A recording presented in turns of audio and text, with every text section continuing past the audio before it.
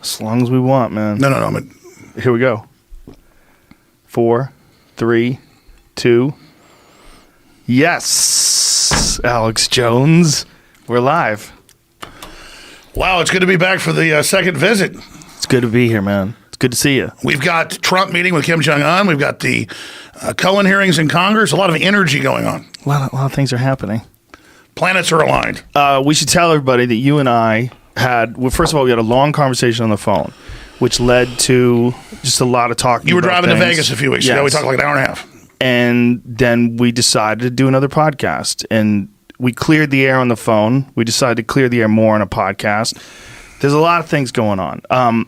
I told you a long time ago that I would have you back on. And in the interest of being completely honest, I was hesitant to do it, not because I didn't want to talk to you, but because of just the amount of bullshit that I get from people that get angry that you and I are friends. You know, that why give that guy a platform? That's the big one. Why give that guy a platform? That's the big one. You know, but you and I have always had a good time together. We've always had fun together. Our only problems have always been when we're not, like if you're talking about me or if I'm talking about you, not if we're talking to each other. It's the distance has been the problem. It's the telephone. The lack of communication. The lack of communication has been the problem. The thing that people are upset about you, the thing that we wanted to talk about, like quick to get it over with, or not quick, but just to get it up front. Up front. That's the best way to or put it. Or to be misrepresented. Yes. Is the Sandy Hook stuff. Yes. Yeah.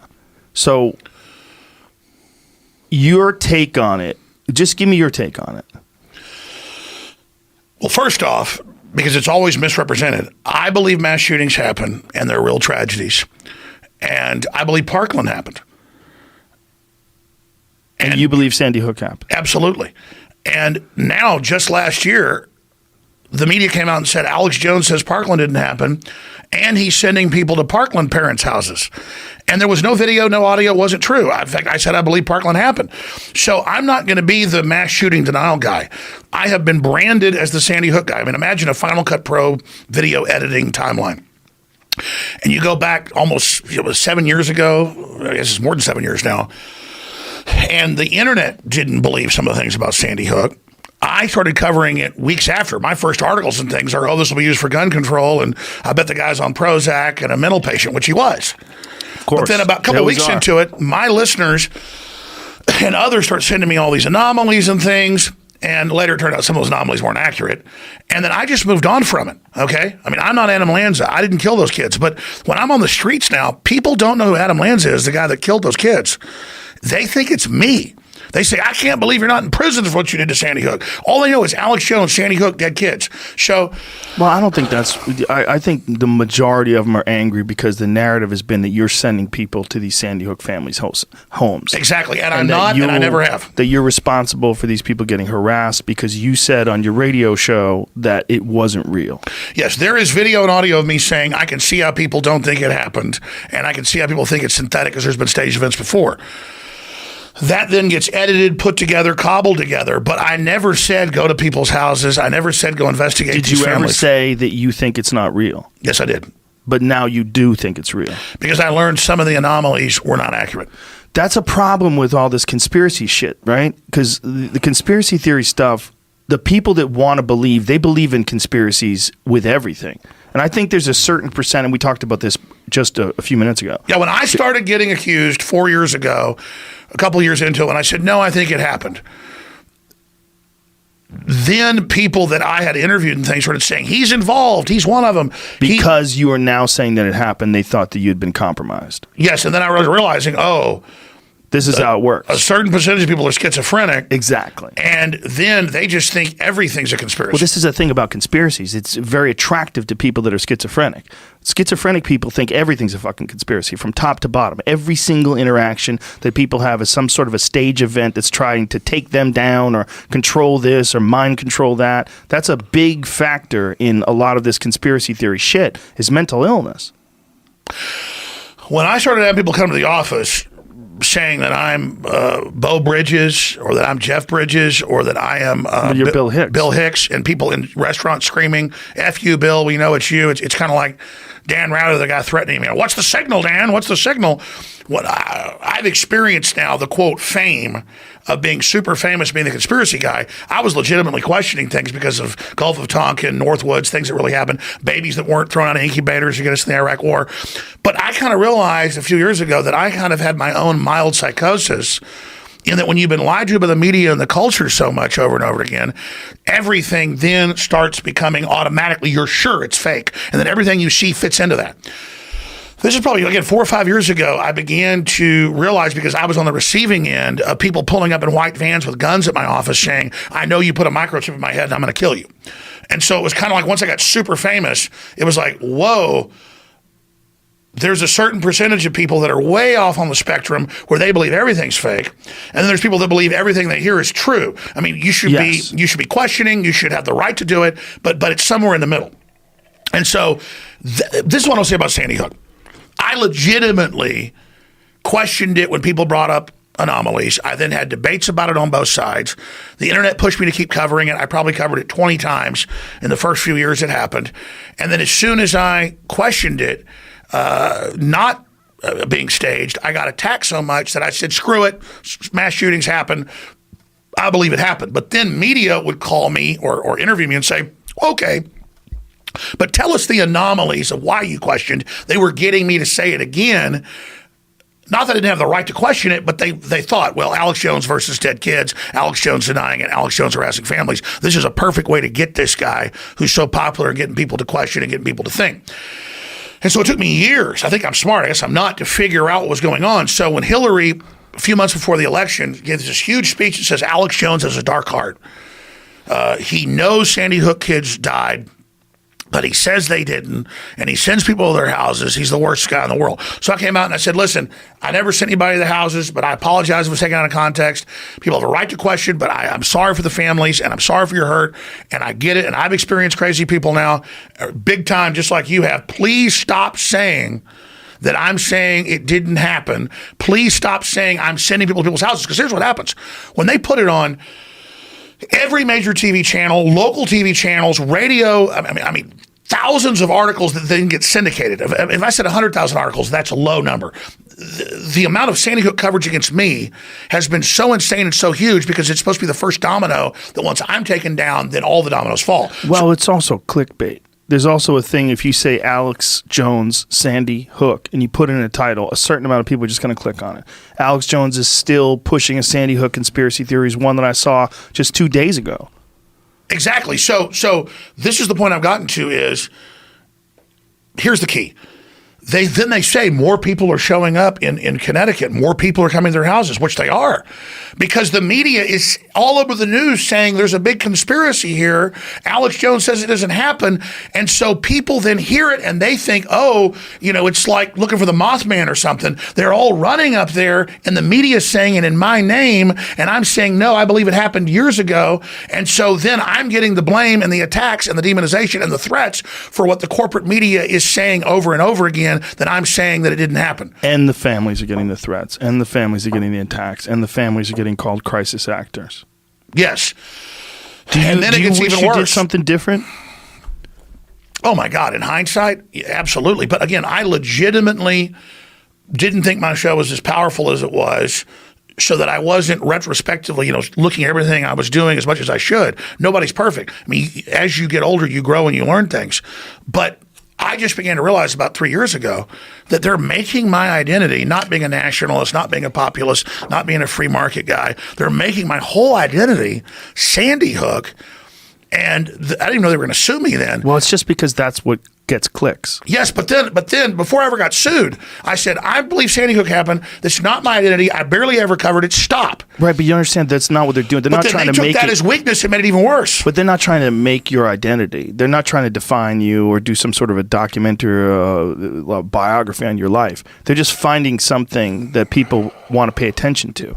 This is one of the problems with news coverage today, is that they find things that people want to pay attention to and they focus on them out of proportionate. I agree. And then they say that I'm making money off Sandy Hook when the newspapers and the publishing houses are using me as a way to put out that incendiary, hurtful thing. Well, like, that's I didn't mean it also- to be hurtful. I didn't mean it to be incendiary. I was legitimately questioning, as the internet was, and I've seen a bunch of other state stuff. And then I say, hey, take it back, don't do it. And they go, no, we're going to commit this hurtful thing that's still free speech, but it's hurtful in your freaking name. And that's what I'm not saying I'm the victim here. I'm saying stop it, because everything they do about deplatforming me, the biggest frustration is I still have my huge audience and radio stations and Infowars.com and Newswars.com. But reaching new people's very hard. And then now that I've been silenced, the mainstream media can say whatever they want, Joe. About you. About me, and I can't respond. I mean, Right. you can go to YouTube and type in Alex Jones. Well, this is and where all you of and it's I the had this negative stuff, problem. and there's one that says white supremacy and Alex Jones. And you click on it, it's a famous British actor and author saying, Alex Jones says kill the families of Parkland parents. And I actually have lawyers getting ready to file suit over this. I warned the guy. I sent letters. He didn't take it down. I have to. You could pull up this famous British actor. I forget his name. You can pull up, just type in Alex Jones to YouTube. All the mean stuff's put up on top. It's like the 7th, 8th link, and it says Alex Jones and white supremacy. What to do about it? And he says, Alex Jones and the white supremacists are saying go to the people's houses at Parkland and kill the parents. And we have to take him off the air because he says kill the parents. There's no free speech for killing parents. And I'm like, dude, do not say that. I'm going to get killed. I mean, I have never said nobody died at Parkland, and I sure as hell didn't say kill their parents. Let's take, so now, okay, let's here's take what I'm this step saying by is, step. you talk about fake news. They have green-lighted making anything you can imagine up about me. And it's like insane.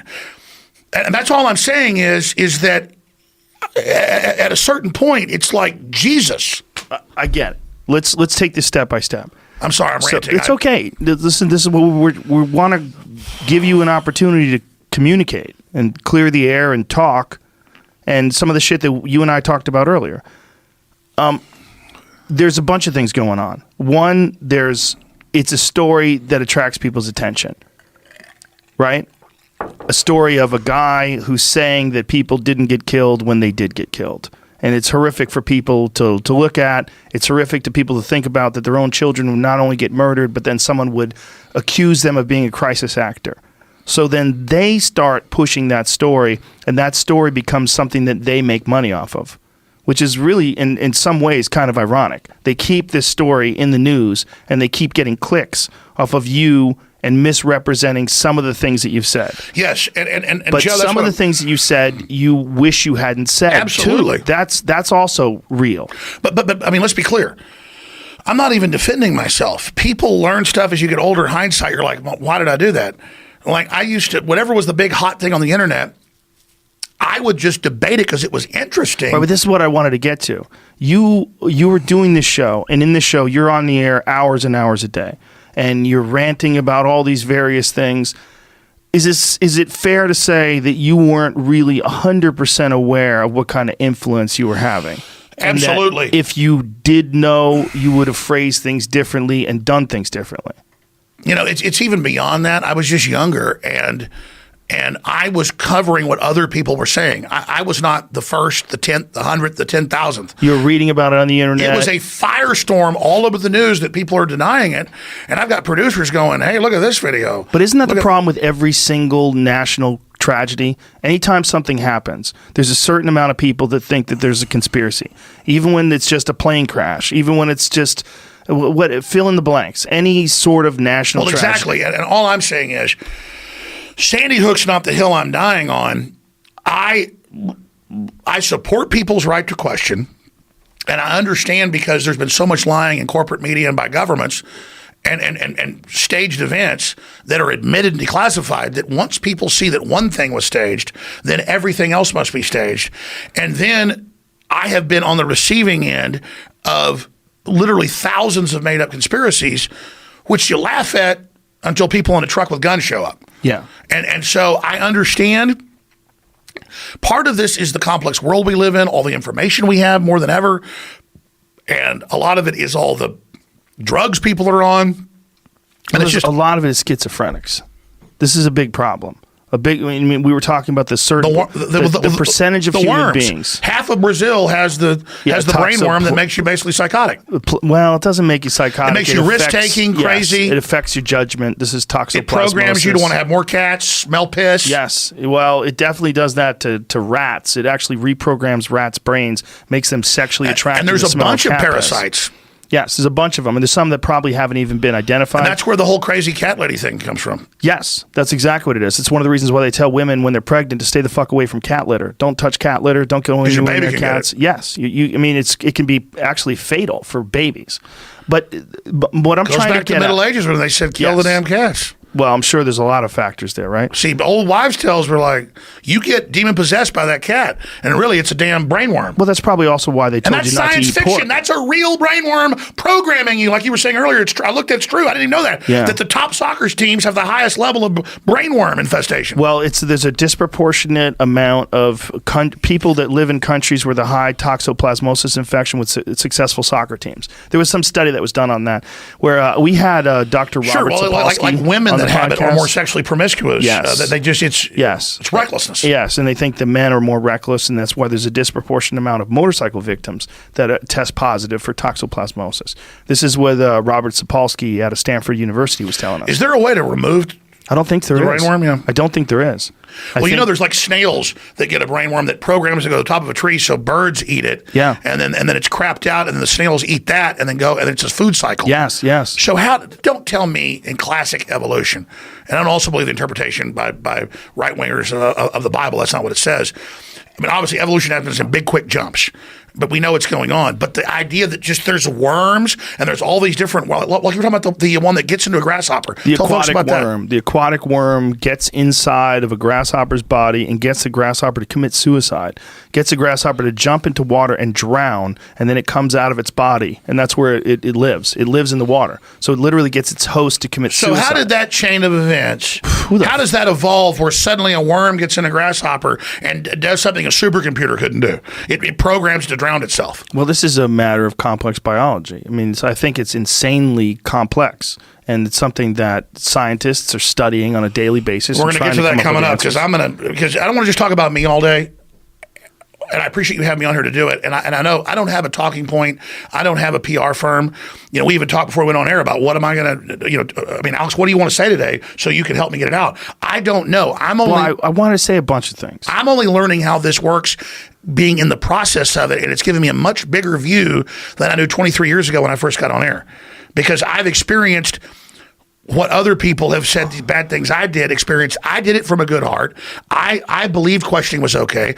I was covering other people questioning. But then there's a weird, sick irony in the media that says that I'm the one that progenerated Sandy Hook didn't happen when I wasn't, to then in my name popularize it to a level of like, they've put out more Sandy Hook propaganda against me. This is key. Than before you invade a major country. I mean, this has been going on for years. Every day, the news, the print. No one died at Sandy Hook, Alex Jones says. Alex Jones says go to their houses and hurt them. What the hell's it for? It goes on and on and on and on. Well, you're thinking this because it's about you.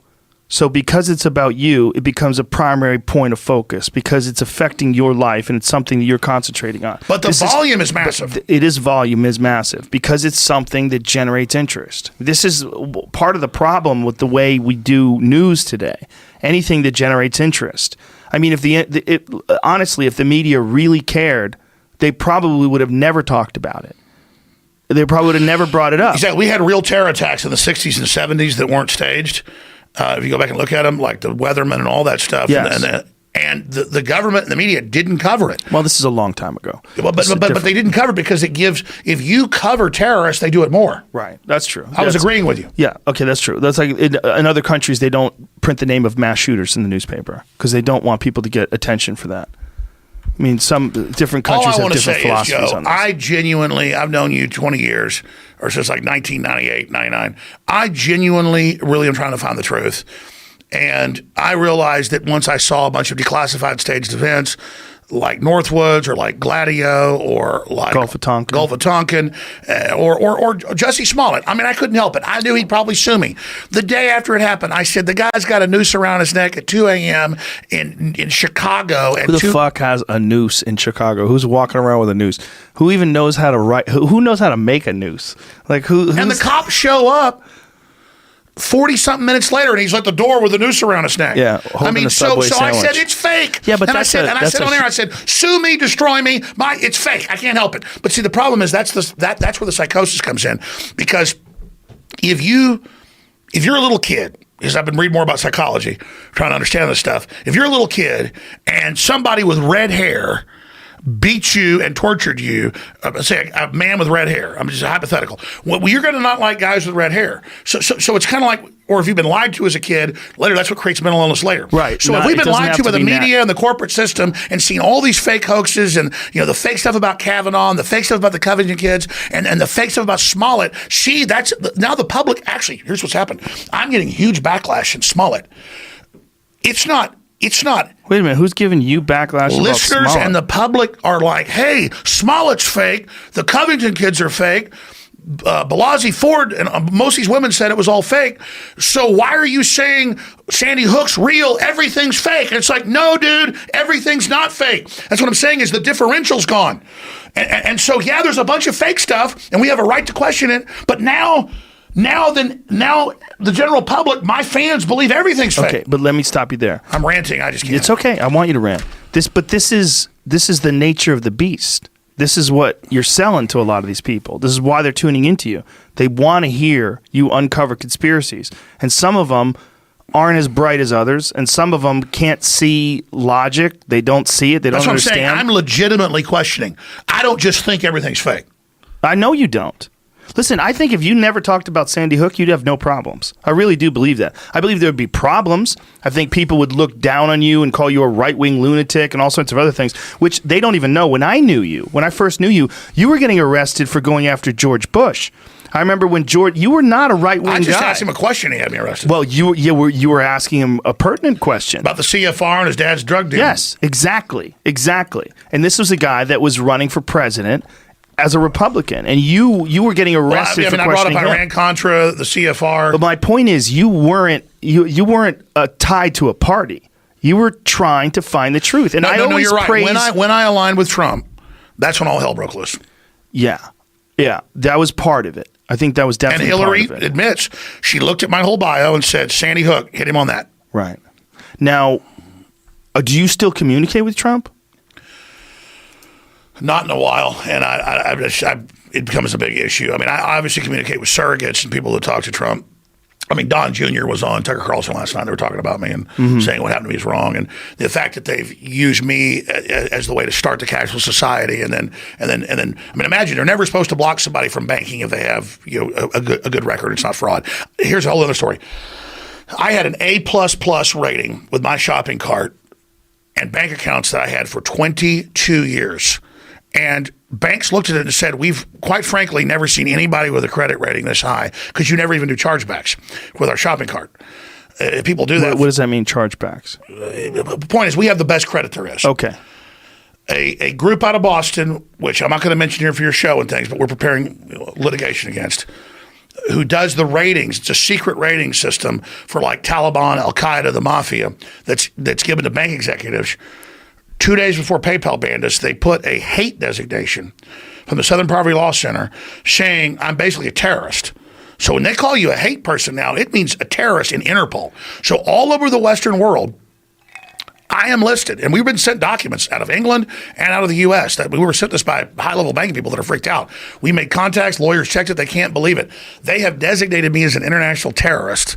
And that's how they took 5 of my 6 bank accounts and got me down to 1 bank account with perfect credit, saying you cannot take money on your shopping cart, InfoWarsStore.com, for your products, T-shirts, books, whatever. You aren't allowed to be in commerce because you are a terrorist. And what do they use to define terrorist?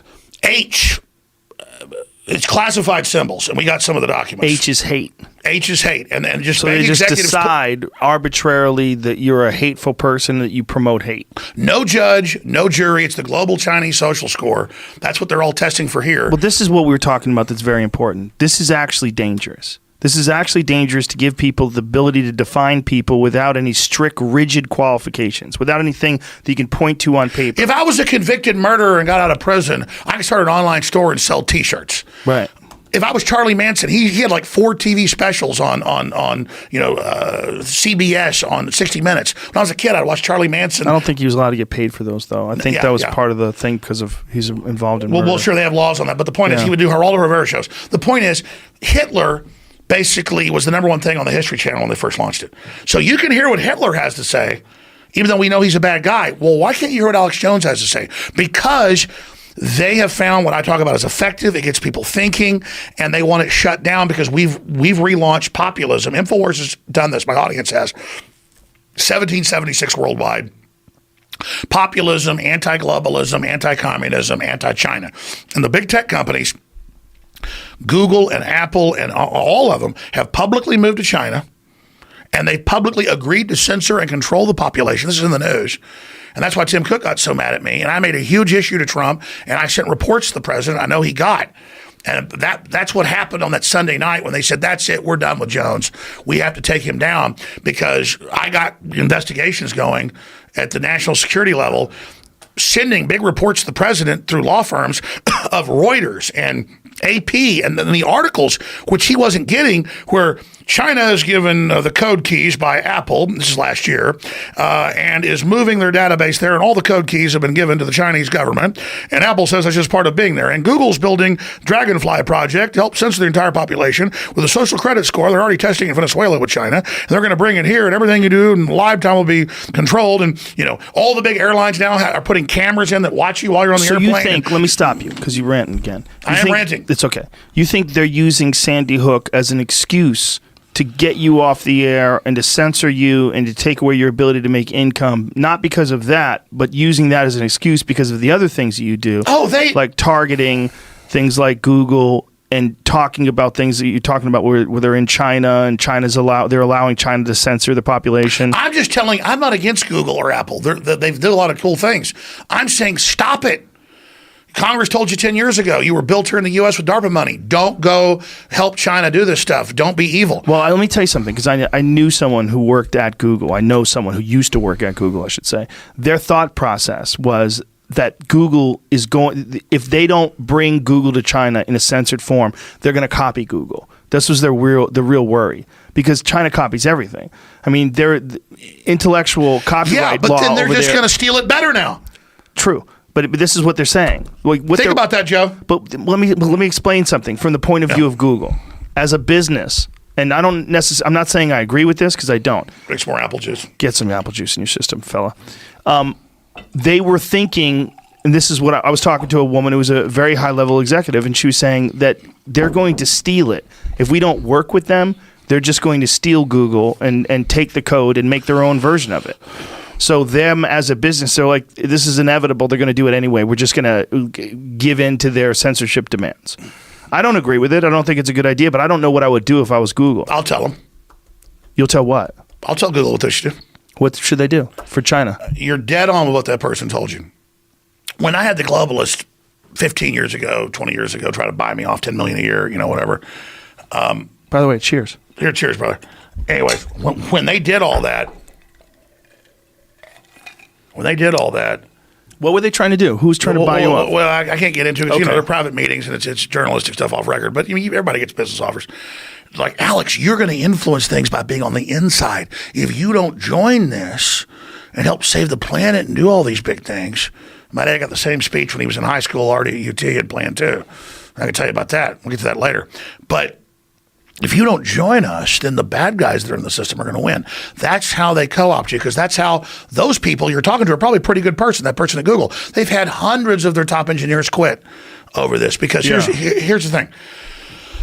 China in 1949 was nationalist and capitalist, and our own CIA, it's been declassified, leftist, the Ford Foundation, that's who's above the CIA, helped put the Chi-Coms in power. It took them decades to get running water in toilets. They have no environmental standards, no rules. They've had all of our investment. They've been built up because the Chinese communists will do whatever the globalists want. When you go and you are in China, they make you become state-run to get 0% tax corporate. Okay, that's why Trump was trying to lower ours just to be competitive. China has 0% corporate tax. Look it up now. If you become state-sponsored, state-run. So they're claiming, so that China doesn't rape us of our technology, we're going to go over there and spread our legs to them even more. So it's not a rape. We're willing, and we're going to take you along with us. So the idea that, well, if we don't give it to them, they're just going to rip it off. So let us go really give them all the big secrets and have Google last year tell the Pentagon, we're not going to help you with AI autonomous drones.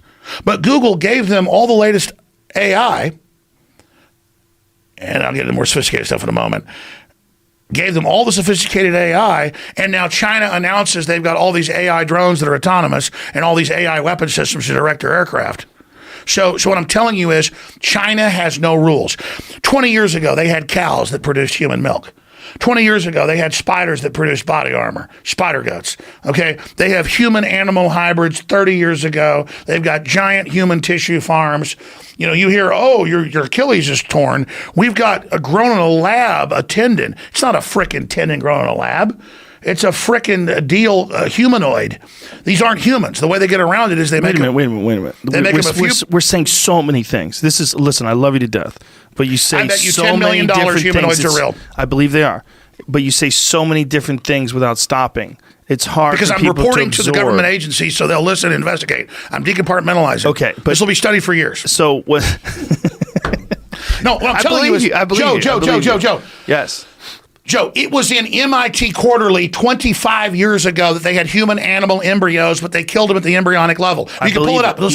I believe They've this. got humanoids. I believe this. They've already used CRISPR to enhance children With higher intelligence and everything. Yes. In China. Well, it was a side effect, they believe, of making boost their them intelligence. HIV. It was something about HIV, immune to HIV. Joe. Yes.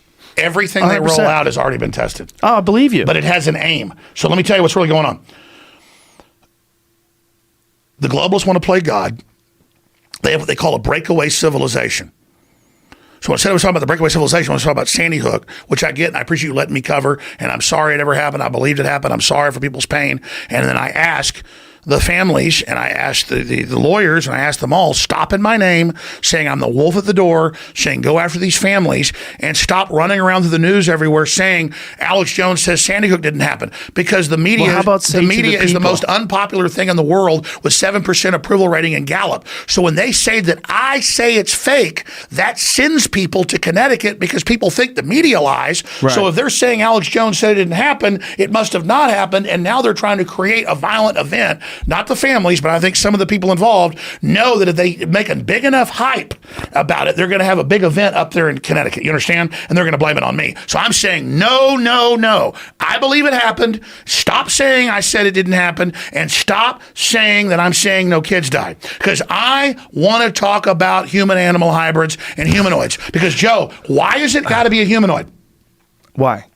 Because if you make it a few percentage points another animal or another creature, it's a gray area. There's no human rights. You have an animal rights movement. You have a human rights movement. There's no alien movement. Right. Aliens are real. They're creating human-animal hybrids that are a new creature never here on Earth. It's alien. So the aliens are already here. AI is alien. The chimeras are alien. Aliens are already here. So you're saying they're making these human-animal hybrids so they could, harvest tissue from them?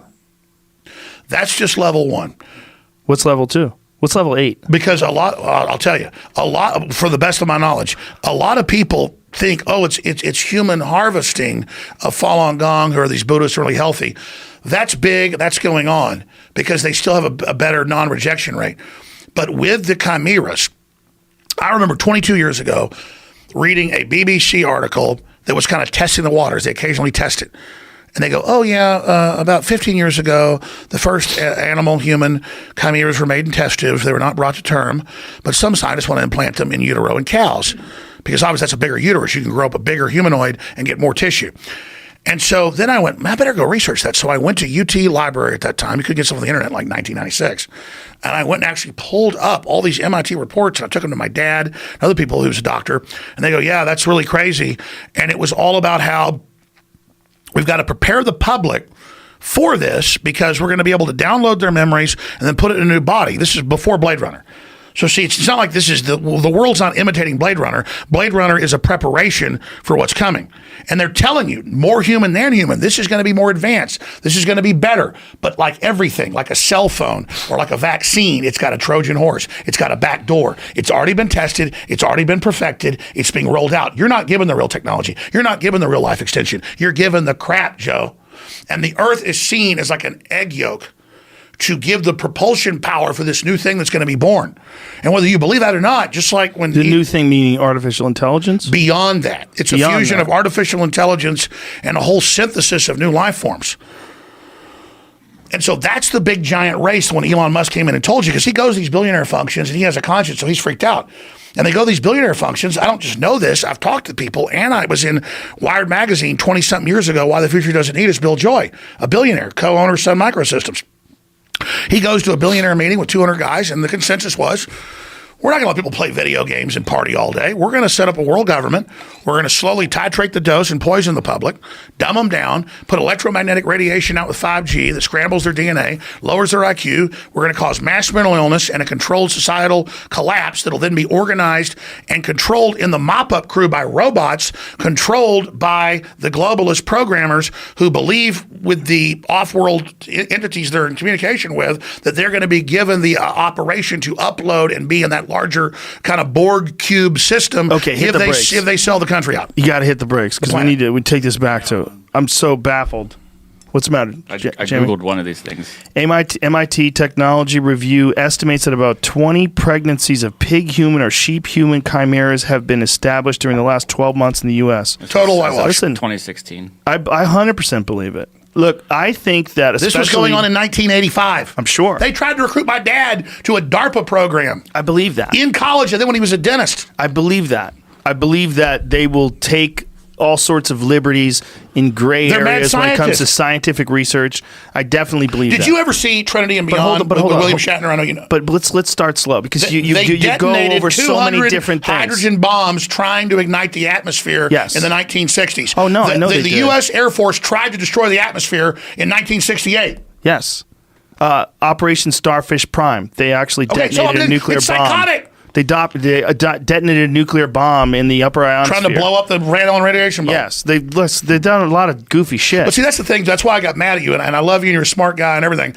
Listen, you got mad at me because we didn't communicate. You know all this stuff I know. You're even better at saying it. And then you sit there because you can't handle it, and you sit there and you dole it out. It's not that I can't handle it. There's two factors. One, I don't have any time. I don't have enough time to go into it as much as you do. You asked why I flipped out and got mad at you? That's it right there. Every time I bring up a fucking subject, you know all about it. I don't know all about this. You fucking know all about this shit. I don't know all about this. Bullshit. You're a smart guy. Listen, I don't know about this human hybrid chimera dumb. shit. Joe just is a pot. Bullshit. You know exactly what I don't think you're a bad guy. You're trying to survive for you and your family and do good. Okay, but your family, none of us are going to make it. There's a post-human era coming. The breakaway civilization. The deal's been made. It's not. Okay. It's not in the third dimension. They've made frickin' deals with interdimensional aliens. Okay. And notice the media never attacks you for that because that's the truth. Maybe this is true. I do not know this. And we'll get into it. Okay, I do not know this. And even these human-pig hybrids, Jamie just pulled this up. I believe it's true. I mean, I'm worried about human-pig hybrids. I'm sorry the Sandy Hook kids died. My identity is not that. I get it. They admit 5G in all the studies, LA Times, causes massive mutation and cancer. Wait a minute. And literally rattles your DNA apart. All of our kids are under attack. You mean 5G? And I'm mad at Trump for allowing 5G to come in. This is the new internet You know why they won't let China put in WAPO? You know What's 5G WAPO? in major... That's the big Chinese 5G. You are on fire today. No, the big 5G. You're on fire. No, Joe, the 5G. You're on fire. Okay. 5G remember how I told you there was a BBC article in 96 about human-animal hybrids with pigs and cows? Yes. You got to make you part cow so the cow keeps you, doesn't reject it. Or part pig. Okay. Okay, but let me expand. And you know about pigs and rats were most closely related to us, not even chimpanzees. That's why a lot of the organs don't get rejected. Okay. You know about that? Yes. Okay, Yes. so Pigs are very close to humans. They even use pig organs and people. Exactly. As usual, you know everything. So, no, it's true. I mean, in a general knowledge, you know everything I know. No, I don't. Listen, Let me tell you, Alex, Joe, this is literally, we know what they're doing. So just like they say, oh yeah, we had human-animal hybrids. This is like freaking 39 years ago now. 23 years ago, I'm reading in the BBC about it and go confirm it's happening. Okay? And they're just floating it. There was an article in 1999 in the Baltimore Sun. And I interviewed Nick Begich. You ever heard of Nick Begich? Dr. Nick Begich? No. Oh my God, he'd blow you away. Who is he? His dad was a U.S. congressman that got killed. His brother, U.S. senator. He's Should I have him on the show? They're the guys that got all the money given to Native Americans. Can you spell his last name? Begich. He's a good friend of mine. Can I get him on? Absolutely, we'll fly her right now. Anyways, the point is, So what does he do? he was telling me all these years ago. He goes, Alex, it isn't chemicals in the food and water. That's Spell child's his play. last name again? Begich. I can only write it. Jamie? It's electrochemical. Okay. It's electrochemical. But I'm reading in the Baltimore Sun after I just had him on and thought he was crazy. He's giving me all these patents for mind control using wavelengths and microwaves. And I'm sitting there looking at it and I'm reading it and I'm seeing it. And the Baltimore Sun says the CIA is testing on cell towers wavelengths to calm the public during crises. I just had Begich on with patents talking about that. What Begich explains is it's not that the microwaves have somehow interfaced with the brain. We already interface with the space winds and all these other magnetic fields and everything else. So they're all just testing this stuff. And so everything they deploy, they've got all these other technologies. My dad was at UT in '65 when he was in high school. They already had CD-ROMs, computers, everything. But they had a nuclear reactor underneath the building. He wasn't supposed to tell them. And oh, absolutely. And that's what I'm telling you. It's a breakaway civilization, dude. We don't know what they've got. We don't know. We don't know who they're. We don't know the whole thing. That's what I'm telling you is this is hiding in plain view. And that's why it's so crazy. Imagine if you knew all this, you're trying to tell people and they go, oh God, he's doing that. Find one thing he did that sounds mean and make that his whole world. So that's what I'm telling you is it's been in the newspaper that the cell towers are being used for mind control. That sounds like a schizophrenic. So see, here's what a schizophrenic is. I want to see that. How do they use the cell towers? Pull it up probably. Look, here's the thing. Listen, here's the deal. Right here. You've got a total schizophrenic that thinks the sun is following him around town and thinks their dog is watching him and works for the aliens. That's not happening. You've got someone over here that believes everything they see on Fox News. Yes. Okay? Yes. Now, questioning's good. Science is good trying to figure out what's real. Yes. And all of us get freaked out in the nature of the world. No one knows what the universe is. We don't have all the answers. So people can't handle that bigness. They can't handle that question, especially low IQ. So they have to differentiate and create a model that allows them to put it in boxes so they can make it make sense because they can't handle it. It's like they say even top astronauts spacewalk for the first time and they're out in the universe and the whole planet's under them. And what are they going to do? It's mind-blowing. Well, imagine once you realize we don't know everything. We don't understand and it's endless and there's all this crazy crap. People go nuts. And as humans learn more and more, as we become more advanced and go through this metamorphosis, it's going to create a giant societal crisis where most of the people are already going to get killed. The globalists understand that in the birth of this planet, this new species. And so they've decided to take control, make it scientific, stun everyone and dumb them down so they can scientifically try to orderly carry this operation out. But then I go, wait a minute, you're detonating over 100 hydrogen bombs in the upper atmosphere to see if you could ignite the atmosphere and destroy the Earth. Yeah, but that was in the 60s. I know, but what I'm telling you is the same professors train people. Right, but those people are dead. The people that detonated those hydrogen bombs in the 60s, they're dead now. We're not dealing with the same human beings. I'm with you on I think people in a lot of ways are more immoral now. I think I agree with you in some ways that everything evolves and things get better. This is one of my arguments about Operation Northwoods, that if they were able to push Operation Northwoods and get it signed by the Joint Chiefs of Staff in 1962, was it 62?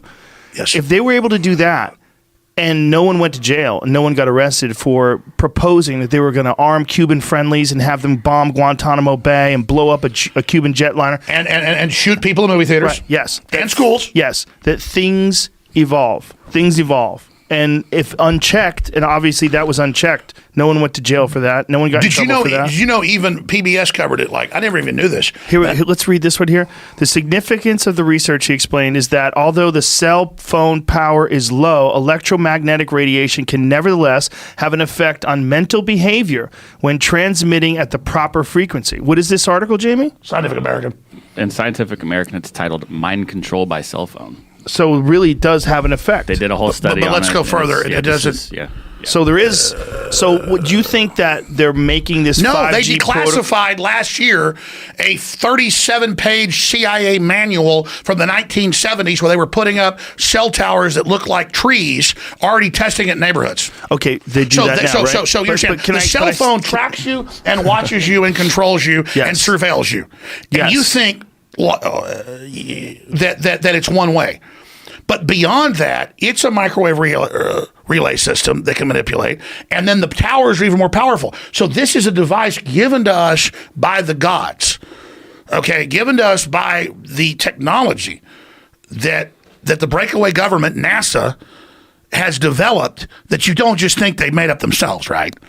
What do you mean? Who do you think made it up? Well, when you're ready to get to it, I want listeners to understand something. And might have to notice spark up the a joint. media is not going to cover this.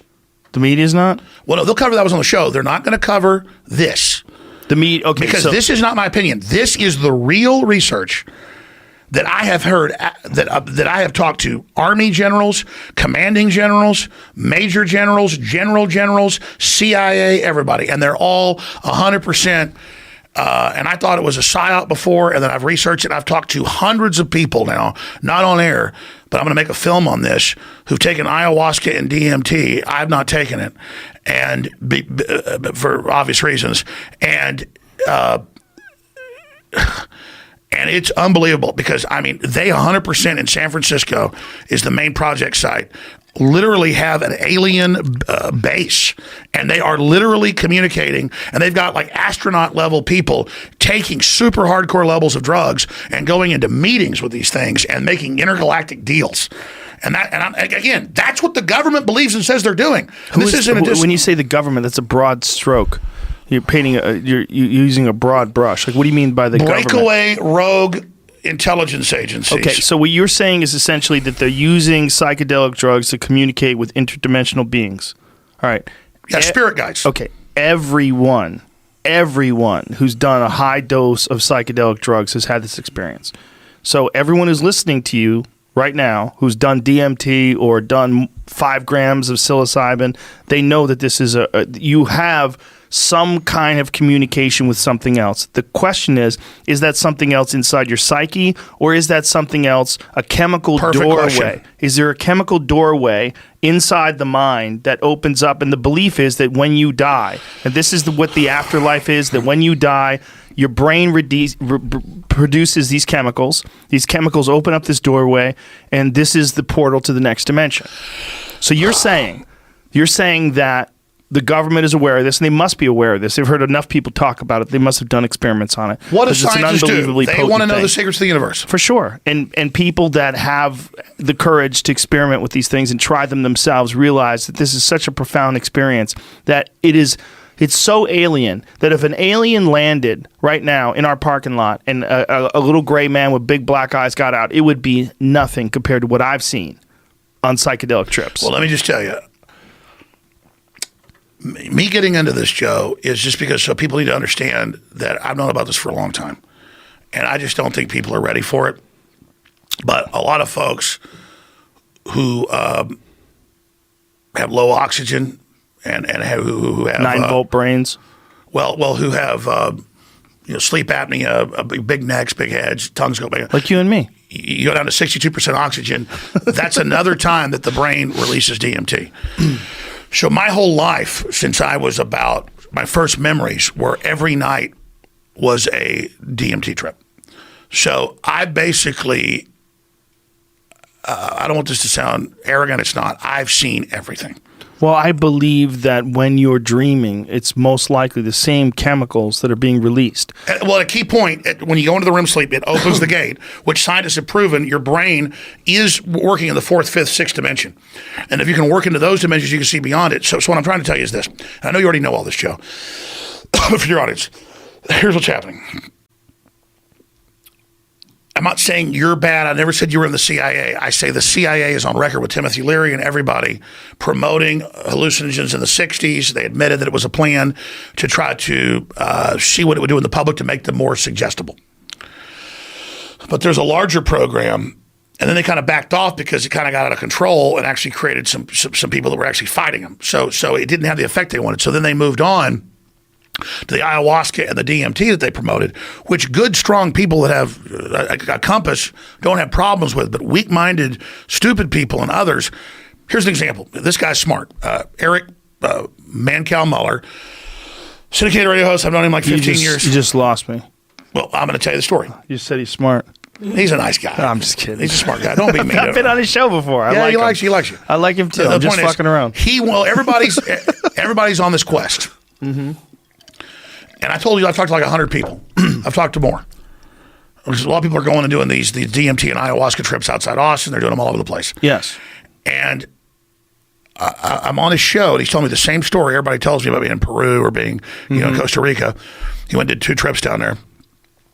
And he said, yeah, we're sitting there and we take the ayahuasca, and then all these basically elves, aliens, come out of the woods, and we're all seeing the same aliens. We're all hearing the same thing. And it's like 43 of us or whatever seeing it. And he goes, but it was the drug's effect on our brains. No. A drug, everyone sees something different. When you open a gate, and now, interdimensionally, your brain's already filtering out most stuff because you can't handle it. Your eyes are already seeing it, kind of like a cat when it's like seeing something, or a dog. Well, when they first identified, there's certain components to ayahuasca, and one of them is harmine. And when they first identified it, they tried to call it telepathine. Yes. The reason why they called it telepathine is because when they were taking ayahuasca, they were having these group experiences that were undeniable. They were experiencing like very vividly the same things. And so the government's obviously obsessed with this and isn't worried about. But here's the problem. Here's the problem. That term, the government. Are you talking about the post office? No. I'm not talking about police officers down the street. But you're talking about the firemen? Or the fire department. Right. I'm talking about the real ruling technotronic. Right, but who are these people? But I think the government is a shitty term. I know who they are. Okay, but that term, the problem with that term is it lumps you into like, that Mel Gibson movie, Conspiracy Theory, where a wacky dude was driving a cab and believed in fucking tinfoil hat type shit? Because he'd been tortured. Yes, exactly. He'd been compartmentalized. Yes, but that kind of stuff, when you say the government is doing it, like who is doing this? Who's working on these experiments? Well, you don't have to say names. No, Joe, here's the thing. Is it the obviously okay, maybe you want to say the government because it paints a broad brush. I'll tell you. No, you're right. It's dumb to say the government, and the big question is who runs things. That's a smart question. That's the thing is they. When everybody says they don't want you to know. Do you remember that fucking guy who was ripping people off like weight loss secrets that they don't want you to know? Kevin Trudeau. And they put him in jail for that. He's in jail right now because he won't give up the money because he's got a pile of cash somewhere, and he said he would do that. I think they said they would give him Kevin Trudeau, time I think, off. is a con man. I've met him a few times. Very manipulative, but I think he has a right to say healthcare cures or natural cures they don't want you to know about. There are some. But the point is they don't. Look, I have some love in my heart for Kevin Trudeau because he started the international pool tour. He was putting a lot of money into professional pool. Yeah, but I mean, here's the deal. The OxyContin company, the documents came out, said we're going to totally addict people, and then we're going to sell them drugs to get off of it. Yes, that's pure freaking evil. Yes. So lock pure their evil. ass up, and then we'll get to Kevin Trudeau later. I agree with you. And I'm not even defending Kevin Trudeau because I met with Kevin Trudeau a few times. I didn't know all about him, and it was like he was 100% about him and a one-way freaking street. Well, I didn't get that experience with him. Me and him just talked about pool. I was doing some stuff with him when he was first starting the pool tour. I came to a couple of his events. But this thing is like... You always have a good way of asking questions. Instead of saying who runs it all, right? You wait till I do the cliche, the government, and then you correct me. And you're 100% right. What I'm doing is playing devil's advocate, and I'm also looking at it from the perspective of people. 5 hours. I just know Eddie's coming. Let's do another hour and get Eddie in here. Okay.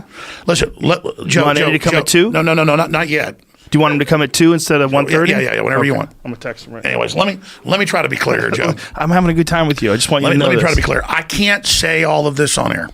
Okay, and I'm going to leave it at that. But I'm on record 20 years ago, before anybody else was talking about the clockwork elves and how the globalists think they're in touch with these entities and things, only because, and I don't want to get, I'm not in the CIA. The CIA is bigger than Coca-Cola. It's like bigger than Walmart. I've never been in an intelligence agency. I've never been a part of any of this stuff. But I had family that was in advanced DARPA research projects that I don't know all the details about. And when I was a kid, my dad told me about some of it, not knowing I'd be a talk show host later. But like when the deputy director of the CIA needed to have a tooth pulled, he came to my dad. Okay. So my dad was like the doctor to, these guys. And I remember sitting around the kitchen table when I'm like 7. He's like, Carol, I can't tell you all about it, but it's a classified program in Maryland in an underground base. And they won't give me all the details, but it's double the money I'm making now. And this is for national security. But I think it's basically, we're building cyborgs, and we've got special forces that have volunteered so we can infiltrate the Russians and get codes and systems in. I believe it's implanting messages in their teeth, and I also think, as I do implants, I think it's a brain surgery program for microchips. And so I'm hearing, and my Carol's like, David, I'm sick of these people, and you've already done so much for this government, and look what they've already done to you and my brother. You're not going to be, I want you out of this. So this is like, 7, 8 years old, you're hearing about the cyborgs, okay? Okay. So that's the kind of stuff that I grew up seeing. And, let's go get your uncle. He's coming off a C-130, Army thing in an Army uniform from Guatemala. There's like armed guys with machine guns. I mean, I don't know, okay? And I don't need to know, okay? The point is that's what I grew up, the type of stuff I saw. And my dad never told me about all this stuff when I was older till it was like 12 years ago, and I was finishing Endgame Blueprint for Global Enslavement. That's free, still online. And it's all about the world government and how the cell phone's watching you, and everything's proven in it. It didn't come true. It was already true. And the plan for one world government and don't have kids and all that, and attack on the family. And we were going to go to a ballet recital for like my, 3-year-old daughter. She's like 14 now or whatever. And they sit down for like an hour and watch the end of the film. It's a 3-hour film. And my mom goes, David, that's not true. He goes, yes, it's all true. When I was in junior in high school, they recruited me into the program there, and they brought us in. They said the Nazis were wrong because they were only targeting certain groups. We're going to target everybody, and it's a planetary breakaway and world government and blah, blah, blah. There's a nuclear reactor under UT and all this other stuff, which later I went and researched is actually true. It's not even hidden. But the point is, it's not that my dad was even that special. My dad was like, scored like the 6th smartest in Texas. And they had a group of less than 10 kids, and they brought them in as juniors in high school and said, we're going to do all this. Like they recruited them because they all wanted to be in NASA. That's why I'm wearing the NASA shirt.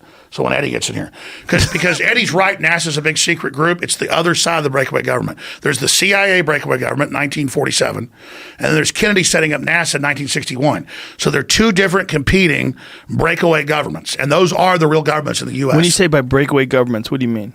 Breakaway governments, breakaway civilizations, it's the real groups that are like the cult. You say, who are they? They're scientist cults who are based on your psychic ability and on your IQ, and then on your commitment to the program.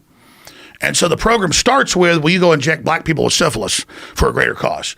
Or will you do research programs on babies where we tell poor women that, your baby died right when they were born, but really we go keep the baby alive and sometimes kill them, sometimes harvest them, sometimes do experiments on them. So that's why a lot of nurses have noticed now that the babies disappear at birth. And they tell them, your baby died. That's why the governor said, who's actually an organ harvesting doctor, he goes, we keep the babies alive after they're born and have a discussion. They are getting caught now because we've decompartmentalized. Wait a minute. I'm confused at what you're saying. Let's see how it just never ends. Yeah. What are you saying about babies? Like, what are they doing with babies? You saw the governor of Virginia say, we keep babies alive after they're born and kill them, right? Well, I didn't see that. We keep them comfortable. But I am very, very concerned with late-term abortions. Well, this is post-birth, Joe. So understand, post-birth. How much money do you think they get for a 7.5-pound baby they can keep alive for 2 weeks? And mama doesn't know. So if they can register the organs and get bidders, but wait a minute, then they can make $500,000. Wait a minute, you're saying that the baby they kill on the spot only gets $50,000. But you were saying that they take the baby from the mother and the mother doesn't know that the baby's alive? Yeah, you know how they engineer tomatoes to last on the shelf? Yes. You can pull all this up. California's passed it. Virginia's about to pass it. New York's trying to pass it. California's trying to pass it. 3 other states are trying to pass it to keep babies alive and allow. Notice the governor goes, we don't want, it's a 3-minute clip, pull it up. We don't want the government involved. The doctors and the mother who's drugged up, you didn't say that, are going to decide about the future. And maybe she keep baby alive a week. Maybe she decided to get rid of baby.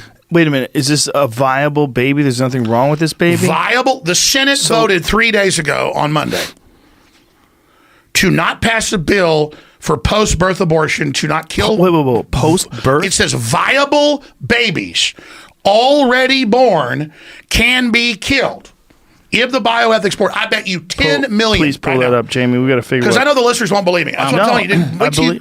Wait till you go crazy. Finding posts about this, but it says that it's been taken out of context. What is that? Media Matters? No, What did he say? Or Snopes? Huffington Post says that. Snopes says it's mostly false. Huffington Post. Snopes said.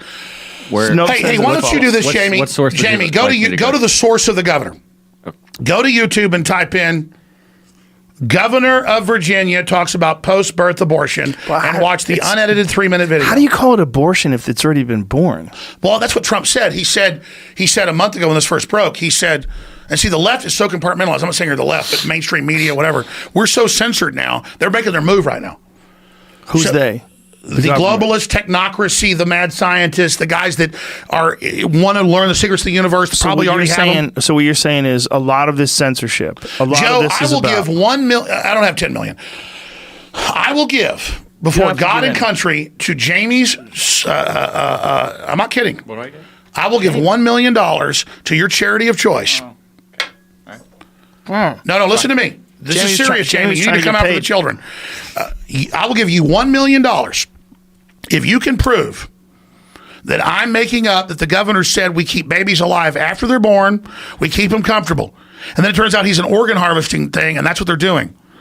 So they keep babies alive. Don't go to Snopes. Go to the governor. Go to the governor of Virginia. And that's why they went ahead and burned him for the blackface, what they were using to blackmail him. They already had that on him. That's the same guy? Yeah, same guy. As soon as he said... Really? As soon as Trump, and we all covered it, as soon as he tweeted, he said, yes, we're getting rid of babies after they're already born. You don't want none of that. No. You already figured out what George Soros is putting in it, right? No, I mean, I oversimplified that. The media took that out of context. I know. I said they've weaponized marijuana into an hallucinogen category, so it causes more schizophrenia. I think it does.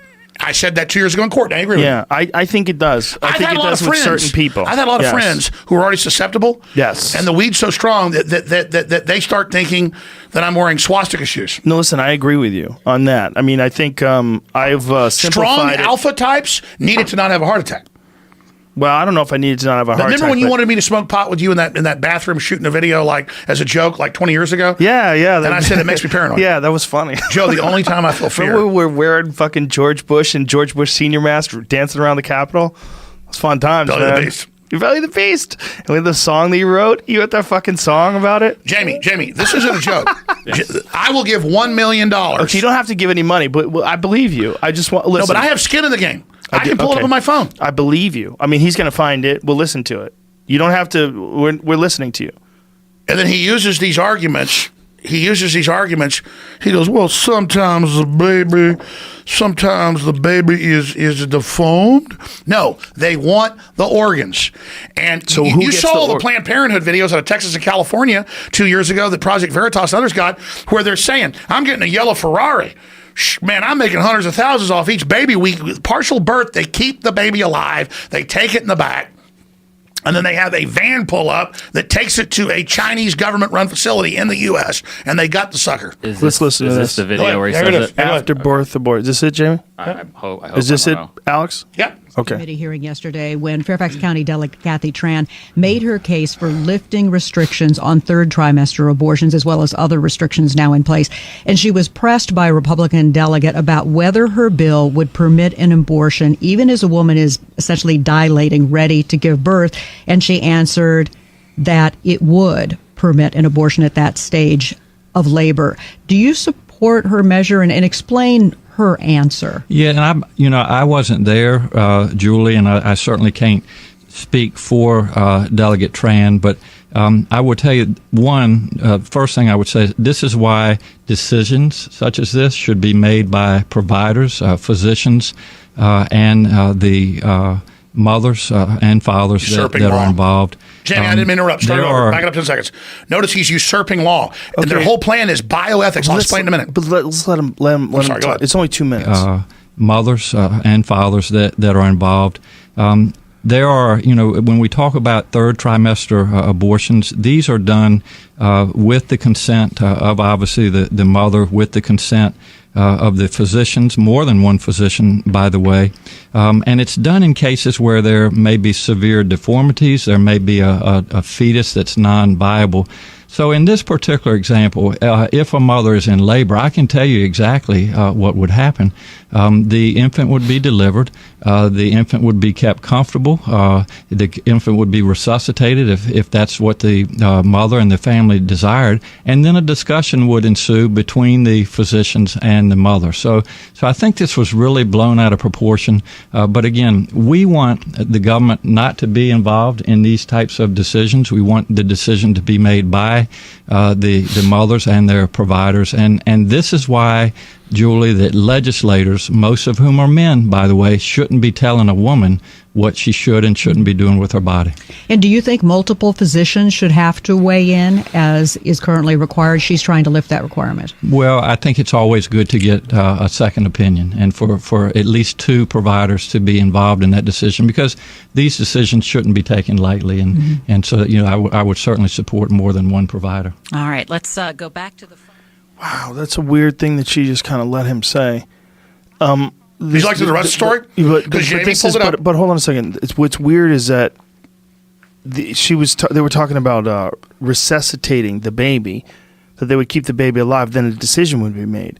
Isn't that's like euthanasia? Like, you can't even do that to your Grammy. That's why you're so smart, John. I'm not kissing your ass. But you can't do that to your Grammy, right? Your Grammy's like 80 years old. You can't just kill her. Well, remember Newsweek? Remember the Newsweek cover, the case for killing Granny? They say that, so let me explain. Now you've got it. Did you hear that, legalese? Turns out, when I saw that clip a month ago, because they had them doing debate about the bill. Right. And they said, yeah, we'll kill babies after they're born. And they're debating, well, how far along? Well, whatever the doctors say. But it's jurisprudence. There's law. You can't do that. So this is saying, oh, the government not involved. This is the medical system usurping. If they can kill a baby after it's born, because sometimes they deformed. See, sometimes they deformed. Here's the key. Notice he said, we resuscitate. They don't consider you alive till the bioethics board says that you're a viable human. And under the bioethics in Europe and under the UN now, which is all Nazi. By the way, the EU was set up by the Nazis. Volkswagen, I'm not against Volkswagen itself, but that was literally drawn, the first Volkswagen by Hitler. Audi, the Olympic symbol. I mean, Hitler was a really bad dude, but he literally, so much of our world's governed by him. NASA, everything. They had a system where they first killed babies they thought were deformed. That was 1934. And the final solution happened like 6-7 years later.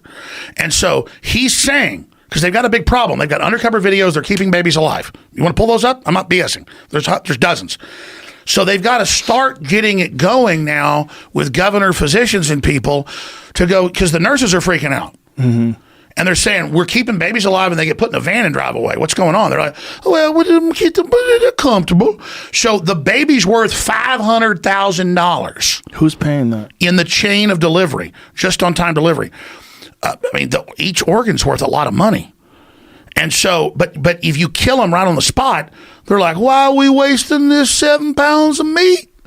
So see, if they can keep them alive, and now they've built these new wings.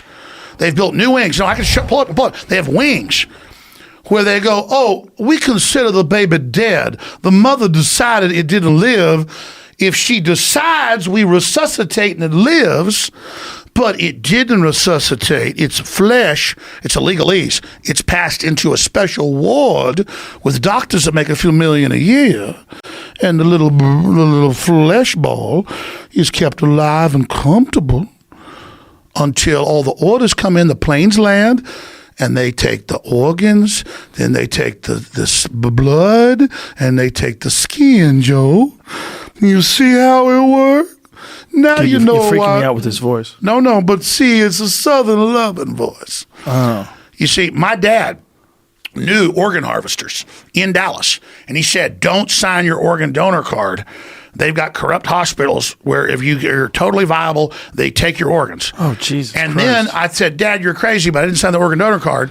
And then my dad owned a hospital too in Dallas. Then when I was a decade later at my grandparents' house before my grandpa died, watching 60 Minutes, and it was Dallas, Texas, and Chicago caught killing people that were viable to take their organs tonight, the 60 Minutes expose. And it was the freaking hospital my dad told me about. Jesus Christ. So, Joe, that's what I'm telling you is, were you at the kitchen table when you were 8 hearing about cyborgs? See, No. that's why I know about this. My dad never got fully into it. He decided to get out of it. And he decided to get out of it. He decided, You're legitimately freaking me the fuck out. Joe, I will let you. You know, the problem is some of it makes sense because people figure out a way to rationalize a lot of things. And if you see a guy who's mangled in a car accident, but he's still alive, and you know you could sell his the back's organs. broken. He can save 5 lives. Yeah. Make him comfortable. Yeah. I mean, Joe, but the thing is, how many people would have to be involved for that to be real? Joe, I can show you, let's not exaggerate, 15 videos of Planned Parenthood workers laughing, saying, I made $1 million last year. It's incredible. If we can just keep them alive longer, we'll get 10 times the money. We're only getting $50,000 per baby because we got to kill them before they leave the building.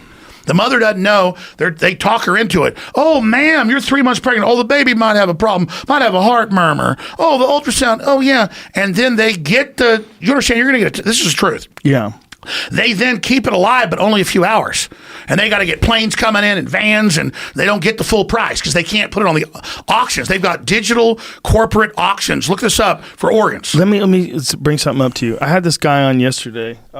This guy who wrote this book, El Narco. His name is Joan Grillo, and he's an investigative journalist who lives in Mexico, and he studies the cartels. They sell organs.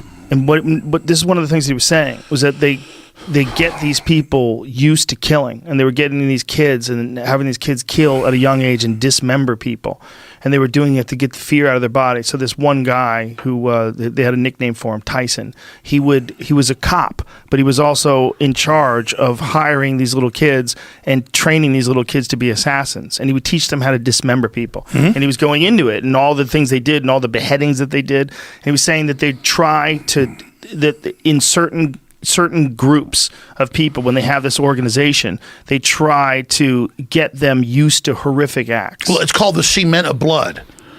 And that's a Heinrich Himmler term, head of the SS, is that the SS, Hitler had about 7-8 years before he launched the war.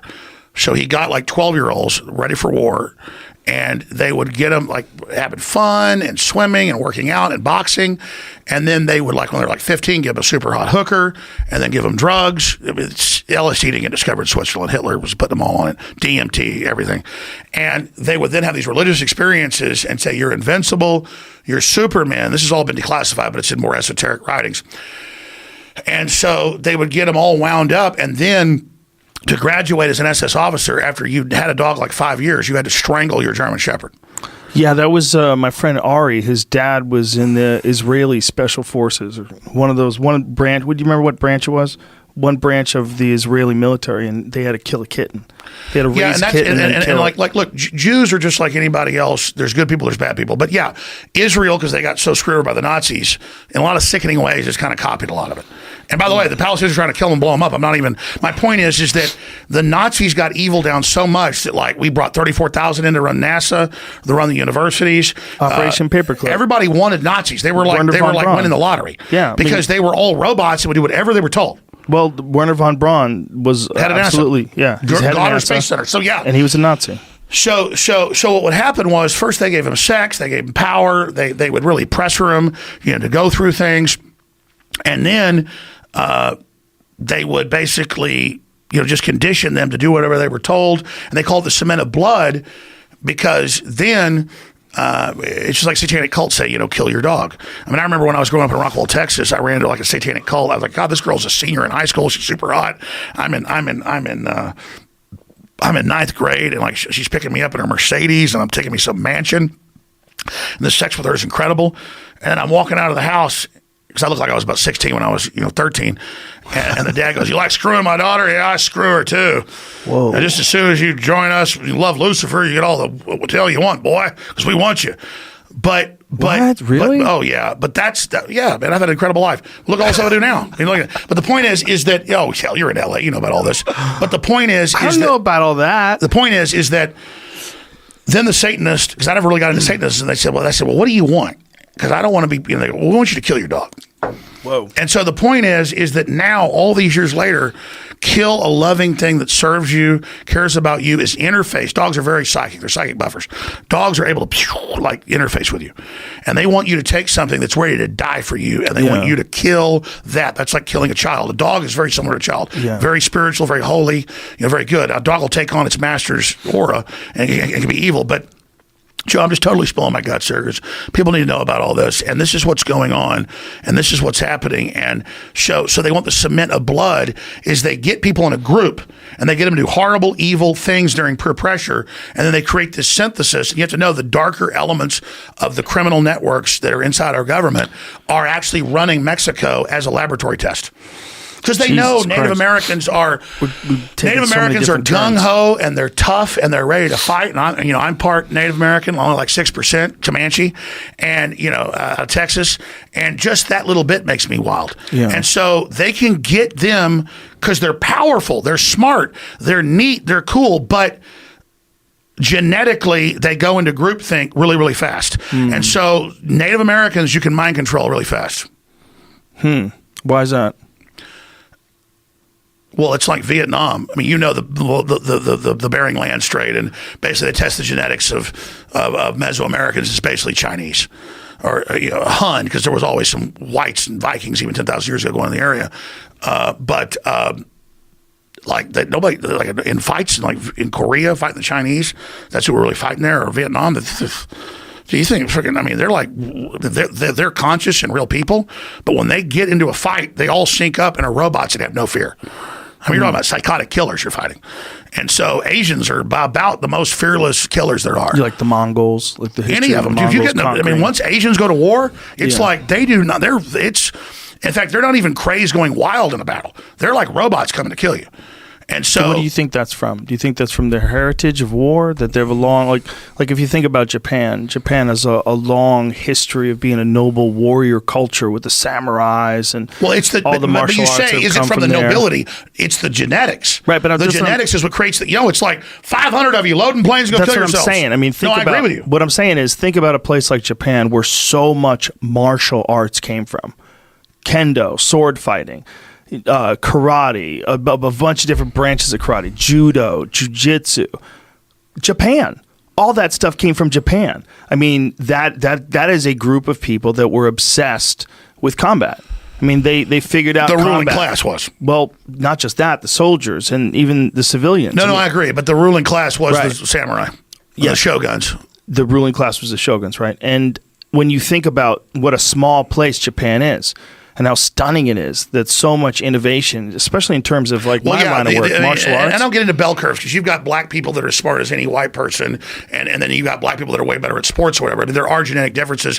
We're not, and then you've got the head of your former, Cold Springs Harbor, Watson, comes out and says blacks aren't human, all that BS. That's just the racist crap that's in the government. But it's true that some groups of Northern Europeans, and then the Japanese, on average, per capita, have the highest IQ. And so they're Japanese, and then there are some Northern Europeans that have the highest IQs. But then you can get into, like, say, Jews have very high IQs on average. European Jews have an extraordinary high then they also number have of a like social Nobel Prize skill. winners. And, yeah. It's a bunch of – so there's not just one type of intelligence. Yeah. For sure. Yeah. Well, there's tests that you can run in terms of mathematics, but there's no real tests you can run in terms of social Real test intelligence. is psychic connectivity, and they've proven the DNA is a transceiver. And so my skill is, that's why I'm usually kind of like almost autistic, is I'm just being constantly, like everything's going on. But then if I actually focus in, I can like figure out the exact enemy operation. That's why they're really pissed. People that are Jewish, that are German, that are Chinese, that are Japanese, that are Italian, that are Mexican, people that either through fear or whatever get into dark side, light side, get into don't give people the knowledge, control the people, dumb them down, dominate them because they're only rocket fuel for you to go to the next level. You know what's interesting about this? Not that you're right or wrong. What's interesting is how many people resist the idea that it's possible for someone to try to control everybody.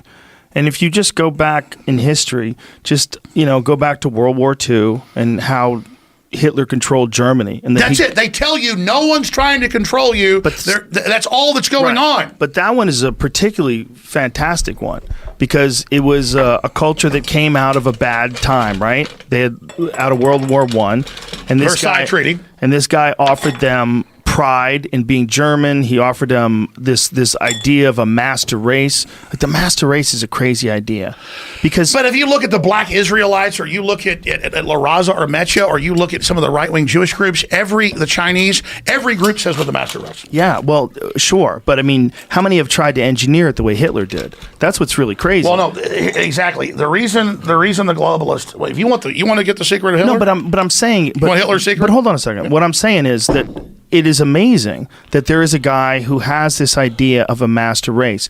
And if you were, but people rejected it worldwide. It was one of the most evil aspects of who he was. That's really interesting to me, that people rejected it because they knew it was like an improper calculation. The general public rejected it. The idea. Other elites tried to duplicate it. It was an improper calculation. The calculation was the only way to get people, you want to get a master race, you have to have master genetics. But what it didn't take into account was compassion. It didn't take into account what's necessary to have a real healthy community. That was a slow, like a quick flash community because everybody was like hyper-focused on the nation. To have a real long-term community, you have to have compassion. You have to have camaraderie. And there's going to be people that aren't in the master race. You can't use the leftist compassion when they support China and death camps and genetic engineering. Right. The left's all, compassion. You're right. We can't hurt anyone's feelings. We're helping arrest Falun Gong and sell their organs, but we're Google. Alex, talk to me. You're right. You're right. The left has giant flaws. It has giant flaws in its ridiculous ideas. As you know, I'm against war. I am too. And so now you've seen national studies show this, Gallup poll. Democrats now support war more than Republicans. Well, this is about what? This is about pulling out of Syria? Trump's trying to get denuclearized, and everybody's loving it in South Korea and Japan and North Korea, and he's actually got them to not fire missiles and destroy nuclear sites. There's a real problem in people not being able to say that anything that Trump does is good. If a Democrat was doing what Trump was doing on some issues, I disagree with some, I would support them. I don't give a damn what they're D or R. Well, and so then Trump got rid of he's getting rid of the minimum sentences. I mean, Hillary Clinton, oh God, I saw this the other day. I know I'm ranting, but I was watching, I forget who the top Democrat was. They were on CNN. And I meant to play the clip on my show and I didn't do it. And they go, President Trump thinks blacks. Yeah, the clip was CNN. CNN says Trump thinks blacks are stupid. And it was a CNN panel going, Trump says blacks are super predators who have to be brought to heel. And Joe, that's Hillary Clinton, 1994, after she passed the Crime Act. That's her quote. So they're inverting reality, knowing our talking point is she did that, and we have the video. Type in Hillary says blacks are super predators. They said Trump did it. It's not about Trump. It's that he didn't do that. Okay, but let's get back to what we were trying to say, was that if he does anything good, no one can accept it because he's on the wrong team. That's part of the problem with what's going on. It's part of the problem with people willing to accept ridiculous shit on the left and people willing to accept ridiculous shit on the right, is that we get on a team. And that the people that are on the left, they can't admit if the economy's going well. They can't admit if things. Bill Maher said, "Let's crash the economy." Well, Bill, I don't know. I know you like Bill. I listen. I've been on his show before, and I talked to him once. We did a show together once with Craig. No, Titus. Nobody can lie and say that he's not very talented, and that he's more truthful than most leftists. He says, "I want abortion. I want death. I want more room on the highway." He's a comic. I'm telling you, man. The shit that he's saying, he's only saying because he thinks it'll work. And I don't. By the way, I don't need to go on his show. Saying with his but bits, why would he, knowing he'd be the highest ratings he ever got, not invite me on? I don't know, man. You'd have to talk to him. But what I'm saying is, when he starts talking, like people are saying, "Oh, Bill Maher's mocking the red states," he's doing a bit. He's doing a bit. Like, he thought there's funny in that. That's all it is. Like, if you talk to him about his legitimate opinions, he's capable of having a conversation about legitimate opinions. No, but I agree. And but you can disagree or he's agree. wrong on that point. Which to point? say that the red states want to be the blue states, the demographics show the opposite. I think it's just a joke. I really do. I don't think he even means it. I mean, if he does mean it, I disagree with him, but I think it's a joke. Let me have I a think beef he's with just you. doing Let me have a beef material. with you on this, and I'm not saying you're wrong. Okay. Because everything I've learned is gray. There's mixtures of everything. Yes. And by the time I go to the next thought, I forget the last thought. But the point is that What we're saying was that he was doing a joke about the red states wishing that they were the blue states, and you were saying that that's wrong. And I was saying he's just fucking around. He's like prodding. That's it. Mainstream news is dead. It has very low ratings. I mean, it went down to almost nothing, and they go, "Oh, ratings are up in the Trump era," like a dead cat bounce. It's like 10% of what it used to be. Larry King used to have 15 million viewers. Now the top CNN show has 1 million. So we're looking at that. This is the future. This is where the people are. Real things, not scripted, no teleprompters. There's no teleprompters here. This is real. And so they get up on television. I'm literally having Alzheimer's. What was the point again? We were talking about Jesus Christ. One problem. Here's the thing. Here's the problem with no teleprompter. I literally tell you what's in my brain. This is like my truth. Doesn't mean I'm accurate. It doesn't mean I'm perfect. It means I'm telling you what I really thought. Oh, I know what it is. Fucking around. I know what it is. No one's watching mainstream news anymore. No one's watching mainstream news. Right. But let me tell you what they are watching. The Big Five. The nightly comic shows and Comedy Central shows, The Daily Show. Trevor Noah, Stephen Colbert, all those guys. Because they want some relief. But it's not. They want relief. Right. I used to watch. Their ratings are down. It's still not as bad as as other stuff because now that no one's watching news. Doesn't Sean Hannity do really well? Isn't his show very popular? No. Only Fox because it's seen as alternative, just like you. Oh, okay. But what I'm saying is, Whoa. the problem is I'm not articulating this well because it's the okay. truth. It's not like some packaged thing. They have turned all of the so-called comic shows into fake comics posing as fake news people, putting out political commentary, which people take as real and believe on the street. And so that's where all the propaganda is. And so you say Bill Maher's just joking around. Bill Maher's just over here. Bill Maher doesn't know what he's doing. It's all a unified message. They have Stephen Colbert get up on air and say that I'm a KKK member and make jokes. And you know what? People shouted at me on the street. Well, that's unfortunate. But what I will say about what they're trying to do, they're not trying to deliver information. They're trying to crack jokes. I guarantee you, there's a whole writing staff behind I know, but all Bill those Maher hosts shows. admit that the Democrats call them and tell them what to write now. I don't know if that's true, but if it is as true and they do listen, that's not good, and that's unfortunate. Who's the guy you host the Man Show with? Doug Stanhope. No, the other guy. That's not he what I hosted worked it too. with.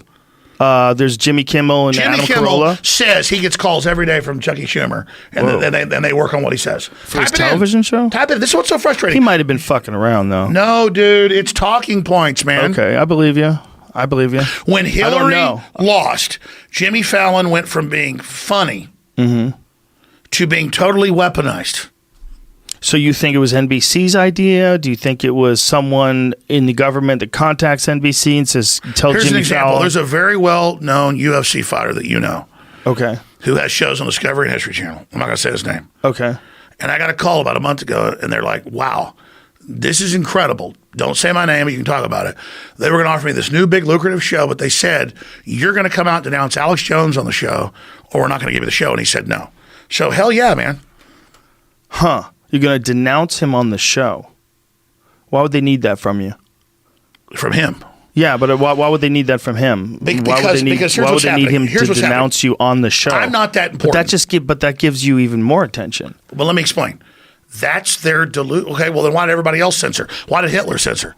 Why did the Russians censor? Like, you think most of the time censorship actually works. Yeah, but that's a weird one, man. Someone saying they're not going to give you a gig unless you specifically denounce Alex Jones. It happened. What kind of show is it? Is it a cooking show? No. Joe, let me break this down for you. Okay. I swear on my kids I told you the truth about that. I believe you. But I'm saying it just seems so crazy that they would ask him to denounce you on a television show. I'm not saying it's impossible. That's what everybody who's not independent is told because they're beholden to other people. You're a rarity. I'm one of the only people that's not beholden to any other network or people. You're one of the. You realize? I'm not just saying this as some kinship.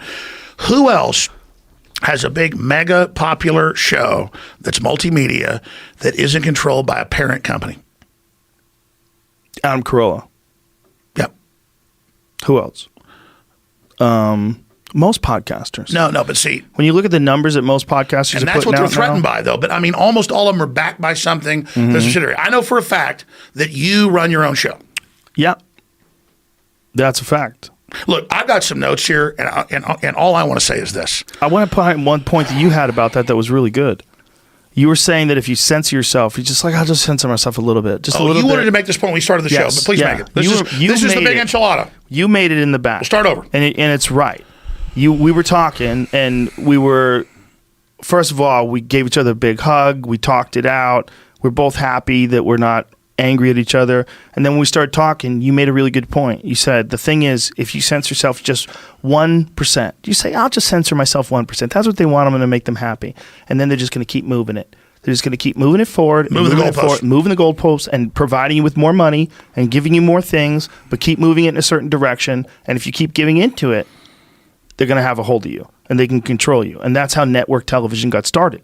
If you really think about what network television is, the reason why they don't swear and they don't have explicit content isn't because people wouldn't want to see it. The reason is because the advertisers won't let them.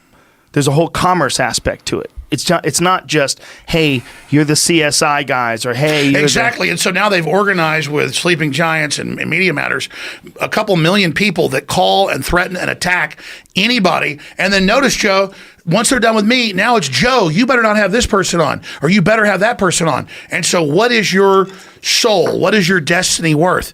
And I always thought I was smart because I could analyze politics and history. I was kind of socially retarded. And so I don't think you're allowed to say that anymore. Exactly. But I mean, I was.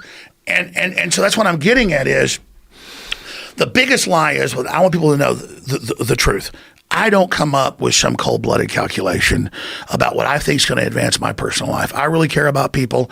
And in the process, I've seen things wrong. I've grown. I've hurt people. I apologize. Listen, that's true. That's true what you're just saying about you. And this is one of the things that I've always tried to explain to people. If people get mad at me for knowing you, I'm like, I have a great time with that guy every time I see him. You and I have had a great time in Austin. We had a great time at the UFC. We've hung out at numerous comedy shows that I've done in Austin. I've done your We were in show. films You've done, 20 years ago. We've had a lot of fun together. And so when people get mad at you about Sandy Hook or about anything, I just go, even when you were mad at me, I wasn't mad at you. I was like, I just got to talk to him. Like, it's one of the reasons like Eddie Bravo got the two of us to talk again. I'm like, once we talk and just be honest with each other, we'll be fine. And I want to clear this up. Because when I was going big guns on you, just so you know what it's like to be judged, I thought that you probably never had me on the show. It was not an attempt to get back on your show. Listen, I knew that if I'd gotten you to the point where you were that upset, that I must have made mistakes too. I'm not that person that sees things and always points in the other direction. I point at myself. I'm a fucking ruthless self-critic. Ruthless. I'm terrible. Like, I beat myself up about everything. I'll flub one word on stage and I'll sleep 3 hours at night because I'll be tossing and turning in my sleep. Let me raise this to you. And again, self-doubt's a good thing. It's not going to be a narcissist and crazy. I got offered at the time like $5 million worth of Bitcoin. I think it was like $38 million by the time it got there. I refused it. And I got told like 8 years ago, I got told by two different people, very well-known rich people. They said, George Soros likes you. He wants to work with you, and Alexander Soros and this other Soros. You just need to stop attacking him. And by the way, we want you to pump Bitcoin, which I believe in cryptocurrencies. I believe it's the future. We got a private Federal Reserve. It's all fiat. I'm not judging anybody. I'm just saying, Be careful. And I was so dumb back then. I don't even say so dumb. I was not in the corrupt mindset the way the world worked. Like, I knew how politics worked, and I knew how science worked, and I knew how crypto type, government and CIA stuff worked. But I was like never trying to get a deal for myself. I had my own thing. Right. So then I look back in retrospect where that was going on. So when I saw you as my breaking point, go, hey, Alex Jones is full of crap. George Soros was a victim of the Nazis and the Holocaust. That's not what I said. I didn't say you were full of crap. I said he wasn't a Nazi. I go, the story that I watched the interview, and I don't know what he did. I don't know the guy. I don't know him. I know very little about him. But what I remember from the story was that he was saying that when the Nazis occupied, he was with his, I believe it was his uncle. Godfather. His godfather, and took him around as a Christian and pretended he was a Christian when they were stealing from these Jews, when they would take their, and he just thought it was normal because he was 13 years old, but he was talking about it, that he was shielded by this person. No, I would be willing to take his explanation, is what I'm saying. But here's the difference. Even before that happened with you, I got approached by a major Hollywood actor that my name's never been associated with, and they said, listen, George Soros told me to tell you that he'd have been killed if he didn't do that, and that he did what he had to do. Right. And I said, you tell George, if somebody put a gun to my head and said, we're going to kill you if you don't help round up Joe Rogan's kids and put them in a concentration camp, I'd say, oh yeah, I agree with you, and I'd grab the gun away and kill him. Didn't he say, he just said that it was just taking property? No, they were. What do you think? Was you think the Nazis show them, take your property, and then you don't go away? I don't know. I mean, I don't know. We know what happened in Romania and Hungary, but Joe, here's the difference. But I mean, what he was saying. They have headlines saying, okay, Joe Rogan. So you're saying you think that it was more? No. He did an NPR interview. I'm not trying to go indict George Soros. Okay, well, here's where I fucked up, because I shouldn't have even said anything about it, because I don't know much about it. The real absolute it's open honesty to interpretation. I've seen a couple of It's interviews. open to interpretation. When I But was it's not 14, open to interpretation from me. I'm telling you, I don't know anything. So me let me tell talking you. about it was incorrect. Sure. So when I'm 14, in retrospect, if somebody said you're gonna help round up your community or we're gonna kill you, I would have tried to kill people that were trying to kill my people. I get it. Not everybody's like me, and I'm not trying to be the toughest guy around. I think I've proven I'll go up against people. I get you're 14, you're scared, and you help the Nazis. He was so arrogant about it. He said it on NPR. He said it on 60 Minutes. And then I learned you're being sued because you did this. This is why he's financing it. Well, I'm not going to stop saying it because of that. I get he was in a bad situation. The problem was, if you play the clip, he says, it was the best time of my life. It was happy making. It was invigorating.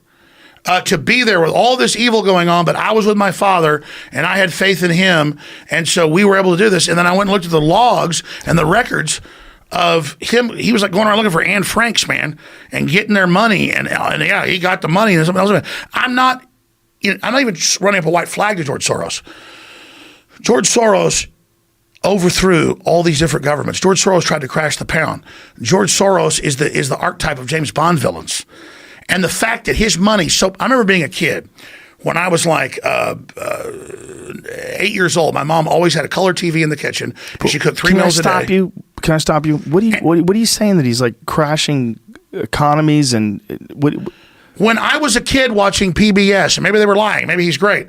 George Soros was an international currency speculator who overthrew governments. But but that's what I'm saying. What are you saying? He overthrew governments? Like, what did he do? I literally know nothing. Well, I'm gonna tell you. This is actually declassified. Do you know anything about George Soros, Jamie? No. Type in George Soros crashing the pound. Let me tell you more. In George Soros's view, after World War II, he got hired, brought to the U.S. He worked for the CIA, OSS before that.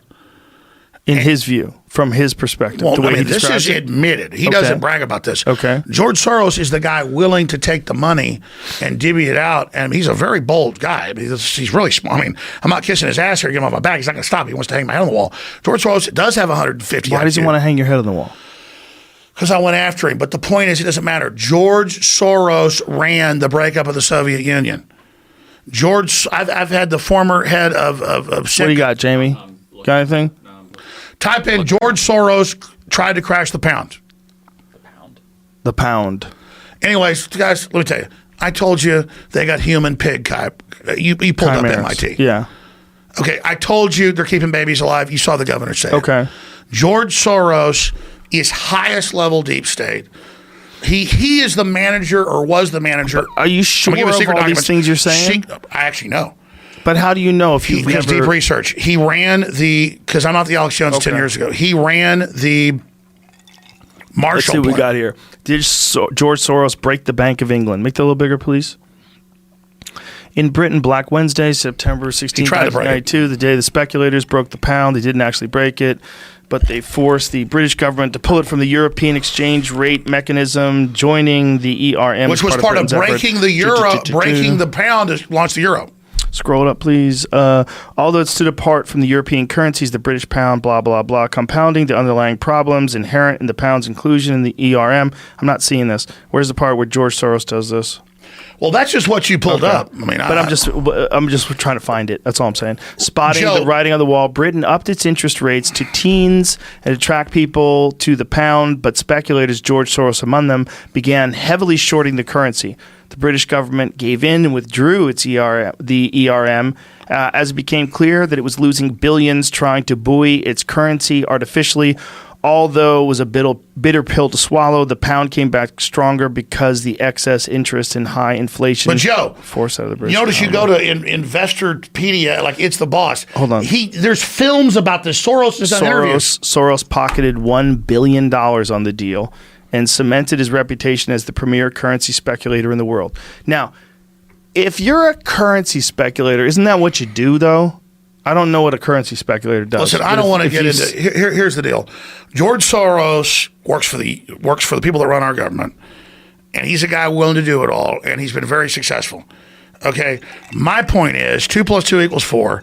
In my equation, you don't fight the Nazis because you're 13, 14, you think you can't, you join them. And he says, it taught me about investment. If I wouldn't have done it, someone else would have done it. That's a quote. It was happy making. Dude, if you help round up Jews and take their property, don't say it was happy making. Don't talk about it. So my point is him saying. So you think the way he describes it even is a problem. It's problematic. It disturbs you the way he's describing that it was happy making, that it was not a big deal. If I didn't do it, other people would have done it. That's a problem. What I'm telling you is, and I mean to get off into Soros, is that if I had 5 minutes over there on Jamie's computer, and he did a good job, Jamie does a great job, I'm just saying it, pulling stuff up. He's a goddamn Google wizard. Look at him. He's been beating me at Quake, too. It's very frustrating. Yeah, I would have gone over there. I can pull up Soros. I can pull up BBC reports. Soros crashes the British pound or tries. Right. Here's an example, and I'm not indicting you for this. Someone in my family about 10 years ago was digging through stuff for basically a garage sale. It wasn't a garage sale. We were going to give it away to charities. And all these clothes I couldn't wear because I didn't weigh 180 pounds anymore. And a family member got into a group of things, and there was a Japanese bayonet. There was a German officer's dagger that I bought for like $200. That's worth like $2,000 now. I still have it. Wow. And all the rest of it. And there was a British medal and a Nazi medal. And this person in my family, because it's like a power thing, goes, "Oh my God, you're a Nazi." So I walk in Jesus Christ. to the garage and open the box, and I go, I bought this at a gun show like a decade ago. I think a freaking swastika but you medal. know what the thing though is, if you own, this is the thing, if you like see that helmet that you were No, that's where I was going. Yeah. Can we show the helmet? That's what I'm going to say, Joe. You get to it. So you've got a German helmet that a French artist dug up with all these mass graves. No, what is and it's got a German bayonet. You're not a freaking Nazi. That's a piece of history. I think that's a U.S. soldier. I don't know. No, that's a German helmet. That's a Is it a Kurzel. German helmet? That's a For Kurzel. sure? But it doesn't matter. France has banned owning German war memorabilia. Can we If give I this go to the guy his props? Smithsonian, the coolest thing I ever saw at the Smithsonian when I was a kid, so proud of us beating the Nazis, was they had a German helmet with a bullet hole in it. The Smithsonian's not Nazi. Right. That's what I'm saying. Right. I'm not Nazi for having a Nazi medal and a bunch of other war paraphernalia I thought was cool. You're not a Nazi for a Nazi bayonet. Well, it's a helmet and a bayonet. What is the gentleman's name that makes that shit? Shane Martin does. Can we show it, please? What is his? Yeah, we showed it. He also made me a fucking super dope skull. He's got a really cool. But I'm saying is that's a he's an cool artist. Yeah. The German helmet's interesting. But that's what I was going to say, is that you could have a Nazi helmet 20 years. Look about Hogan's Heroes. Hogan's Heroes was a goddamn sitcom about Nazis. It was a sitcom about Nazis and prisoners of war. I mean, that was, and that's you the could do that political today. correctness that I literally had a family member. This was like 18 years ago. I'm really upset about what I found. Shane Against the Machine, right? Yeah. Is that his and name? they're in the garage, Yes. and it's like, British medals, U.S. medals, a couple of of course, I wanted the Japanese thing. I even had a Marine carbine from Vietnam. That's not as cool as World War II. Yeah, go to Shane Against the Machine on Instagram. Yeah, there it That's is. his So page. he's not a Nazi.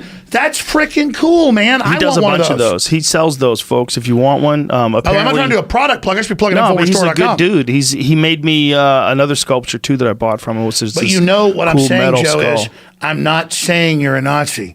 But Okay, I had thanks. family think because I had one Nazi party member medal. Yeah. It'll be on the news today. Jones admits he has Nazi stuff. No, it's freaking interesting, Right. man. It is. This is from a battlefield dug up of dead people. Yep. It couldn't be more interesting. And you take darkness and light comes out of it and you make evil become good. I bet if you talk to the artist, God, I'm doing a huge plug for him. This guy does dope shit. Look at this guy's stuff. Look at that eagle. Go back to that bird with the fucking cylinders with the car. Is that what it is for Those his are knives or the bayonets. Bayonets. But what's Yeah. the top of his shoulders? The top of his shoulders. Isn't that a Cylinders. car cylinder? That's a car cylinder. Yeah. That's a polished down car cylinder and then bayonets for the wings. I didn't mean to be in product That's placement fucking because they're dope. trying to shut me down. InfoWarsStore.com. Listen, Incredible products. InfoWarsStore.com. He's just a $1 fucking million. artist, man. He's a great No, but artist. I brought this up because I walked in here and I said, God, It's dope. that is amazing. And you told me the story, like they dig up, I know these battlefields in France and stuff, and then people get this stuff. That is a Yeah. rotting German helmet that Yeah. then you put light in and it makes it beautiful. And it takes the evil of Hitler and makes it beautiful. Yeah. Not Hitler, takes humanity and makes it beautiful. Yeah, it's but it is interesting that you can't own, like, you could never own a Nazi flag or any, like, you could But own, why couldn't the you could own Smithsonian something have from it? Genghis Khan. Why could here's the thing. Right. Both my grandfathers, and I'm not bragging about family, but you remember Tom Landry. My grandfather was UT football, won state championships in track. All my mom's dad, and he went in the Army Air Corps with Tom Landry. And I remember being over there on Sundays, even before he played for the Dallas Cowboys. He'd like Tom Landry would call and they'd pray for 5 minutes. Both my grandfathers, both Jerry Jones and my mother's father, Mr. Hammond, almost died in a crash landing and another deal. I almost died. I don't almost exist because my family, America, fought Hitler. And then now I'm a Nazi because I believe in the Second Amendment and I believe in America. That's not fair. Well, that's not what they're saying. They're saying it because you had a Nazi piece of memorabilia, but it still doesn't make any sense. It doesn't make any sense. Look, if I saw some cool Nazi thing at some place where I could buy it, I might buy it and frame it because it's just a piece of history, just like I would buy a Genghis Khan dagger or a helmet. Oh my God, Eddie Bravo's here.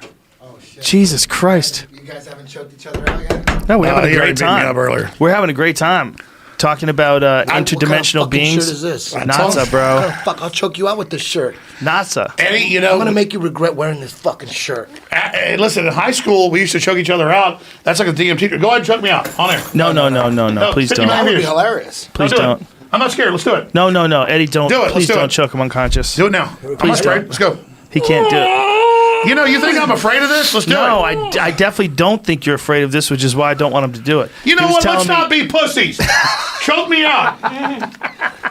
You know what? You know Hey. what? Let me tell you a story first. Back when I used to work at the strip Hey, club, you're the one. Hold on. I'm not afraid. Alex, sit down, please. Come please. on. Please. Alex, I know we, this all, can kick my ass. we have to work together here. We have to work together. Come sit down. have you guys been I'm not drinking? gay, but Have you Eddie's guys been good looking. drinking? Yeah. Anyways. Yeah. Have a seat. Hey, and, hey, have a you seat. better choke me out. Alex, please. Please have No, a seat. we used to do it in high school. I know you did. You told me. You grab each other and you fall down and hit your heads. It only takes like 20 seconds. What were you going to say about strip club? Back when I was blue belt, 1995, I worked at the strip club, and there was this girl I was dating. You never had any of those items. She was a bartender. She was seriously 4'10", and Why she are weighed, the bartenders and waitresses always the best looking at strip clubs? I don't know. But Because you got to let him. I will. She was 92 pounds. Bartender, the smallest girl. A spinner. And I showed her how to do a rear naked choke. She was tiny. Her name was Kimmy, and the strip club manager was your size, big, like used to be buff, but Fat ass. yeah, but used to be buff. You could tell you used to be buff. Football player type. Big manager. You know, you want those guys that manage strip clubs, you know, intimidating looking big dudes. And he had a Corvette, and he didn't believe in jiu-jitsu at all. And she said, he said, if she could choke me out with one of them jujitsu moves, I'll give her the keys to my Corvette.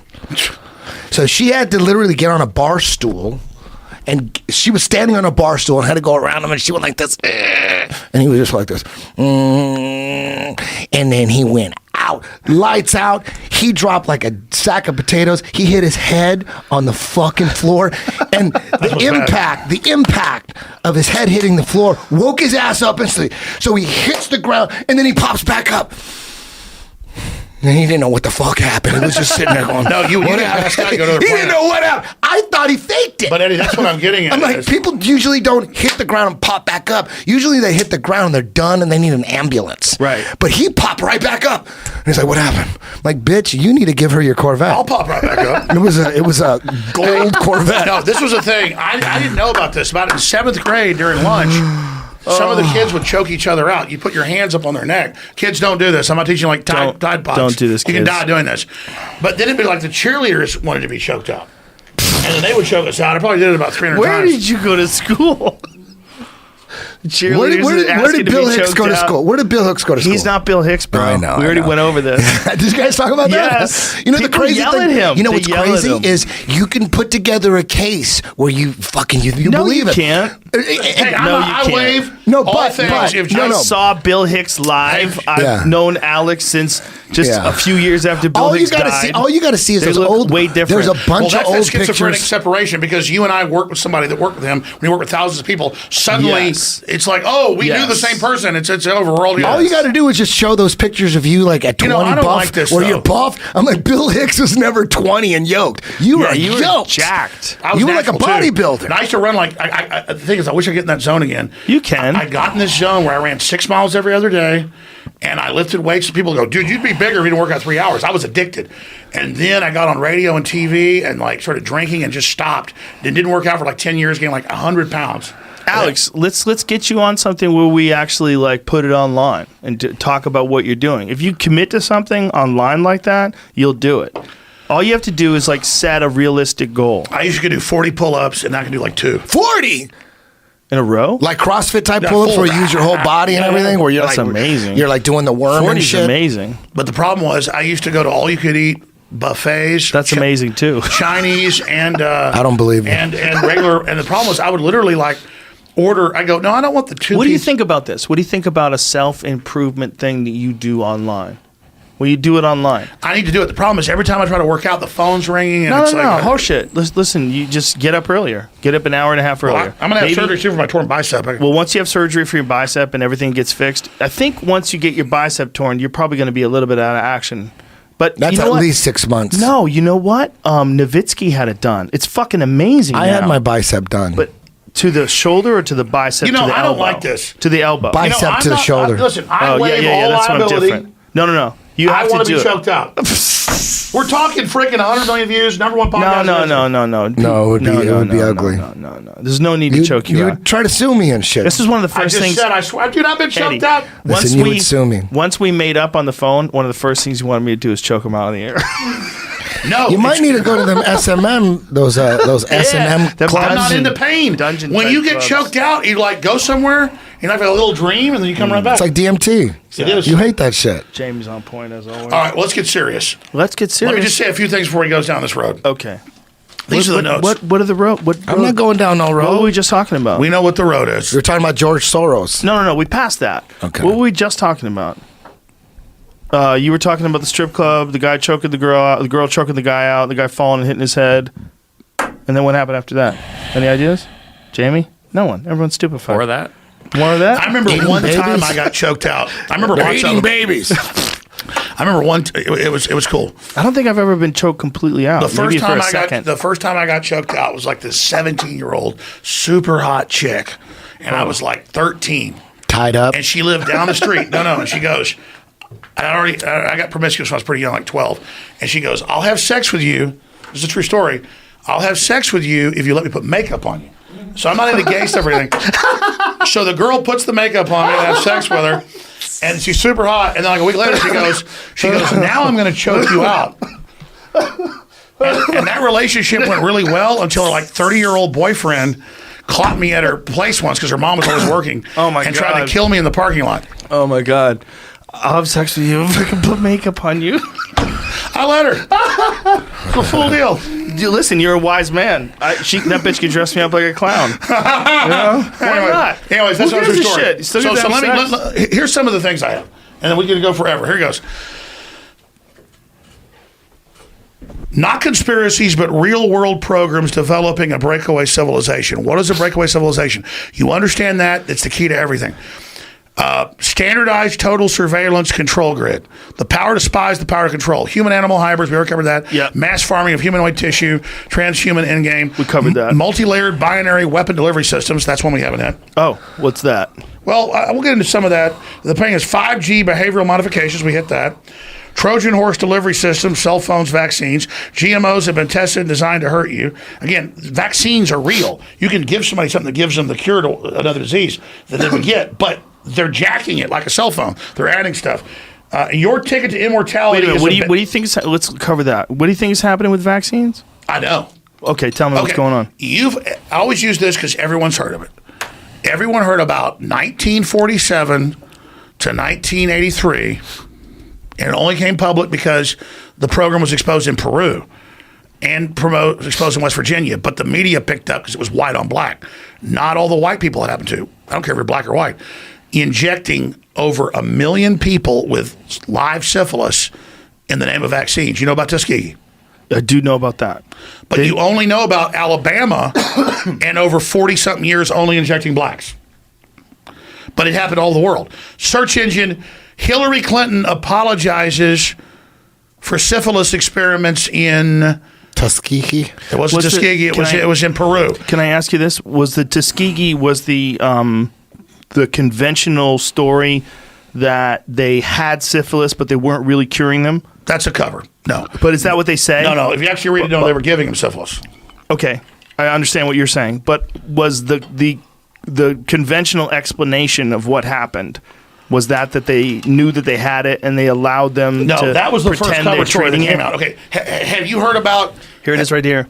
U.S. apologizes for Guatemala STD experiments. That's another one. Can you make that bigger? They did all over Is the it world. a different one? Just type Peru in. Hold on.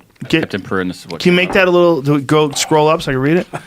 U.S. government medical researchers intentionally infected hundreds of people in Guatemala, including institutionalized mental patients with gonorrhea and syphilis without their knowledge or permission more than 60 years ago.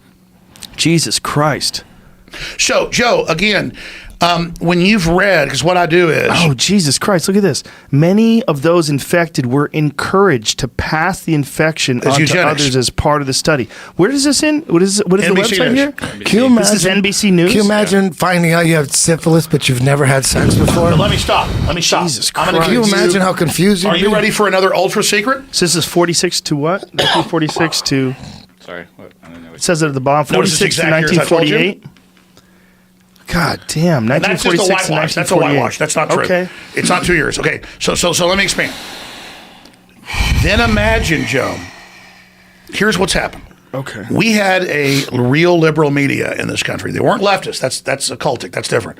We had a real liberal media in this country that had problems, but they really cared. They were open-minded. And Like they were when I said Delta, focused on information. A few years after I proved Delta Force was in Seattle in 98, 99 and proved it, they all said Alex Jones is right. It's incredible. That's the WTO tape that I always cite. That where you show the agent provocateurs went into a peaceful protest and started smashing windows. And I'm not against the Army, but Delta Force ran it. Because they always go, oh, now the Army's terrorist. Like you said, don't call it the whole government, a select group of the Army did that. They staged it. So imagine, used to the press would get a lot of stuff right, but they would get demoted or whatever would happen. Once Trump got in, which I don't think Trump's bad and at gut level I think he's good, but I almost think like it's more sophisticated. They put him in knowing it'd piss everybody off to get the liberals who traditionally have been the real watchdogs for free speech and against human experimentation. And suddenly they're like in Gallup polls, we love war, we love experimentation, we love everything. I'm getting chills right now. And so imagine, Joe, I've been on air for 23 years and I'm a news hound. I spend 4 or 5 hours a day reading news. So I don't just believe NBC News that our government gave people. Notice I said Peru because that was a big documented case. You just found Guatemala. Different I can't case, keep yeah. track of this. Well, it's the They same probably program. did it everywhere, And it went on right? to the 80s. It's still going on. So imagine, I have literally, by the time Sandy Hook happens, I've literally seen 10,000 articles and documents or more where they're admitting, in 1962, the Joint Chiefs of Staff under L.L. Emitzer came to President Kennedy, this is on PBS, and said, we're going to blow up buildings, shoot up schools and movie theaters, and bomb Army bases and Marine bases. We're going to have people with their kids with names changed that are CIA get on a jumbo jet that takes off. It gets blown up over the Caribbean. We blame Cuba, but that plane really lands. And there's another plane that's a drone we blow up. And then Kennedy says no, but his brother says, no, I'll do it. It's why they killed Kennedy, because Bobby said he would, but then he got pissed when they killed his brother. This is all declassified. He wanted to bomb the Honduran embassy and blow up stuff and go to war with Moscow. Bobby was bad. You could actually, you can pull this up. Pull up Bobby Kennedy wanted to bomb the U.S. Embassy in Honduras. This is declassified. And so imagine you see hundreds of these, and then a Sandy Hook happens and your listeners don't buy it. And then it's a psychosis where then, well, because every man I knew, this is hypothetical, my dad was great. Every man I knew when I was a kid backhanded me and beat the crap out of me, so men are bad. Or a woman that's been raped, she thinks all men are bad. So I get like the psychosis, and I'm not trying to put myself down like I'm a victim. I'm being honest retrospectively that it got to where when I learned that so much stuff was false, then later I experienced where I had the guest, I did the thing, I knew it was true, and then people made up a whole story because they don't believe anything anymore. So that's all I'm trying to say. Do you think part of it is that even though this stuff does exist, it's almost like there's too many things happening for one person to pay attention to all of them? And if you're only focusing informational overload. Yes, exactly. If you're only focusing on that aspect of life, it can be incredibly overwhelming because you start thinking that's the whole world, that the whole world is these conspiracies, because these are the things you're concentrating on primarily. But this is what I'm saying. That's it. He just talked about Operation Northwoods. That whole thing. Yeah. That was Operation Northwoods. Yeah. That is that's about By the as way, that's hot. ABC That's News. about as hot. That's It's true. as clear You as agree. day. Yeah, It's it's clear as day. By the way, I broke that. But if you break it down Did and you? you look at it, I'll tell you. You look at Operation Northwoods. You look at that shit.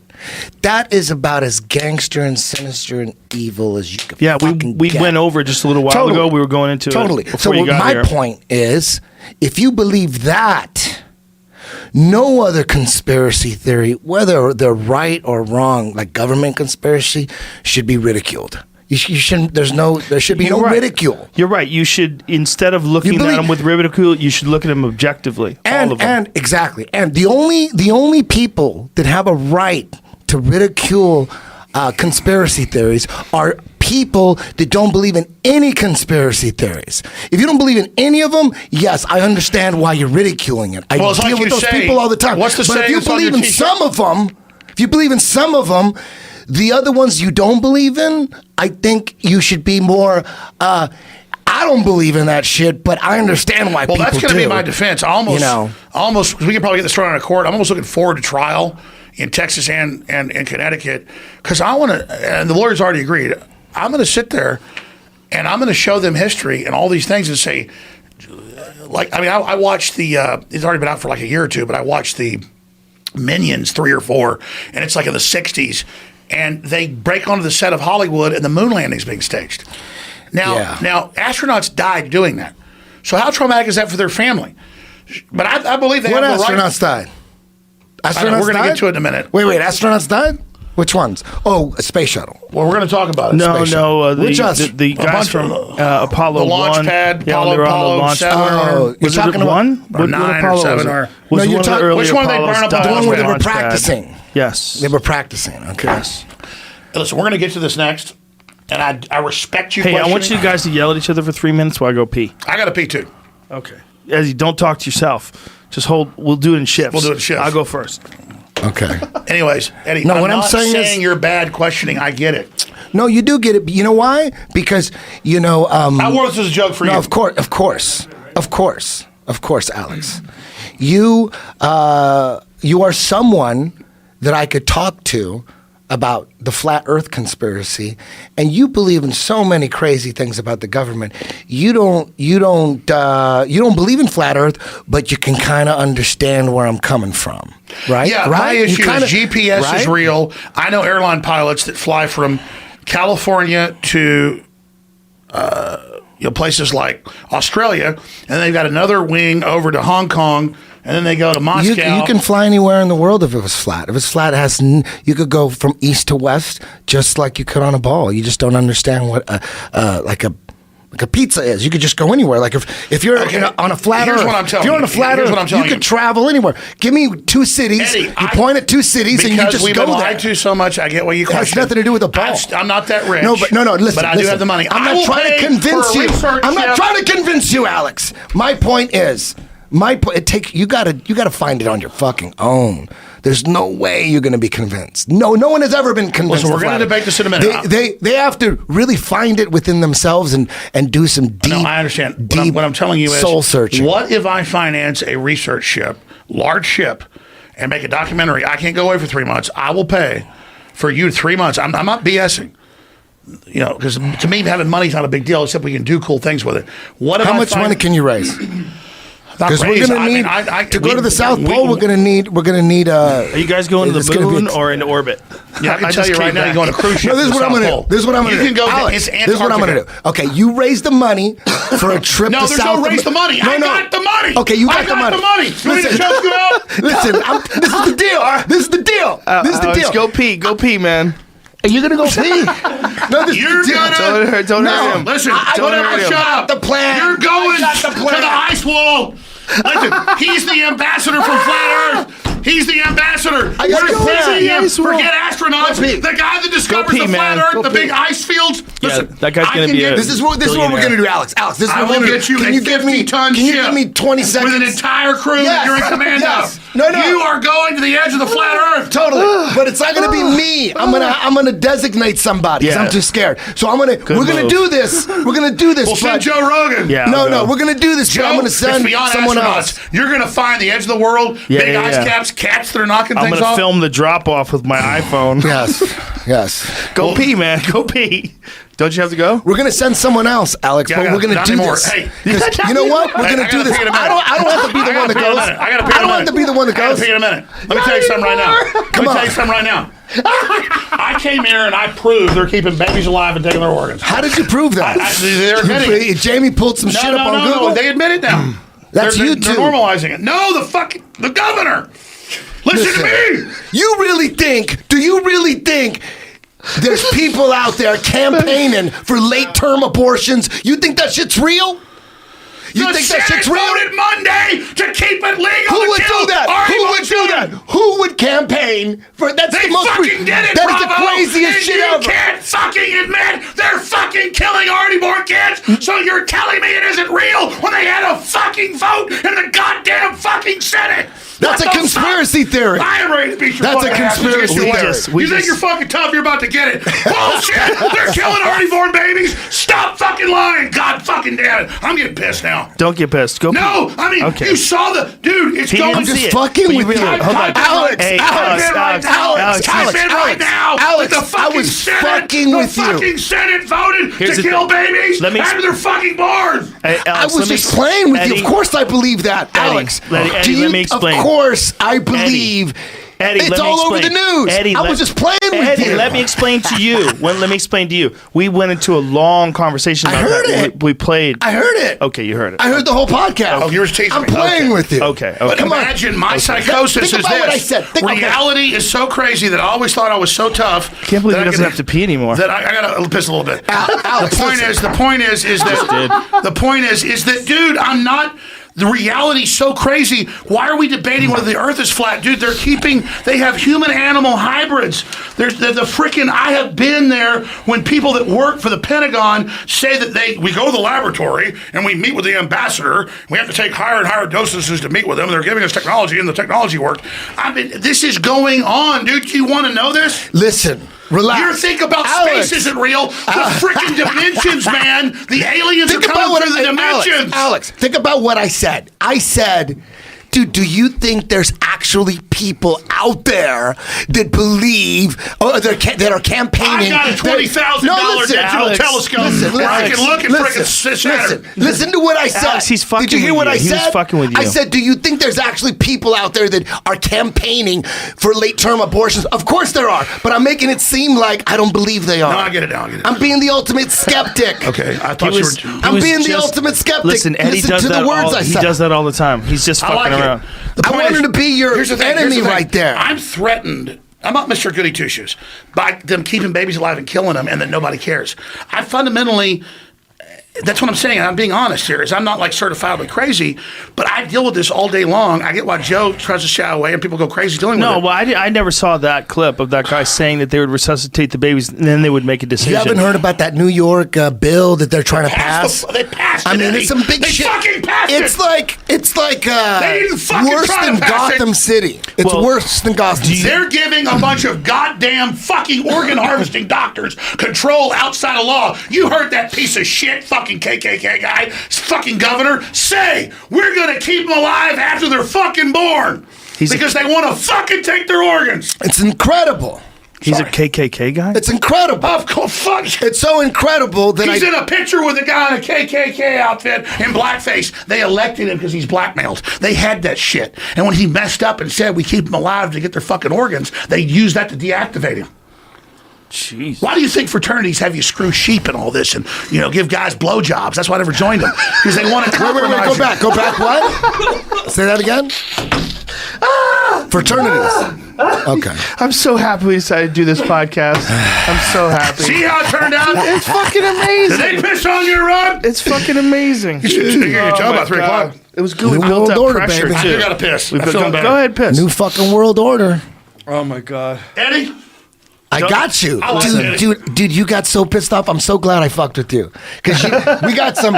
Dude, do you realize how many JRE clips they're going to make of that shit? Dude, they're gonna put you to music. Hey, They're we going sit to put here you to talking about this. mariachis. You pulled up MIT saying they got animal human pigs. Oh, yeah, we did. Let's just not We forget. did. We did. Listen, go take a leak. I'm with you.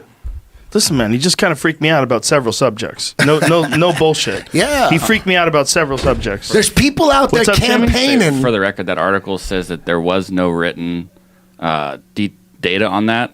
That came from 3 interviews they had. So This is people the were- human pig one? Yeah, people were saying that to them in that Listen, article. man, but- of course they tried it. Why wouldn't they try it? If you were a leader of the free world, like wasn't there some?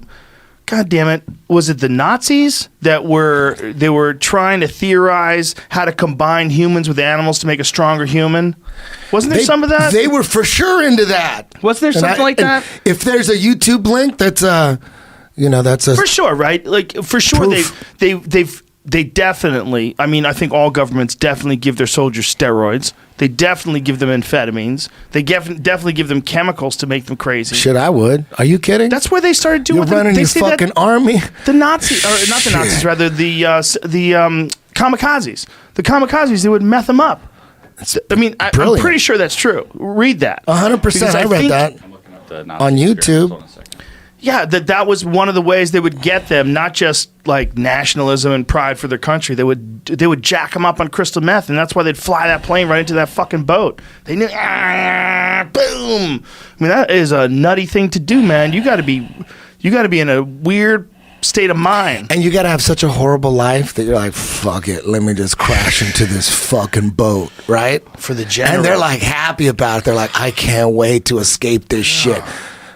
What an insane choice. That's the only peace he has is when he's in that plane killing people. What a fucking crazy choice that you're going to do that for your. Alex, welcome back. We're talking about kamikazes. We were saying that we think kamikazes were. They gave them crystal meth, right? Wasn't that a part of the program? Yeah, no, I mean, warfare is always drugs. And We were the saying that Nazis too. and the Japanese, well, the Japanese learned about in World War I when they were actually on our side against Russia. Well, it went back and forth. In World War I, the Japanese learned about MSG because Japanese like good food. And they're like, the military wouldn't complain. They would just lose weight and starve to death. So they learned when they were fighting the Russians in World War I to just go ahead and give them MSG. which MSG eats holes in your brain, everything. It's super toxic. And so, yeah. Monosodium glutamate, like the stuff from Chinese food? Is that what you're saying? It's super freaking toxic. Yeah, but the Is point it is, really? But beyond that, yes, they would give them. Well, the Germans were big on steroids and methamphetamine. Because we were just saying that. Yeah, well, that's we're on just record. saying. I mean, it's not. Yeah. Well, I mean, this is like in mainline history stuff. By the way, I said I'd give you the secrets of Hitler. Oh, there's secrets? Yep. What are they? But this is not the BS. This is the real thing. Okay. How do you know though? Who's telling you this stuff? It's beyond classified, Eddie. Beyond classified, Eddie. No, I mean, Alex, seriously, do you ever think? okay, because you have a lot of sources. My grandfather was German in Dallas, and he worked for the inventor of indoor air conditioning. He was a billionaire in what's the rich area of Dallas where the Republicans all live? God, what's the name of that place? Arlington. No, it's not Arlington. It's the thing right there in the middle of Dallas. On it? No, that's Austin. No, like you think that's Austin.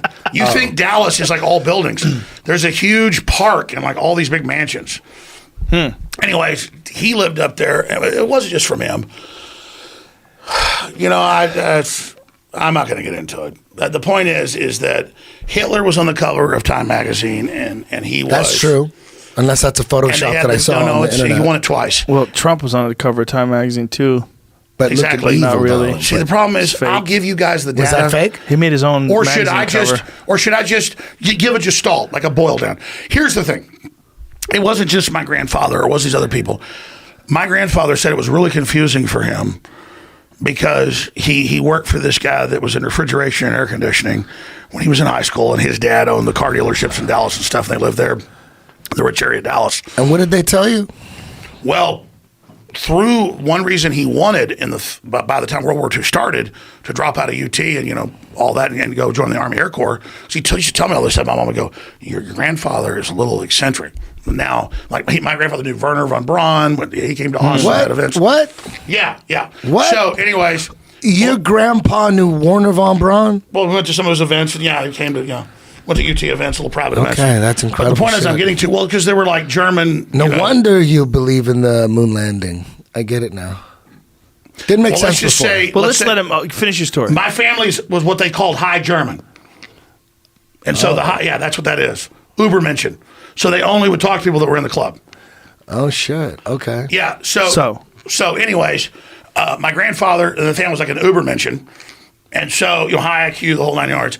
So he was working with this German guy, and he would just go over there after school and work with him as an apprentice. And my grandfather watched him get more and more depressed and more crazy by the end of the 30s.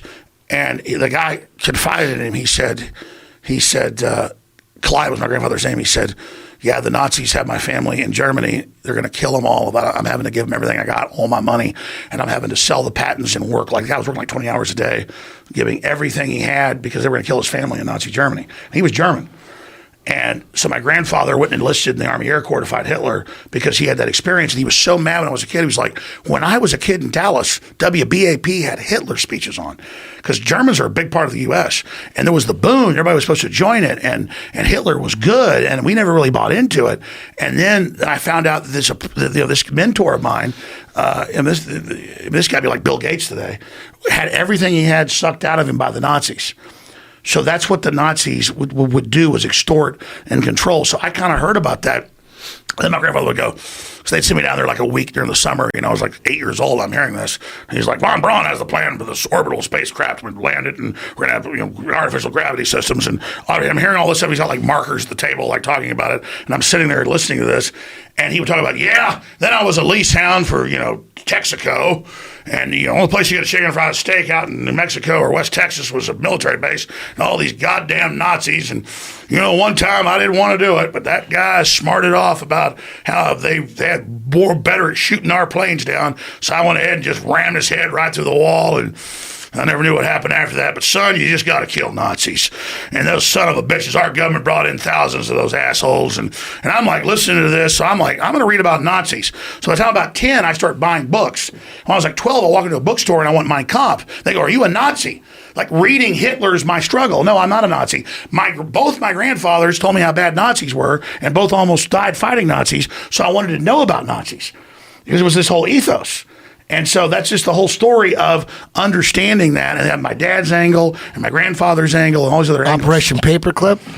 He didn't call it paperclip. He said our government brought those. The thing he would always say was, Yeah, but I think there was several waves.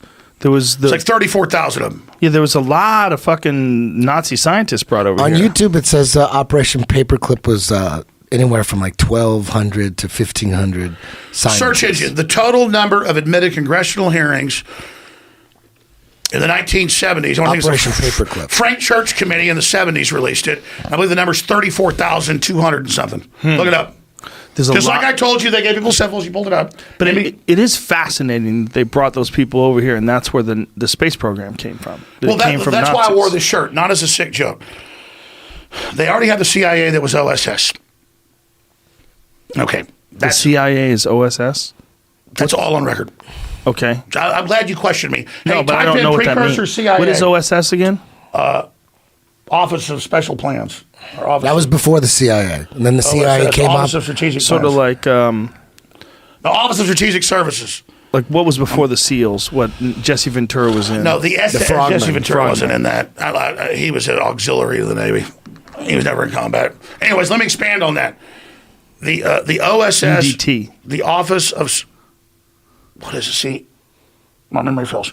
The OSS was British intelligence, already the most powerful intelligence agency ever. They set up Pratt House in 22 after World War II to anglicize the U.S. with British intelligence. Not a British intelligence takeover, a marriage. This is like on PBS. Okay. This is stuff that's true, they admit. So they think only academics are watching it, so they'll tell the truth. The general pop culture is all crap. Meant to be dumbed down, meant to turn you off. But when you go to the real academic stuff, like in the old days of Frontline and stuff, like I'd watch that, didn't know it was true. Later I got the documents, it's all real. That like those shows are like really accurate. Like Bobby Kennedy planned to blow up the embassy in Honduras and stuff like that. What was I getting to? I don't know. Nazis.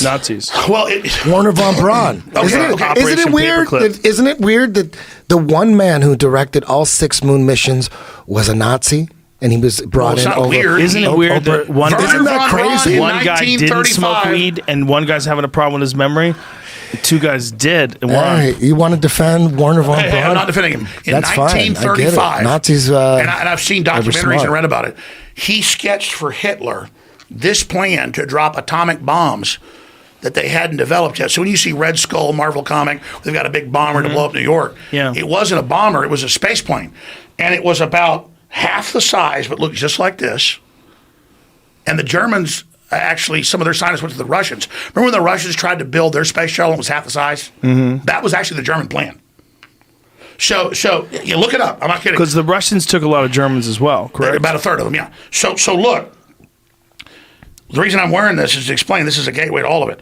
So you have British intelligence that had won World War I, even though Germany had way more advanced technology.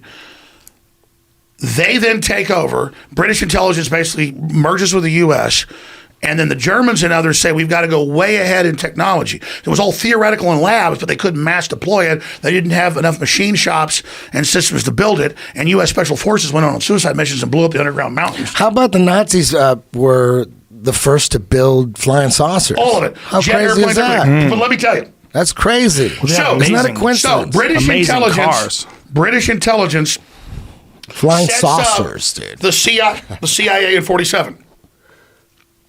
So now the Nazis are over here and they go, listen, you don't want them running everything.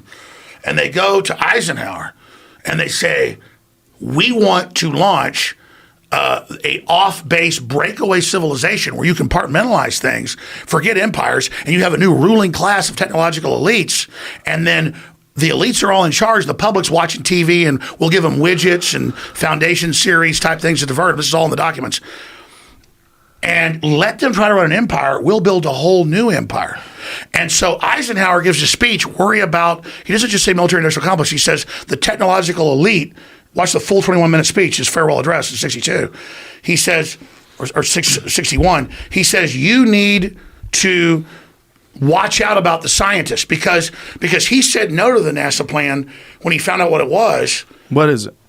It's a breakaway civilization where you don't try to run the whole planet. you siphon off resources and build a whole new advanced system, and then you play everybody off against each other and collapse it. So when I say, what is NASA? If we could take NASA back over, it's bigger than the CIA. It's the real government. The spaceships and the stuff, that's all PR. NASA is the real government? NASA, there were 2 breakaway governments, 2 shadow governments. I talked about shadow government 20 years ago. So it's in the documents. And so you had one that was British run, and the Germans came to our own U.S. elites and said, hey, you always need a couple plans. They said, we've got all this on the drawing board. The EU, a plan to poison the food and water to get rid of the dumb people, a plan for off-world bases.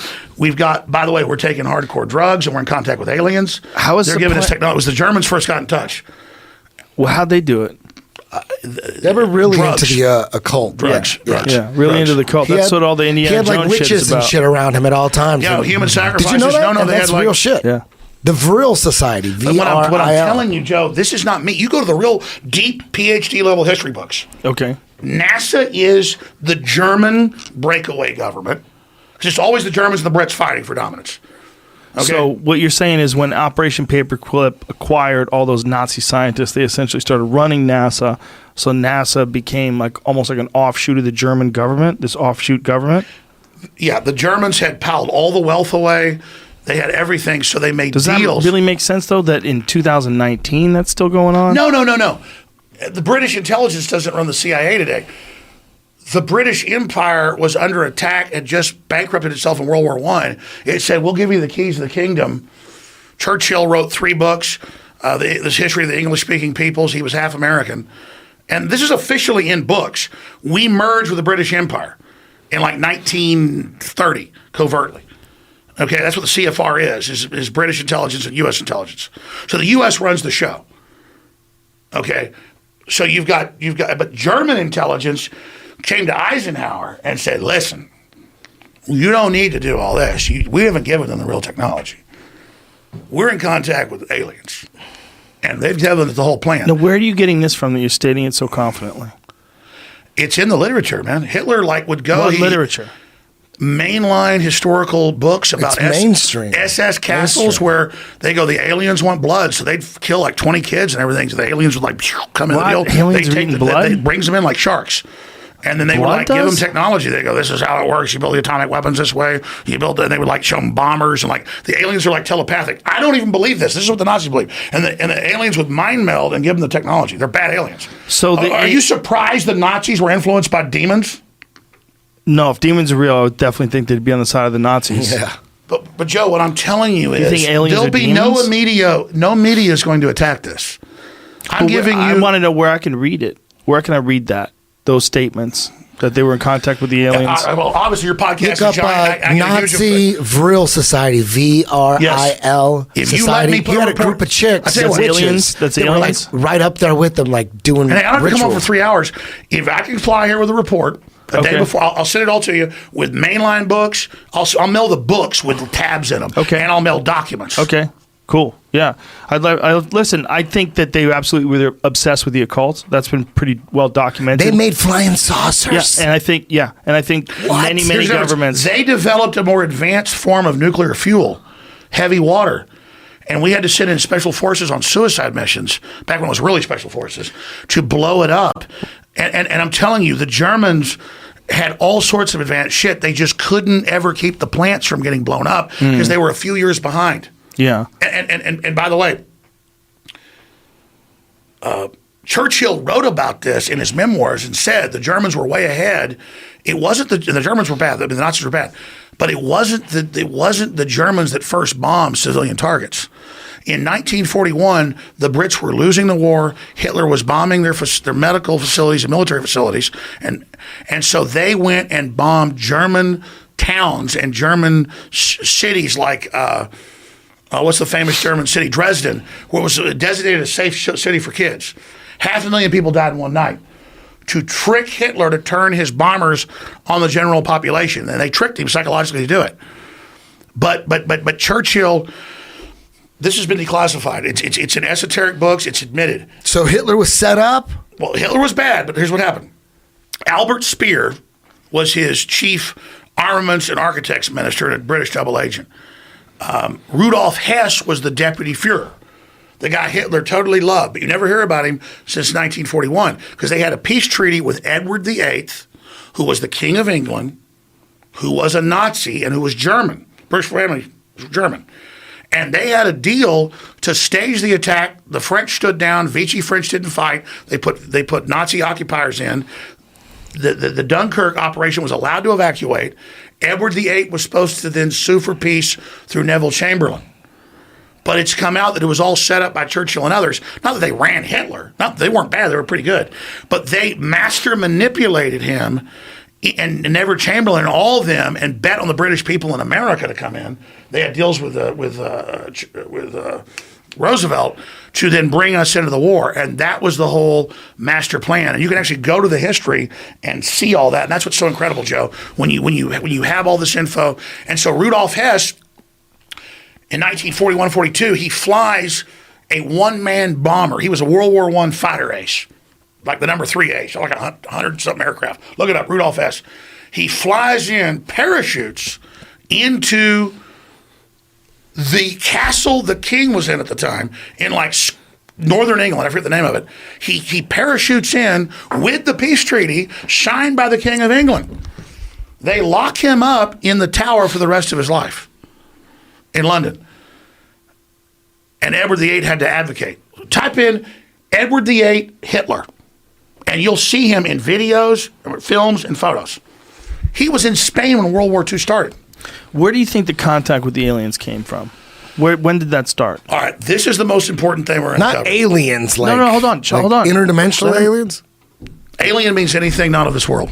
When did that happen? That ice Get was that orange. motherfucking vodka loose. No, I don't. Fake vodka looks like It's fake. I need to hear about aliens. I'm going to take a pull of that cigar, but I don't smoke marijuana. Yeah, that's We don't a cigar. smoke marijuana. And we You know still what's crazy This is about just a cigar. You know what's crazy about aliens is that YouTube made a big announcement that they're gonna go after 9/11 videos. Anything? I don't know if this is true. No, it's I true. don't know, but is it true that they're demonetizing any videos that have truth or liberty in them? Yes. Is that true? Yes, but let me go I don't know if further. that's true, but I heard that. well, That sounds crazy. me and but Joe the crazy have had thing, hold some on, interesting hold off-air on. discussions, but Hold I- on, let me finish real quick. It's crazy how they're going after 9/11 miracle cures. I already know. I flat met them Earth, 5 years but ago. they're blowing up alien videos. Let me tell you, they're blowing my them wife the is fuck wonderful up. and Those she's are the sweet. strongest Well, hold on. monetized videos out there. I don't know about that. No, Is no, that true? it's true. The It's strongest true. monetized Dude. idiot? It is. Well, there's a lot of videos out there. Other Little- They're getting the little- best deals. Little They have kids the with best sponsors. toys. They have the top of the line sponsors. Dude, No, I'll tell you when Eddie's right. I actually know the numbers. They're blowing up alien videos There's right a now. little kid who makes $22 million a year reviewing toys. No. That's like the number one. Isn't he like one of the number one guys on YouTube? He's like 8. I'm saying Little kid. alien videos get monetized They're by fun. high level You know why? sponsors, the high level ones. Because That's what I they're, meant. Okay, they're but I want people to understand non-offensive. something. They're non-offensive. People get drawn into them. But they're saying that the government's covering this up. Why ain't they shutting that shit down? 'Cause they're it's- talking about that the government is lying and Because it's covering funny. it up. Because it's funny. Dude, but it's hysterical. tell me- You're right. It is. How did the connection with aliens start? You said this is the most important thing you discuss on the podcast. And Eddie, I love you to death. And you're awesome. That's why I asked for you to be here. Hey, if you want to believe in aliens, I'm cool with that. I still love you. I don't care. I don't care about that. Listen, this is not what I believe, okay? I love you for who you I are. love you too. I'm trying to tell you something. Listen, man, let me tell you something. Okay. I'm not making this stuff up. I believe you believe it. No, I mean, the stuff I told you earlier about my dad at the table being offered $500,000 in 1986 I believe to that. build cyborgs in believe that. Maryland. No, he wasn't here for that part. Okay. He came in later. But Okay. tell me how the connection with aliens got started. With who? Connection, aliens, and The who? Nazis, Oh, when people started becoming obsessed with contact with the aliens, Yeah. he was saying the Nazis 1947, Roswell. developed some sort of a connection. You know, Eddie's right. They flood YouTube and mainstream media. Like they always thought it was safe. I talked about the private Federal Reserve, the New World Order. If I went on some big show, as long as they mixed aliens in with it. And I was Right. never the alien guy. Right? I've never been the big alien guy. Never. Right. As long as I'm Never. 2 years ago with you. Right. And you know what? That's right. I remember when I was balls deep in aliens because I believed all that shit. I believe it used to be that you'd be a conspiracy theorist if you believed in aliens. But not anymore. Now, if you believe in aliens, Eddie, this you're is not real. a conspiracy. This You're is real, mainstream okay? now. Okay, but let's tell me how the connection between aliens and the Nazis took place. When did all this start? Let Because me begin.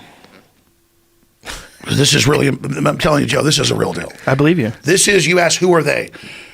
It's people who are psychically, genetically available to interface in this incredibly diverse universe with all these dimensions above and below and all around us with consciousnesses. And the truth is, no energy is ever destroyed. It all continues on. The truth is, our bodies, this is a fact, are a communal hive organism of all of our ancestors and all of their race memories, but not in just some compressed epigenetic system. It's beyond that. It's an electrochemical antenna, they've proven this, that connects to higher and lower dimensions. So our bodysuit, because our predecessors wouldn't put us in a position without giving us a bodysuit that is them. Our families are loving us. They're holding us. They're wrapped all around us. Their strength, their will, their bad, their good, their sins, the good things they did, the battles they won, the battles they lost, the woman they loved, the man they loved. It's all in us, all these people. It's why we're able to look into so many things and have so many different experiences. And so all the shaman, all the ancient religions, everybody says there are the good ones and there are the bad ones, and people are interfacing. So you say, where does it begin? From the Tibetans to the Mesoamericans to the Egyptians to the Druids to every ancient society describes the same thing. There are bad things that look like elves that have horns when they show you who they really are, and there are good things, but they don't contact you unless you contact them, and then they're almost not even concerned with what you're doing. I never bought into this, looked into it. But then I began to think about, what did I hear when I was a kid? What did I see? What was coming out in government documents? What was being admitted? When I read all these books about World War II and the Nazis and Hitler obsessed with the Dalai Lama and the Tibetans and what they were able to do without drugs to interface with this, and all the rituals they would do and how they would believe that beyond the ether, like at Skull and Bones, it's a German death cult, they do rituals and take drugs to talk to the goddesses. Well, they're just appearing as, sexy, beautiful women. It's whatever you want as these spirit guides, because lower entities will come in and violate your free will. God and his angels, which are below him, will not get involved in your everyday life. They will not manipulate your free will unless you ask them in. But then the devil masquerades as an angel of light. So we're on this planet, the third dimension, which is a launch pad to all the other dimensions below and above. The third dimension, all the mathematics shows, is the primal sea of where all this happens. And the Earth's like an egg, and we've got all this potentiality. And God will send out a transmission for a larger plan, but evil's willing to come in. And what does it say? Demoralize, get rid of children, don't have kids. Humans are bad. We'll be better once you're all gone. And it's because it's their operational mission for whatever reason that we'll understand later what's going on. So the Nazis, if you get into deep literature, they believed they were basically seancing and being possessed by entities that, it was before the Nazis. For whatever reason, it was the Germans that this happened to, and the Swiss. Like, they didn't discover LSD in the 30s. These people were running the psychology departments. They were interfacing with the occult. They were involved in all this crazy stuff, and it was all about their power and how great they were going to be. And the Germans were seduced. And they were seduced because they had high IQs, but more than that, they were psychically connected to each other and would work like robots. The Chinese and the EU want robots to replace us because they'll follow orders. And the Chinese are very conscious when they're conscious, but they're also very robotic. But the Germans are just as robotic. So this entity system picked Germans as its attempt, even in World War I, World War II, and it was manipulating the Brits as well, and offering them technologies, but two different paths. One was social control and all this other stuff with the Brits. The other was high-tech weapons, systems, interdimensional with the Germans. And so whoever these players are, and you can dial into it, but it's very dangerous. They're manipulating the British arm versus the German arm, and then they've got the Chinese arm that's almost seen as like their robot army. And so when you study it, the globalists go to these events, and they take bigger and bigger doses of drugs. They do electroshock. If you go back to owners of Time Life books, weren't just in the 20s and 30s into LSD and other hallucinogens. An apothecary, they were getting electroshock. They were having people turn their heart off to like try to communicate with these things to try to be dominant and get that. So you go back thousands of years, Merlin, the archetypal, or these magicians or these wizards are taking drugs in these temples and interfacing with these palantirs, these crystal balls, which aren't really crystal balls. It's their psychic focus of an interdimensional connection while they're on drugs looking into glass to then be able to see the future and understand what's happening to give them temporal power over this planet. But like the Bible tells you, any pharmakia or any of that always leads to destruction because only evil is going to come through that way. So we're basically have these light sockets. We can't jack into the higher unless it's our free will, and that takes time. We jack in to the evil.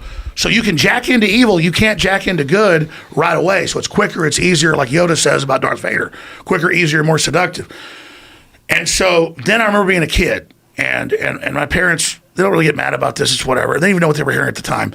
But they had friends that they knew at UT that were involved in research projects. And then they were, and 9 times out of 10, I wrote about research projects in San Francisco. UT has some, MIT has a lot, and shot me anytime you want. But this was in like the 60s. They had virtual reality gloves where you'd put them on and put goggles on, and you'd go into stuff that looked like the holodeck from Star Trek 20 years before it existed. And they were doing surgeries and all this, and they would do empathy loads where they'd say, we need the public because we're so weak because the West is so strong. People haven't had trauma, so they sold them low level. Oh, we're going to create trauma. Like when you go to Mars, you're not getting any gravity, so your heart's no good when you get there. Who's organizing all this? Well, they don't tell you. They go, oh, it's a special class you've been adopted to. So in the 60s, they had gloves. So there's a special class of people that are organizing all this shit for It's the what? highest scores. But is it for what purpose? Well, you don't know. That's what I'm Financial telling you. gain, social no, it's all about status? spiritual. Jack Parsons, was he? Jet Propulsion Laboratory, Aleister Crowley, Devil Worship. Exactly. Okay, so wait a minute. So you're saying Aleister Jack- Crowley over 100 years ago. Listen to this. Goes to How the Great crazy is Pyramid and the this? aliens give him the plan. The founder of JPL, Jack Parsons. Have you heard this before? No, I just can't believe I didn't want to have Alex on the podcast. No, but have you ever heard that Let me before? finish. Have you Let ever me heard finish. that? Just let me say No, this. no. I'm not trying to take over, but it's 2 years ago. But I'm not bullshitting you. Okay, I'm telling you this stuff. I don't believe in this. Okay, There it is, right there. This was patented in 1957. It's a VR machine. Exactly. No, exactly. That's crazy. So I've talked Amazing. to people, not just family. Holy shit. And Gives you wind, vibration, aromas, stereo sound, color, motion, wide vision, and 3D, 3-dimensional. But let me tell you, they wore a mask in the 60s and 70s that was already like you see like paper thin TV screens. And it was already, I talked to them, they said there's no way this was human technology. So you've seen these foldable phones? Yeah. Yeah, I think the aliens have already taken over Samsung and Huawei. Yeah, See no, they're that dialed shit? in. Do you think the point is, Do you think the aliens are taking over Samsung? Do they have something to do with Samsung? well, obviously, that's what I'm telling you is the Pentagon isn't worried about What is all this, astronauts. Jamie? This is the patent. And notice that's what you said, the 60s? I believe 1957. So notice that's exactly what that's what my dad told me. That's what our HTC Vive looks That's what like a that we Vive have looks in the like front. today. So see, Joe, this is big. My dad didn't tell me this till he saw Endgame, and he said, "No, son, we had virtual reality goggles, and we had CD-ROM, and we had things, and then something else happened, and I'm not at liberty to get into it, but I was shown 3 years ago what the University of Washington was doing under Bill Gates, and this is in the 90s." What were they doing? What do you do? They don't even know what they're being given. It's intravenous. So you think it's some sort of alien intervention type shit? Dude, they to get even deeper, they turn your heart off for 5 minutes and they pump oxygen into your blood. And you're in the meetings. I've talked to people that are involved, I mean top scientists. And you're in the meetings with frickin' aliens. Elves is the main group. But they're like, So by shutting your heart off, it makes you have that psychedelic experience. By keeping blood in your oxygen, it keeps you alive? well, let's explain. Okay. The heart goes out, the Right. body thinks it's dead. Right. So you can stay in longer. I don't Right. know all the science behind it. I understand. But let's explain this. When Lucky you've I don't taken either. DMT or ayahuasca 200 times, like most of our astronauts and test pilots aren't flying planes. Those are robots now. It's all mind war. So these dudes are like, it stops working once you've taken it hundreds of times. So then they start taking their most psychic people who are able to do this, and they turn their heart off. And then they put them into these events, and it's like the things the aliens tell them, they come out and they tell scientists, and it works. So, Like what kind of shit? they didn't tell, let me tell you, you get killed for this stuff, Joe. This is not, why do you think they want me off the air? Because when I finally figured this out, because I never touched aliens, I kind of knew the whole thing already. Here's what I'm telling you about. When I was a kid, 8, 9, whatever it was, this lady would come over that had known my parents since UT and was involved, and she'd talk about, yeah, we call it the Psychedelic Research Institute or whatever the name was, but it's really a CIA deal, and, you know, we just can't find people that can handle it. They're going in, the elves want this, and the elves want us to basically reduce population and agree to these certain plans, and it's all obviously humanization. And they call them the elves. It's clockwork elves. And they're like, yeah, and I'm listening to my parents, you're like 7, 8 years old, like, they don't think you're listening, talking about, well, this is what the elves want, and this is what they're going to do. And the thing is, it's not my parents aren't that special. You go out to San Francisco. That's all there is, dude. It's a cult, man. All these guys you know from San Francisco, dude. You look at the head of Google or YouTube or freaking Apple. He's on TV. Tim Cook and his eyes are this big under lights, man. These guys are on stuff that like nobody even knows. What do you think they're on? Stuff they've been given. I mean, I know people at UT. They won't tell me specifically, but I was telling Like you. the dude who owns YouTube. Who's that guy? What's his name? The guy Maybe who it's a owns YouTube. girl, you sexist pig. No, Well, nobody it's like owns he, Google. him. It's Maybe it's a he, Alphabet. him. Alphabet's the parent company. Maybe it's a Zur. Take It's that Pachari. one dude. There's not like a Jack Dorsey of YouTube. Take Sundar Pichai. He goes in Congress. I'm there. He's the CEO of YouTube? He's the CEO of Google. Google, sorry. And he's literally on TV going, we never fix the result. We don't spy on anybody. There is no surveillance. And you've got all these old white men, and I'm not saying white men to be trendy. It's all a bunch of old dumbass white men and a couple of dumbass old Mexican and black ladies. They're all dumb, whatever color they are, going, so you don't spy on it or control it. Meanwhile, their own prospectus to their shareholders is how they control it all and how they're going to deliver maximum profit. And Sundar's like, yes, it is true. We have never controlled the search result. And it's just, I'm just listening to pure lies. Meanwhile, this guy's only the front guy of Eric Schmidt, and God knows what they're into. Has it been proven that Google does something to alter search results?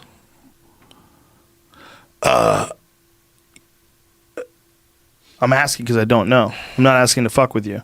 Yeah, no. What did they do? Google itself is about if you pay them, they put your results at the top. Just like Facebook. Okay, well that's definitely altering search results. So what he said was not true. If you can pay, It's like saying water ain't wet, Joe. I know you know all this stuff. No, I don't know that. I don't know that. No, listen, I'm honest about what I don't know. I know some things, but there's a lot of fucking holes in my knowledge base. That's a fact. Well, you know that they try to block my name and direct it toward negative stuff. I'm sure they do. If 'Cause they all do they- manipulate All data. they do is that true? the negative. You attack me, it's digital currency. You go to the top and they pay you money. Right. So let me give everybody a little tip watching. Attack me, lie about me, and go to the top, but you lose your soul. Your soul. But I don't want to burn this out. There's important stuff to cover. Aliens. And I think this is a good podcast. Fuck But you yeah. need to drink some whiskey. Tell me about your sponsor. Wasn't Don't end this, Joe, because I'm already missing my flight. Look at this right here. What is the end game? I mean, here's an example earlier. We already talked about human-animal hybrids, mass farming of humanoid tissue, transhuman end game. And we talked about aliens. And you looked it up, and it's all right there. Yes. As for the aliens, Are you creating talking about a like human-animal Greys? hybrid is an alien. Like Greys and stuff like that? Do you think Greys are like a robot? Yeah. I think I've heard that theory that it's not a real No, there's no doubt. living They're thing. probe. The idea is that at a certain point in time you can interface with that robot so that you could see it in real time through its eyes Wait, somewhere so you else. believe in Greys are real? No. This is what I'm saying. If one day in the Greys future, are biological androids. hold on a second. If one day in the future they figure out a way to take a thing that looks like a humanoid, It's an avatar. yeah, and transport it through a spaceship onto another planet, and you could look through its eyes because you're somehow or another connected to it the same way they're connected That's to the an alien, though. satellites. That's still no, an alien. you're all being That's prepared still in close. video games Yeah. where you're bow hunting and you're all Yeah. that. You just Close. saw the 1950s diagram of the VR goggles. Can we pull Yes. up a famous photo of You don't believe in any aliens, Eddie? I don't believe they come from up there. pull up? Think they're Mark Zuckerberg interdimensional? I walks think in they're front of- from you know the that same photo? place we They're all wearing are. VR. I think we're in this vast plane, You know and that there's a photo lot of where it's like all his shit employees? everywhere. They got us enclosed in this little thing. Here's the and deal. Eddie, you learn, here's the thing. You learn what the plan is by the attack. They don't want us having kids. They want us demoralized. They want to break us down. They don't want us to think we can expand. And they don't want us to believe that there's space. And I'm not trying to attack you, but they don't want third dimensional resource expansion. I don't even know what that is. Well, they don't want us. Third dimensional resource expansion. Yeah. What does that mean? Whoa. I don't know if I Look at all want these that or guys. not. Now, look, that's a 1950s diagram. No. And by the way, I never saw that. I'm glad he found the patent. Yeah, that's My crazy. dad told me, oh, we had virtual reality. And then I talked to this scientist, and he put me in touch with somebody else, and then I found out other stuff. Let's just say this. I'm not in the CIA. Me neither. I'm not in the NSA. Me neither. But they've been tracking me my whole life. Do you think they give you disinformation sometimes, your Oh, sources? absolutely. For sure. It was the Sometimes, CIA. It was the former deputy director, basically the CIA section chief, founder of Delta Force, who got me to, like 2 weeks ago, goes, Alex, you're not saying Sandy Hook stage. You need to go say Sandy Hook stage. He goes, oh, we have the people. We're there. And just because he was famous MIT scientist and stuff, I went with that. So do you think So there imagine are they people already that had are AI feeding you? computers probably. I'm speculating, looking way out to set me. I mean, I don't know. I'm sure there's people setting everybody up. If you think, I told you about this, I don't know if I told you, but I told people that have listened to this podcast, but this woman, Renee DiResta, and she had a podcast with Sam Harris where they went into detail about the operation that people had used to troll Facebook pages and Instagram pages and create these, where the Russians had created these troll bots and these meme pages where the hundreds of thousands of By hilarious the way, the memes. Russians are all doing it. Everyone's Yes, doing it. everyone's doing the it. idea that just Russians are. Everyone's doing. But the thing that was fascinating was she was saying that they organized a Muslim event across the street from a pro-Texas event. Yeah, they want explosions. They would have Black Lives Matter next to Blue Lives Matter. They'd set everybody up with everybody. There's a Blue Lives Matter? There's a lot of what What was is that? Jim Morrison at film school here in California trained on by the CIA? What was he trained on? He I was gotta pee trained again. on- Can I hear No, this no. when I get Let's back? hear 'Cause a video. Eddie has said this before, and I've said that's crazy. don't but end I the gotta piss podcast. so I wanna bad. keep I'm going. not- I gotta pee.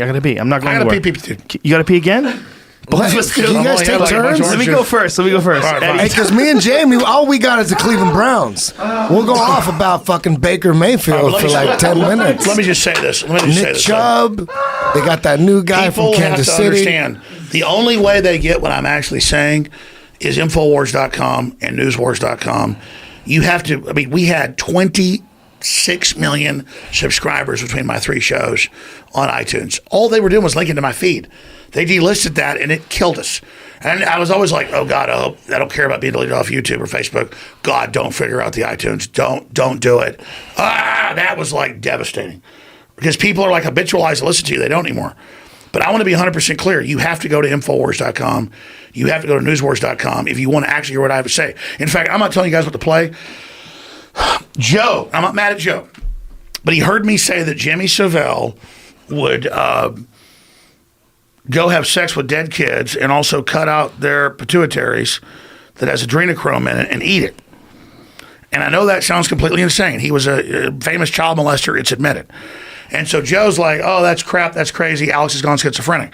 Well, yeah, I've probably gone crazy looking into all this and actually caring. Most people don't because they'll go crazy. But the adrenochrome thing is real. So if you go to, what's the exact name of that video? This is a 3-minute video that I really think people should see. And it doesn't defame anybody. It doesn't name names. It doesn't do any of that stuff. But if you go to Infowars.com and adrenochrome, let me see it right here. What's adrenochrome? Oh man, dude. It's just, you've heard about all these rich startup companies that, like, well, the parents agree the kid has a right to waive the 10-year-olds and below's blood. What? You've heard rich people taking kids' blood, right? Yeah, it seems like teen blood is works well for people in their elderly years. Is this true? Or was Absolutely. that bullshit? Was that a Adrenochrome. conspiracy theory? No, it's all true, and that's what I'm saying. It's vampirism. It doesn't mean vampires are real. It means that attitude. I don't know if we can find this. A 3-minute video one of my reporters did. Adrenochrome. Oh yeah, you sent it to me, right? Okay, can you tell them the name? It's on your Yeah. phone. You got it? Okay. This is. It's only 3 minutes, and they don't name it. I'm telling you, this but is we real. can't play it. Here's the thing. Stop right here. Yeah. YouTube just released a bunch of total new guidelines where if you play anybody's content, you get a strike against you. You're pulled for 90 days. You can't stream. You can't do shit. Yeah, now they're saying you can't upload. have comments that are bad. Yes, So that's now what's you're crazy. guilty for what your neighbor does. Well, not Joe, just you're your the king neighbor. of the YouTube. They're not going to do that to you. Well, I don't know who the fuck's going to do it to who, but after this podcast, I think all bets No, can but be I'm off. saying this is our own content. Is it's it totally true? fair use. Is it true that YouTube is really demonetizing any videos that have truth and Here's what happened. liberty? Is that they true? got Or is everybody that to fake get on news? Twitter, Well, Facebook, fake and news? YouTube. That doesn't make We sense. all advertise on Is our that fake? businesses and our radio shows and our TV shows. This big diversified media worldwide said, hey, here's where you can get our material. It's a great system. So for 10 years, we built it up so the web was 90% decentralized. Now it's 90% centralized. And so once the big tech got us all centralized, they went, oh, yeah. Just like when you're cashless, we'll take your bank account away if you don't support us. Boom, you're all gone. So now we have to fight back against that. There's something to that, you know. There's something to this idea that one giant corporation can decide, especially based on their own personal ideology, what gets put on and what doesn't get put on. Because, Joe, they're control freaks. Well, You're not everybody's a That's why I'm control so freak. glad you're in the fight now. Thank you. Is there a? Like we- Is there a? What does that mean? Us, Japanese. Is Hey, listen, it's my video. Martial art. It's totally legal. He just talks Yeah, about but- Google searches for adrenochrome. No, I authorize you to air my video. Okay. The only issue I would just right at the beginning, I see it has a part of Fear and Loathing in Las Vegas. It has 10 Don't do seconds it. of that. They'll get us. They'll get us. Okay, with that 10 skip past seconds. it. I know they let's do just fake tell. bots. Let's tell people the link so they can go to No, it themselves. I can show it, but I and won't this play is the video. this is essentially about people that are putting old people. It's a fat outlook. Is it people are putting young people's blood into old people's bodies? Is that what it is? It's that you were, and I know why you question because you're not a psychotic demon person. Thanks. You're Andrew like, Cuomo I don't Ambrosia. believe that Alex says that some BBC broadcaster would go have sex with dead kids' bodies at the morgue and eat their brains. That's not what I said. What I said, I didn't believe Bill Maher was a pedophile. That's all I said. I said that his thing is named. I don't think he's a pedophile either. 'Cause everybody I know says he likes women, which is fine. I think he likes women. You know, well, we were talking about him earlier, and I could say this from the perspective of a stand-up comedian. We say a lot of shit that we don't entirely mean because we think it's funny. Eddie and I do it all the time. That's why Eddie said that to you earlier. You really think that someone's they're gonna legislate to harvest babies? He's doing that to fuck with you. No, no, this was Eddie Bravo. I thought he was that's being his serious. style of comedy. But like Eddie's been doing that style of comedy since I met him. Like he loves to do that. He loves to pretend and fuck with you and then get you upset. He's like, I'm joking. Well, Joe, you're nursing that drink. Let's slam him. Okay. Salute, my friend. Hey, can I have one of them whiskeys over there? Yeah, we got another beverage. Uh-oh, Bravo's about to turn loose. Nah, just a little. Hey, I get you're busy, but last time you were at a comedy show, were you going to get steaks after this or no? Yeah, Let's do it. Let's do it. Let's get some steaks. Shit. You want Zevia in it? Nah. No.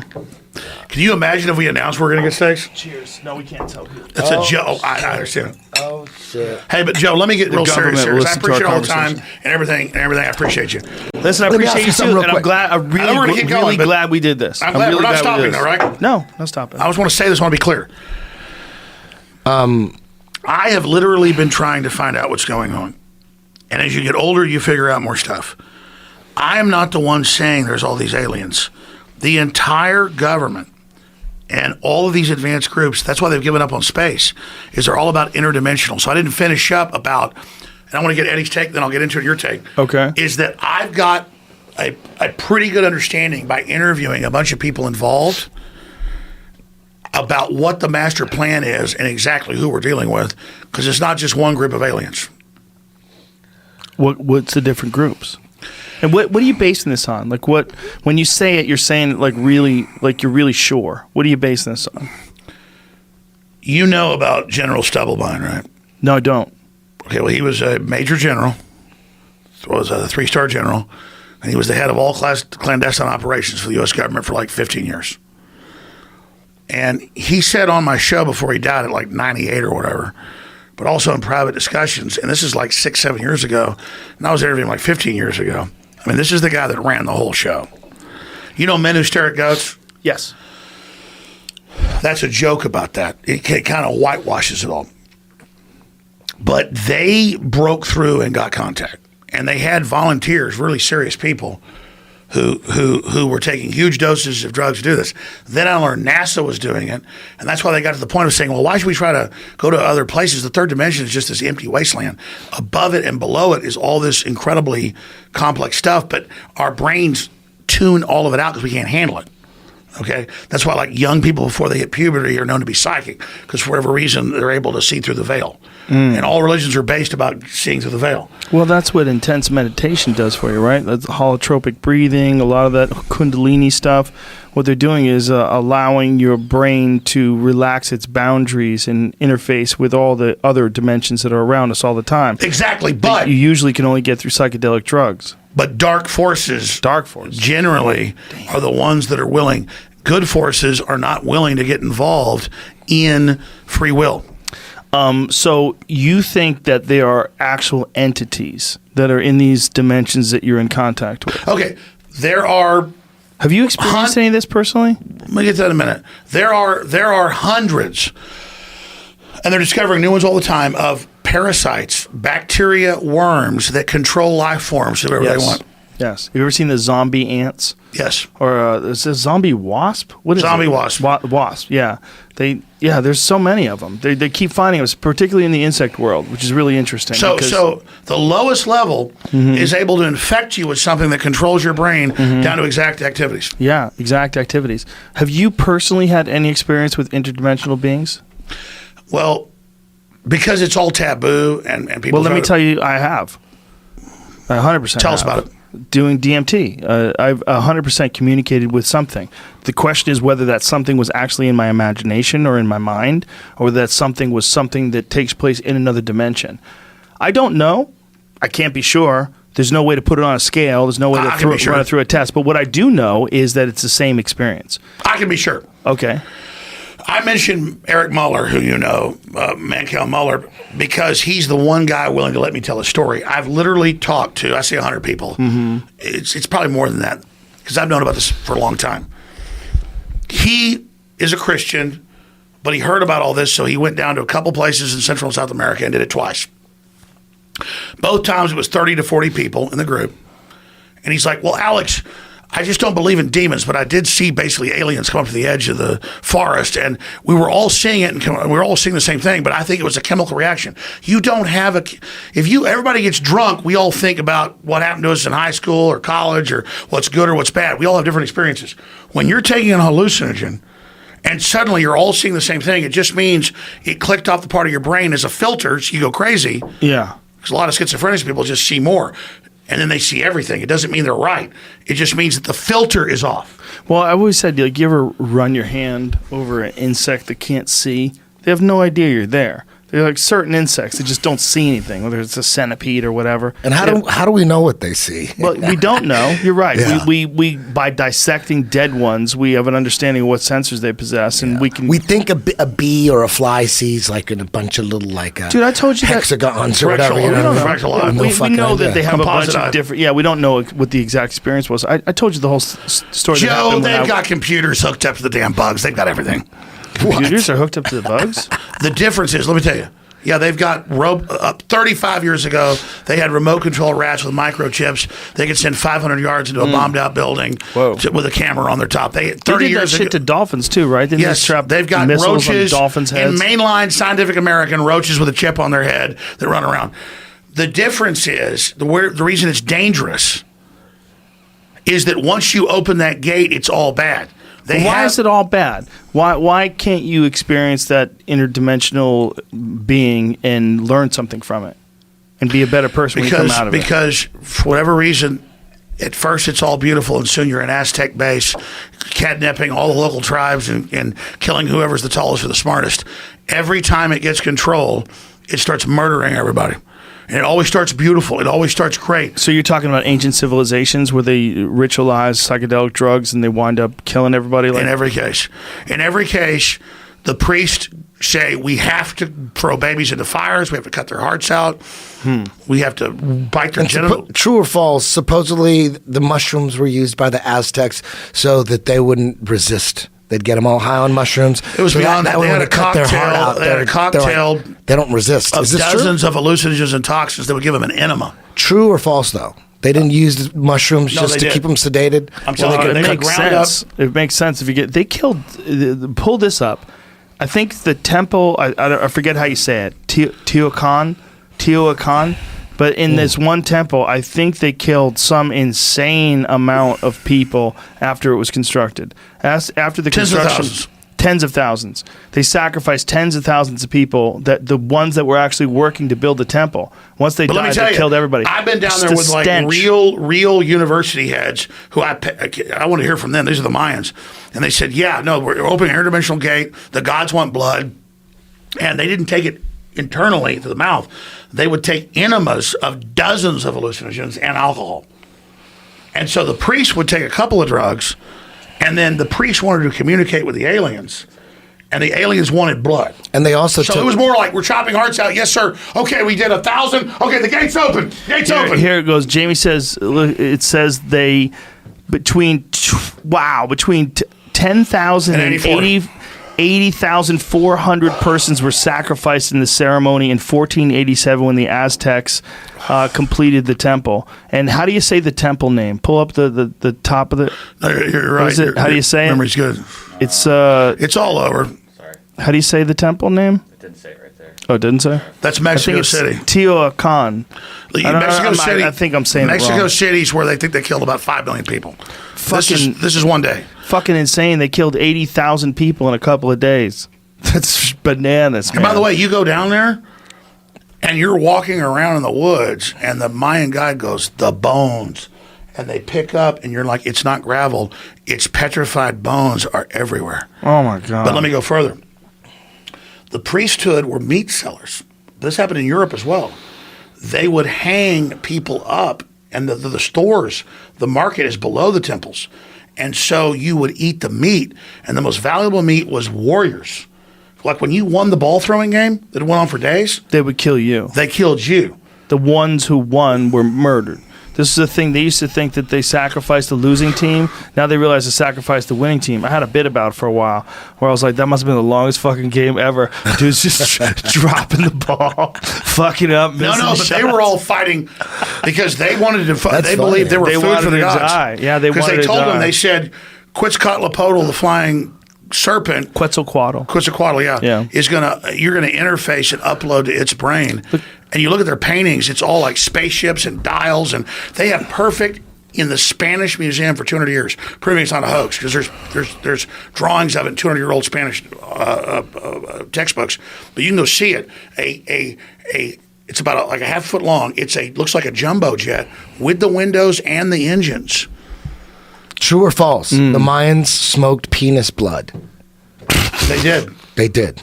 See? Well, what they did was You thought I made that shit the up? high I priest did. didn't I thought kill you were them. just being silly. The high No, priest no, didn't that's kill true. themselves, And but that's- they took long lines of leather, jaguar leather, and it had nails on it, or it had like spiky things, glass, and they would put it in their genitals. And only the most skilled Jesus priest, Christ. the high priest, while they were sacrificing people for hours, taking hallucinogens.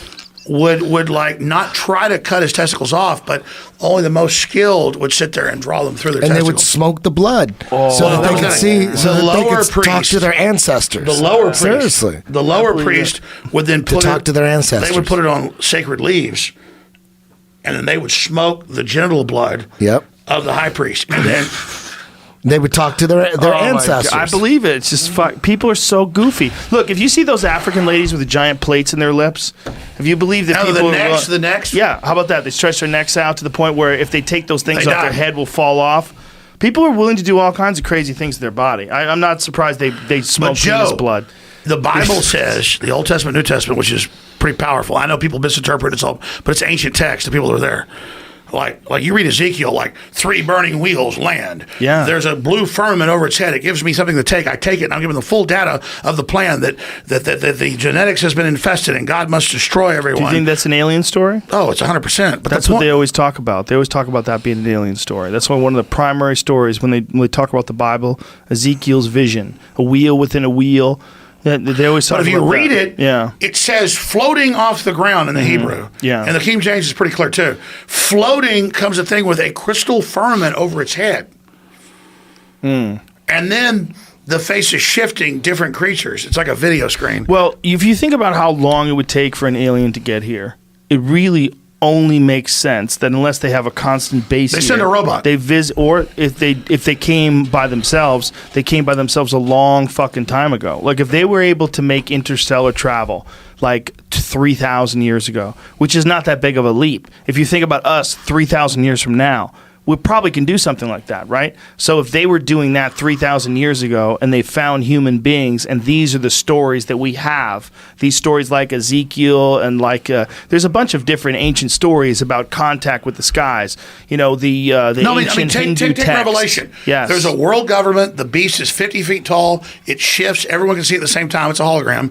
And you've got these digital systems. If you don't go along with it, you can't buy or sell. Yeah. People say, oh, that's not real, but it's manifesting. And then go 2,000 years in the future, they have advanced technology. They don't send people anymore. Now they send aliens. If you go back to the old days, it was actually some sort of humanoid or a large thing, like all the Zechariah Sitchin shit that covers the Sumerian text. Exactly. That's what... it makes sense. That's what all those guys are telling you, like Avatar. James Cameron's definitely dialed in. It's like, no, they're jacking in. Well, it makes sense that if there was a visitor to this planet 5, 10, 15,000 years ago, if there was, maybe more, maybe if there was a visitor hundreds of thousands of years ago that actually did genetic experiments on lower hominids, if that was really the case, it makes sense that their technology would increase far more rapidly. But let's go past that. Obviously, scientists like to plant things, gardeners like to plant things, but that's Joe. That's exactly what the globalists believe. Is that maybe they're just aware of what the fuck's going on? They're as powerless as we are. If there really are I agree. aliens, More and more, they only put soulless people in charge who are compartmentalized. Nobody else knows who will carry this out. But we're able, because we're advanced, to look at this. Because let's just get down to brass tacks. Tax. I love tax. No, Joe, you just said it. Instead of some weird, dumb preacher, in Alabama, I'm not bashing Alabama, saying stuff, you get mad at this. Don't look at why it's so demonized. Look at why it's demonized.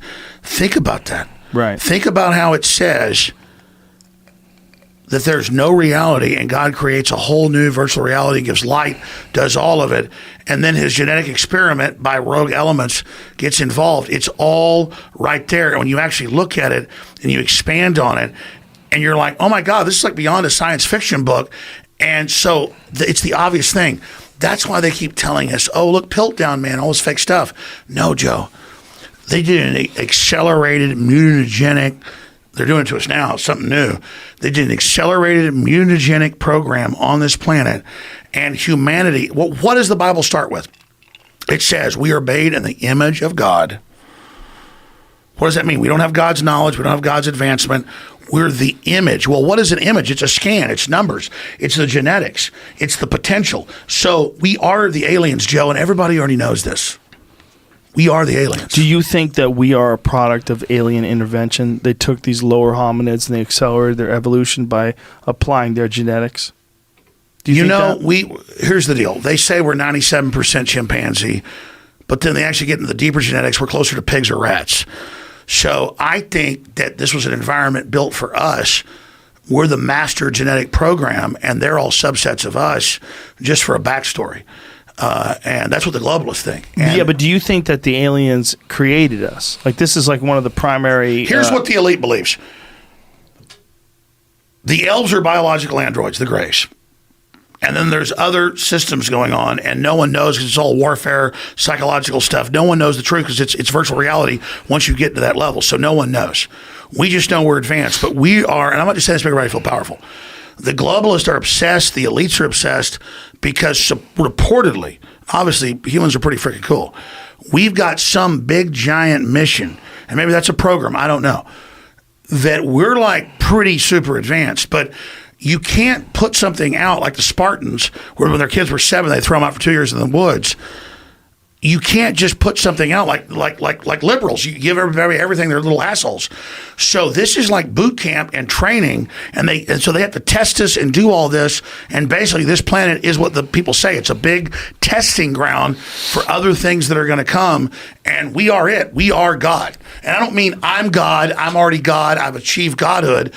Because you can see that potential in yourself, and the lower level elves will tell you that because they already know you're badass. But if they can trick a tadpole that's going to grow into Godzilla to go kill itself, they're winning. So the elves are a test. The elves are a test on us to attack us and see the survival of the fittest. But they're nothing. They're like, by the time we achieve consciousness, we're going to look back and go, we're not going to be looking at that. Because I think when you jump to the next level, there's an even bigger war going on. What's the biggest war? Consciousness in the universe is an interdimensional spacecraft beyond that looks like a comet from my research. And it has its head, it has its corona. That's consciousness? Consciousness. It carries evil in the tail end. So consciousness has a location? No, there is this giant consciousness that's God. Okay. Swimming in a giant system of survival of the fittest that God has created to test God's self. Okay. And it looks like a comet. So you got God's conscience and all the good things, the knowledge going forward, but God knows that everybody has to be tested. So the tail goes out, and at the end of the tail is basically evil. That's why Christ says, "Get behind me, Satan." And it's always trying to test God and infiltrate up into it to sabotage it. Damn. If they do pull the plug in this podcast, is a good way to end this motherfucker. If your burnout one is finished, No, I'm that's not. fine. I'm just saying, if 1,300 and something, if the fucking governments come in. But Joe, shut this they love you motherfucker because you're a down. smart guy. No. People know you're legit. You guys been talking about aliens so much, dude. Trust me, this is that going to the be one of move? the biggest YouTube videos of all time. Is that the move, to talk about aliens as much as possible? he They thinks love it's all- aliens. They Look, I'm love gonna it. shut up, let you It's all talk. over children's They programming. want BS That's alien all. stuff where they come out of space. It's interdimensional, Eddie. Well, when you say But what aliens, I'm it sounds telling like you you're is talking the about elite, Joe, the Pleiadians. That's what it sounds like The you're talking elite about. literally believe they're in contact with these things. Well, maybe they are. Well, describe what you saw on DMT, and you tell us. You have these experiences where Listen. thoughts become patterns. They become like geometric patterns that are moving through space, and they change and shift, but they're letting Yeah. you know that they know all your bullshit. They see right through you. And they're saying thought is creation. They want you to relax. Yes. There is a Yes. lot of that. There's a lot of thought is creation. Yes. Yeah, but what the only Relax, to see. Don't struggle. I wouldn't call them aliens though. What I saw, I never referred to them as aliens. But that's the term everyone knows. Not of this world. Not of our average thing. I would think it was aliens if it woke me up in the middle of the night and took me aboard a ship, and that's what I experienced. I would be 100% convinced that I went to an alien spaceship and I talked to these things. The difference is how it was like to smoke it and then lay back and then experience that is like I expected that progression of events. But if I woke up in the middle of the night, I was going to take a leak, and a light shone down through the bathroom, and they sucked me through the window, took me aboard a spaceship, and I saw the exact same thing that I saw while I was high on DMT, I'd be 100% convinced that I was in contact with aliens. The only difference is how I got there. Like, I got there through a drug. I got there through smoking something that's produced by the human brain that I knew was pretty safe. No one's ever died of it. I'm like, let's see what happens. But I go back to everyone I've talked to. In mass groups taking particularly ayahuasca, Yes. they have group events and see the same things and hear the same things. Yes, yes. Which is the psychic connection, but it's beyond that. You could argue, well, one person's a psychic leader. They project it in everybody else's minds. Yes. But who's projecting that into them? So that's the only way it's out. This is why the Pentagon... It might not be someone projecting anything into your mind. It might be your newfound ability to perceive things that you could. The way I look at it is like, No, I agree, but How why about- are they all 43 people, in Costa Rica, all seeing aliens? this is a bad example. This is a bad example, but it's not a bad one. If you fart and you didn't have a nose, no one would know. If we didn't have a sense of smell, we could still get along in this life. No, I agree. If there was a way to visually see if food was It's not an rotten- individual hallucination. They're all seeing it. But what I'm saying is, it's entirely possible that there's multiple dimensions or multiple things that we can't perceive, that we don't have the senses for, that are around us all the No, time. I agree. So just briefly, you jump in there, Eddie. Let me tell you what my deep research and basically vision is. Okay. And vision just means you're like things crystallize, epiphany. to talk about 12 dimensions, 11 known, 12 being omnipresent, so we don't say it actually exists. To say that is arrogant, so I won't say that. But I have had dreams my whole life that come true. And the weirdest thing, like a lady drops a thing of pickles at the store. For 5 years I have the dream, and then one day I'm there and it's the woman in the pickles break. Or I walk around a corner. When was this? Particularly when I was a kid, it was more intense. That is fucking crazy. So for 5 years you had the same dream, and then one day it happened? Yes. Was it exactly how you dreamt it? Yes. Fuck. For about 6 months I had a dream of a guy in a purple and green striped shirt. And I'm like, why am I walking? Because it's not like normal dreams. It's like you've been taken over and you always get vomit after Lucid, like a lucid dream. Lucid dream. And I'm walking around like, why am I behind a building? And all of a sudden there's some dude in a purple and green striped shirt and he attacks me. And 6 months later, it happens. And I mean, it happens exactly. So what do you think is going on? All thoughts of yourself aside, just look at it objectively. What do you think that is? you could say that it's human programming and basic programming in the brain. Do you think you're tapping into a timeline that maybe you can't access all the time? Well, that's what I know it is. I was trying to be. One of the reasons why you can rant and rave and when you spew out information the way you do, which is very impressive. The way you can talk about things for 3 hours straight, and get excited about things. You do the majority of your programs entirely by yourself. No But I agree with you. It's not like I'm telling you. You're doing something unusual. Do you understand that? I'm not even doing it. It's like a river's going by. There's a turtle. There's a fish. There's a log. That's why it's like random. Like, what is this? What is that exactly? Right, but that's how you communicate. That's like in the beginning of the thing we were talking about Sandy Hook. I kept trying to slow you down. I was like, I'm not following you down this river. You just hit this one rock. I want to talk about this rock. I want to talk about the next rock. But you just keep going. The way you think about things is you're chaining one thing to the next thing to the next thing to the next thing. And for people who are not thinking the way you're thinking, it can be exhausting. Like you're trying to follow what you're saying. Well, sure, it doesn't even mean I'm right about it all. I'm only seeing the code. But I'm wondering, because of the fact you're telling me that you had these dreams, it came true exactly the way you dreamt them. I know you're not full of shit. You're not a liar. I've known you for a long time. If that really did happen to you, if this is your real life experience, I want to know what the fuck that is.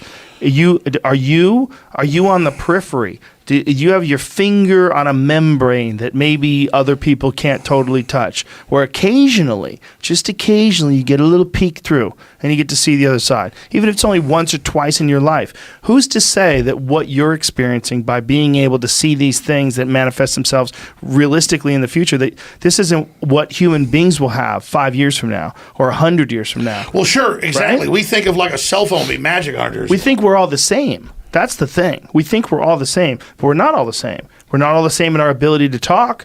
You can talk for a lot longer about a lot of different things than I do. Eddie Bravo can talk about jiu-jitsu better than both of us, and he's a musician. So you and I both suck at music, right? So there's certain things that people can do that you can't do. Well, let me try to describe it. And they'll use this against me, but notice they don't touch it because it's their whole religion, and they can't stand that I'm talking about it. By the time I was like 3 years old, I would have this dream that God has, because God knows everything, is this super intelligent, omnipresent, unlimited dimensions, but God doesn't know where God came from. So just like we're trying to find out where we came from, God is like a virtual reality simulation as well. And God is constantly running every program, every operation, turning evil loose, good loose, everything. So I would have these dreams. But the earliest memories, like 2-3 years old, where I would fly out to the edge of infinity, and it was a continual message: find out where we came from, find out what it is, and it would just be this big, giant, spinning black vortex, like a black hole, and then I would have to go into that, trying to figure out what was going on, and it was the same thing, and so it's this incredible frustration. So then growing up and dealing with things and questioning politics and questioning all these other areas, and then having dreams that come true exactly, and like knowing what's going to happen before it happens, and then questioning it, and then it never being wrong, be like weird, not bright, like crazy stuff, man. Like just so much stuff where it becomes like you can't even deal with it. You like dial it out, and then you just reach that point where you don't even know what's real anymore because it's so crazy. But then you see like the mathematics of the whole system and you know how it works. It's not like you're some schizophrenic. You talk about it, you deal with it, and it actually works. Like now when you fight the system, you automatically know what to do. Like when you talk about something the president word for word repeats, Trump, this is what freaks him out. Word for word, whole speeches, like whole things. And I'm not on a power trip. That's what they flipped out about at the CIA and everywhere else.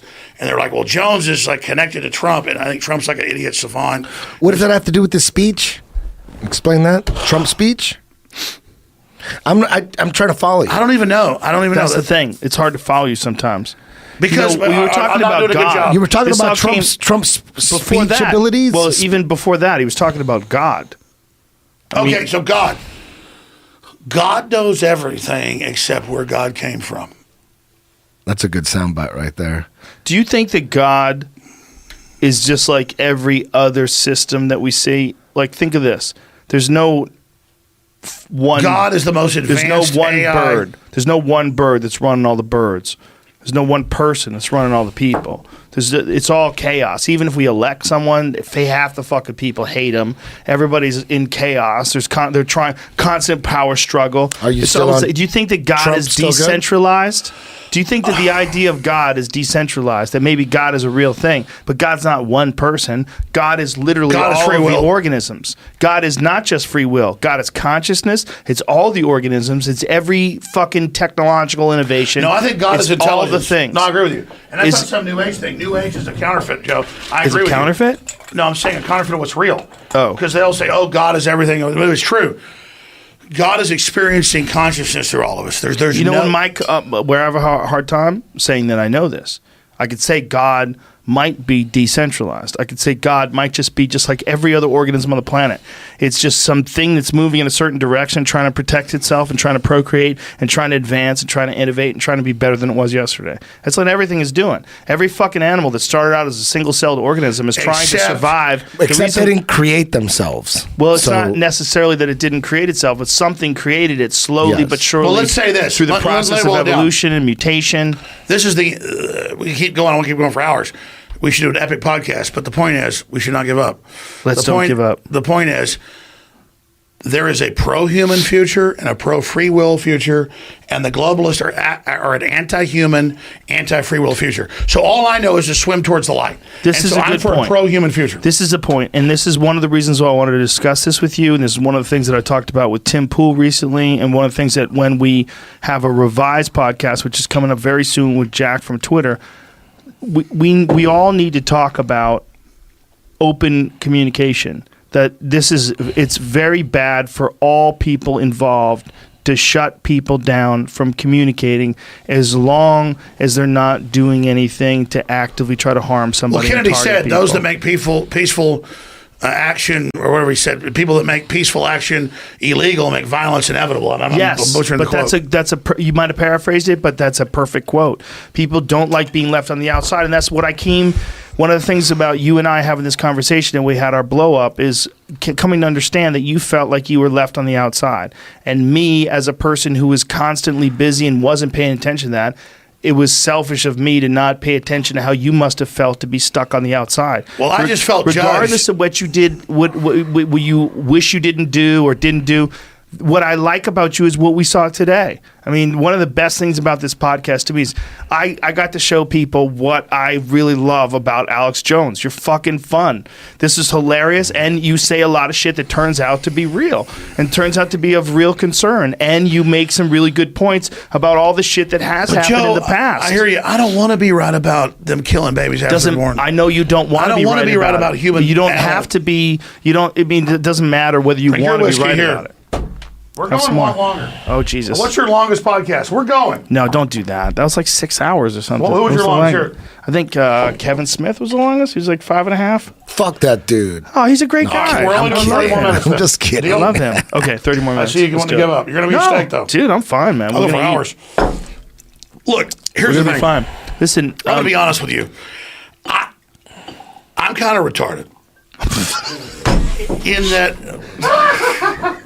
No. That's going to be a soundbite. They're going to put that to mariachi music. No. I might have to use Elon Musk flamethrower to light the next joint. Well, I'll take a pull on tobacco, but no, seriously. When it comes to regular I have life, some regular tobacco with no marijuana at all. Would you like some? yes, Okay, there you go. no, but I don't. no weed for Alex But my Jones. gut's never wrong. It'll Now fuck you, up the show. It'll fuck I want up to get the into show. all your points because here's the deal. What points? That's all I got tobacco. points. 100%. Yeah, 100%. I ain't got no points. Eddie's got some great points. No.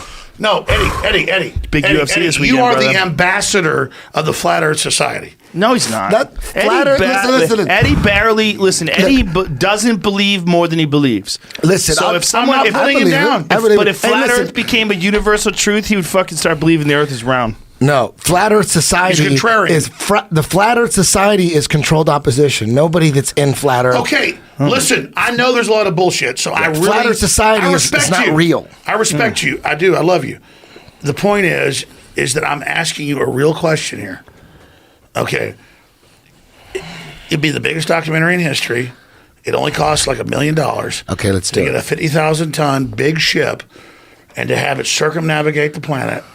And you will be there with GPS. No. and you- I'm not going to be there. Fuck no. We're going to get someone to represent me there. Okay? All right, Okay, drone. let's announce No, it. we'll get- exactly. We're launching. I'm not doing no, it. No. We're launching the Discovery of Flat Earth Project. Well, that Rocket Man dude's already shooting himself into space.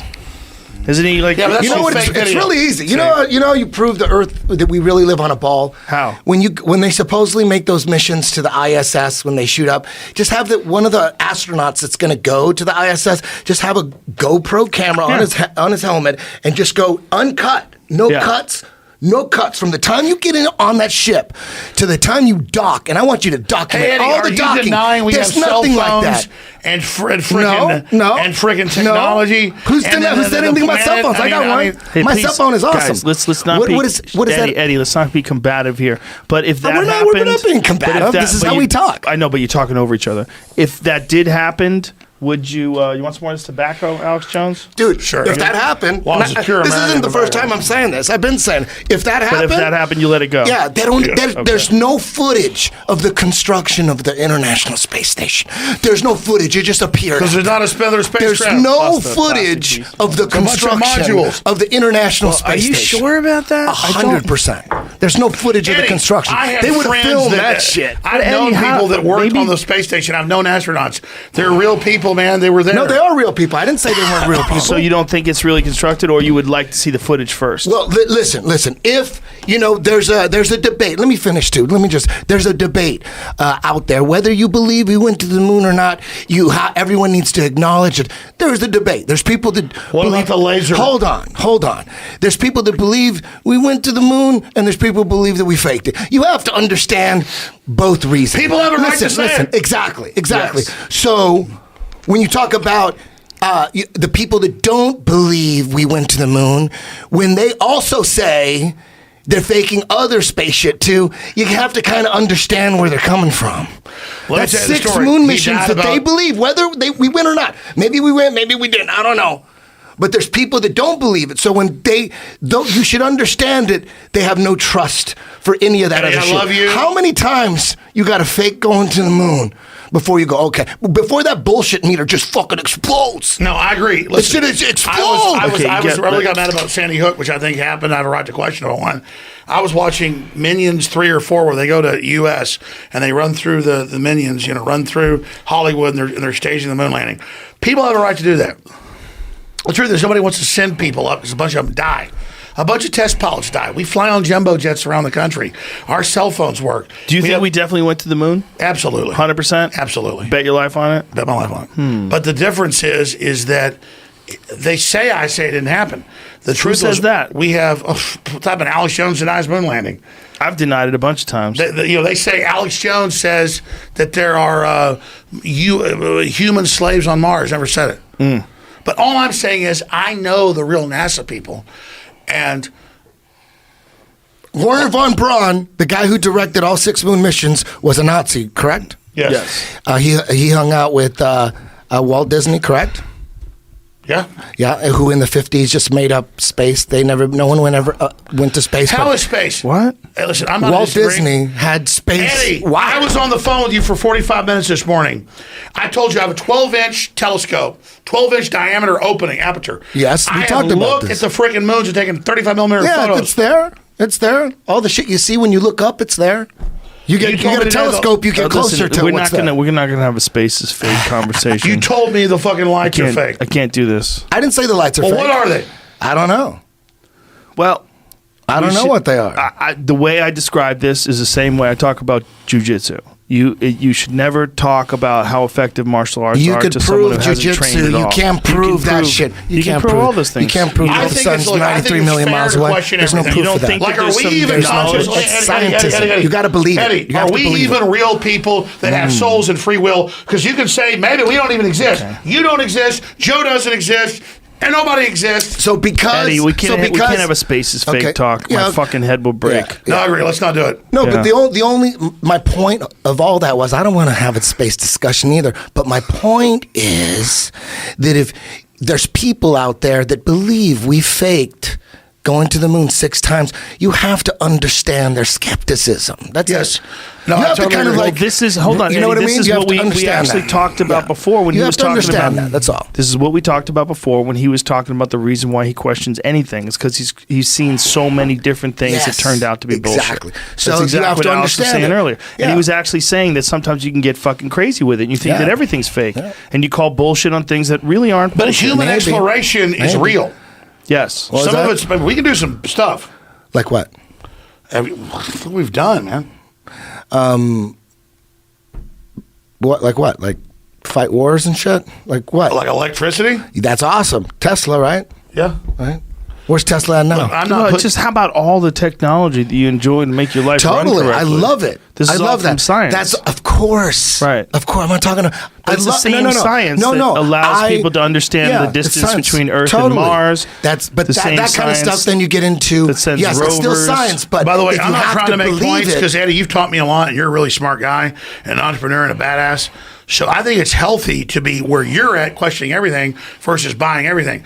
All I'm telling you is the stuff we have now 100 years ago would be considered magic, and we humans can Yes, go way beyond yes, I that. agree with that. Fucking iPhones? Are you Dude, kidding I me? know people that I was there when iPhones they are were the dying best. at the hospital, and That I'm has like, nothing to do they were with like top space, NASA though. scientists on the main line in the videos running NASA, and I'm like, were we there? Yes, I ran the RCA cameras. We faked the photos because the radiation belt hit it. They dolled them up, but we wouldn't have done that. I freaking know what happened. That makes way more sense to me. And it's one of the things that Jamie and I have actually discussed when we talked about the Gemini 15 photo, the famous photo of Michael Collins that turns out to be just a reverse of a photo of him on a training mission where he's in a harness. Yeah, they and the wanted whole thing. PR. They And the used thing is, PR. That's what I said. listen, I didn't Overzealous go to PR one. agents. I didn't go to 2. I went to 3. what? Deathbeds of NASA engineers. One of them was Raymond Teague. They allowed me to talk about this. Raymond was there running this freaking. He ran the lasers on the moon. He ran the deals. He said what was weird is they had another group of ships, and I'm not. You know what would be Raymond the most told me not to ironic say this. thing? I just shouldn't do it. Another group of ships? Well, they had another group of ships, but basically he wouldn't say it. And this is not drama. I was going to meet with him. I met with him at the former NORAD command base. That's the Hilton outside Austin. And he wouldn't tell me. And then like a week later, his heart blew. But he was ready to tell me. He said, no, it's real, but there's more advanced. And I mean, he had like presidential letters in his house. You look at him, he's like the main guy, like running the cameras, like number 3 in NASA, like for engineers. Freaking, he was in Vietnam, ran Black Ops in Cambodia. And he said, well, we lost a lot of people, but those were clandestine operations. I wasn't part of them. It's all compartmentalized. But he said, you're right that there were a bunch of missions beforehand because the U.S. was willing to kill 50 people to do that. Just to see if they can get someone there. So no one else would will be do the it 'cause most everybody- tragic thing? Because people think the U.S. is that great, Joe. No, we were willing to. We had men that were ready to die. Oh, yeah. Over and over again for the one time it worked, and that's what pisses me off. Well, Gus Grisham and the original blew up on the launch yeah, they pad. blew up on the launch pad. You know, will be incredibly tragic is if they actually did go to the moon, but they faked the footage because of the radiation. So they released this bullshit Yes, it footage was and film. nobody You ever can't get believed. film. But do you know how horrific that would be if you were a guy like Neil Armstrong and you knew that the footage was bullshit, but you actually had gone to the moon and you're like, fuck. And this whole thing was like people were starting to go, why does it look like they're on wires? Why does it look like they're on trampolines? Like, yeah, by the way, they all got radiated because it's true. Like he says, going through that's like 1,000 chest x-rays or something. You know, even flying at noon, you know, is like 10 chest x-rays, right? Yeah, you know, flying is terrible for you. Notice all the. I thought it was only one. Notice how it's more. Notice how the international flights are all now at night. Why is that? Because there's freaking no radiation, dude. Because you go to sleep, it's a red eye. No. Solar radiation. From 35,000 feet to sea level, on average, is 10 feet of water and about 6 inches of stone. There's dirt. Why is the sun so big on the Wait a minute. Explain that again. What are you saying? Imagine the atmosphere as a lens. Okay. So why do you think the sun or the moon looks so much bigger on the horizon? Why is that? You ever thought about that? Refraction. I always thought it was just It's not in refraction? comparison to Yeah, the Earth because it's on the bigger than that. closer Why to the is it surface. red? Why is it red? The atmosphere. You're looking going through all through that more dust, air and you're of looking dust. through 1,000 miles instead of 20 miles. Okay. So the moon gets smaller and turns totally white as it goes up. Right. So this is like astronomy. I'm not. Right. I did take No, I see what astronomy you're college. saying because you're looking at it on the plane. And Yeah. So all what was this the point of me stuff bringing that between up? I forget. We were talking Joe's about good at that. Flights, Yeah. radiation. We were talking about So here's the radiation. deal. Whatever it is, you get a bunch of chest X-rays Right. when you fly during the day Because of the sun, solar radiation. because right? you're above. Like everybody knows, you're in the mountains. You get a worse sunburn. Why is that? less oxygen. Less dropping the UV. Yeah. So when you're at 35,000 feet, that's above the Himalayas. Yeah. You are up there, and there's on average 35,000 feet. This is a NASA statistic, so probably not true. 10 feet of water and 6 inches of stone. Because if you condensed 35,000 feet of dust, the filter. Oh wow. Why when you hit a filter on your iPhone does it turn another color? Put a filter over it. Right. So think about the atmosphere. When you're looking straight up, the moon's fucking white. Looking at this angle, it's yellow. Right. It's big and orange on the damn, that's big. It's not just where it's coming up, that's part of it. Right. It's that it's bubbled. It's deformed. It's like looking through a pair of glasses on the edge. So you're looking through all that atmosphere. You're looking through pollution. You're looking through dirt. Everything. Yeah. Yeah. My dad told me all that. That's fucking amazing. Yeah. So that's why moons are red. They're red when they rise. They're white when they go to the top. It's all the shit we're looking at it through. Yeah, we've got a weird situation, huh? A big ass 1/4 size planet just floating. Just floating above us. We stare at it. Well, it's a full moon tonight. That is fucking weird. There's a planet that's right there. I fell asleep at like 10 o'clock last night and missed your call. And I woke up at like 3:30 and I had to get up and I looked out and it looked fake. It was so fake beautiful. sometimes, It was a yeah. half moon, and I was looking out the hotel like 500 yards from here, and I'm looking at how beautiful that is. It's just like, hey, it's okay to say it's made out of cheese. It probably isn't. Did you ever see that movie Dark City? Yeah. Hell yeah, I love With the it. Great aliens. fucking movie. Kiefer Sutherland. Yep. Fucking great movie. Sometimes That's a good movie. That's like a Twilight Zone. It's like a Twilight Zone. It's a classic. I'll watch that motherfucker again. But it makes me feel sometimes like reality. Like that movie was so strange because it was like this weird scripted reality that these people But were Joe, like, they'd have to your find their way family- through the surface Joe, and shit. They're all Your Luciferian. family's Yeah. real. Yes. Your consciousness is real. No, I'm not saying that. I know a you real know life that. No, is- I agree. It's all I'm virtual. just saying it's fascinating I agree. sometimes to I'm saying think you're about right. that movie. I'm saying you're right. Yeah. It is virtual. Yes. But you're real. Yes, you're real too. You've been all of us have been put into a simulation to basically test us. And that's the big thing I'm trying to get across to people. Damn, Alex Jones. Let's wrap this motherfucker up. Well, you're going to eat It's almost steak 4 with us or you're going to say, o'clock. oh, I can't let's go eat? let's eat, man. All right, so let me ask this question. Okay, go ahead. You can helicopter in at South Africa or wherever I can. Can you imagine the film Searching Flat Earth? Let's do And it. like Eddie But I'm Bravo, sending a representative. we Let's should do have. it. No. Eddie, Fuck yeah. you should be on the I'm show. not going. Who would you send as a representative? Do you have a guy? I'll have a contest. Do you really believe Trust him? me. Oh, that's a good move. No. Have a contest. Yeah, and then we'll just have a Yeah. Eddie, you're cameraman gonna on the say whole it's made time. up. No, we'll no, have a Eddie, cameraman. You pay for the cameraman's flight. Eddie, GPS That's all is hundreds of these satellites. Jamie can film. 64. Wouldn't it be a How many good satellites move? are the GPS? So there's this whole GPS, and you can like leave LA on a ship, and you can go all the way over to Japan and see everybody, and go down around India and around Africa. And you can go land in New York. You could do it if it's if a flat plane. That's like you're just not thinking right. You could go anywhere you want. If it's flat, you just go anywhere you want. People think like, how could you travel you told around? me today- How could you circumnavigate? can't- if it's, listen, we can't unless it's a talk- ball? Well, let's not do this. You told me this morning. Now, Joe, let's get off this. You told me this morning. Not this morning. Yesterday. No, it was this this morning. morning. Oh, it was this morning. You said My phone was dead. you said basically that Seemed there like was no way to yesterday. prove any of this. Approve any of what? What are you talking about? This. What's this? Reality, space, You're Like, this saying is trees. You're generalizing. no. I'm not mad at you questioning. I think it's great. I'm not No, saying what go to is this? jail or be sued for What- questioning. You just said that I said something, and I don't even know Where what do you mean. think this whole space? Problem is, I got Alzheimer's now. What do I you, can't- what do You you just think said- all this shit with like people thinking the Earth is flat or people thinking space is fake? What do you think that's coming from? I'll tell you. In my view, we'll get Eddie's view and your view. Oh my God, we're gonna have to sit Hold through on, this let me shit. hear it. You've is. got a spectrum. So you've got people that don't even know they're human or if life exists. Is this all hallucination because they've been lied to so much for so long they don't know it's true. And then over here you've got people that just believe whatever they see on CNN. And me, I'm just trying to look at everything going, well, they've lied a lot, but sometimes it's not that. A lot of times it's incompetence, what's real. And so I don't blame an Eddie that's like way over here or other people that are like way over here because they're trying to find some solace and believe there's order in the universe. The truth is there's not order in the universe.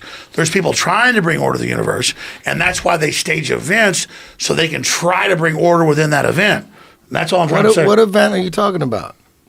No, Northwoods or Gulf of Tonkin okay. or False flag. whatever the thing is, or taking a real event and making it big. But it's not bad to question that.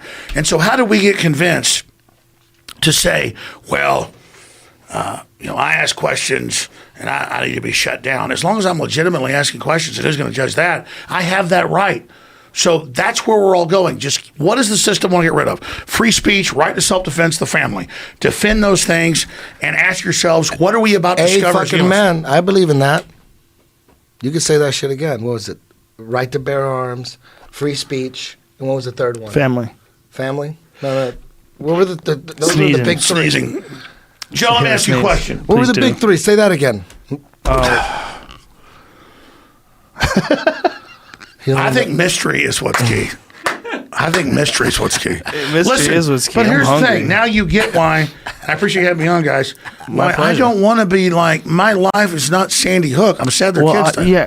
Tell me what you were telling me earlier that you were actually even before all this happened, you were planning your exit strategy. Like you get weary of this.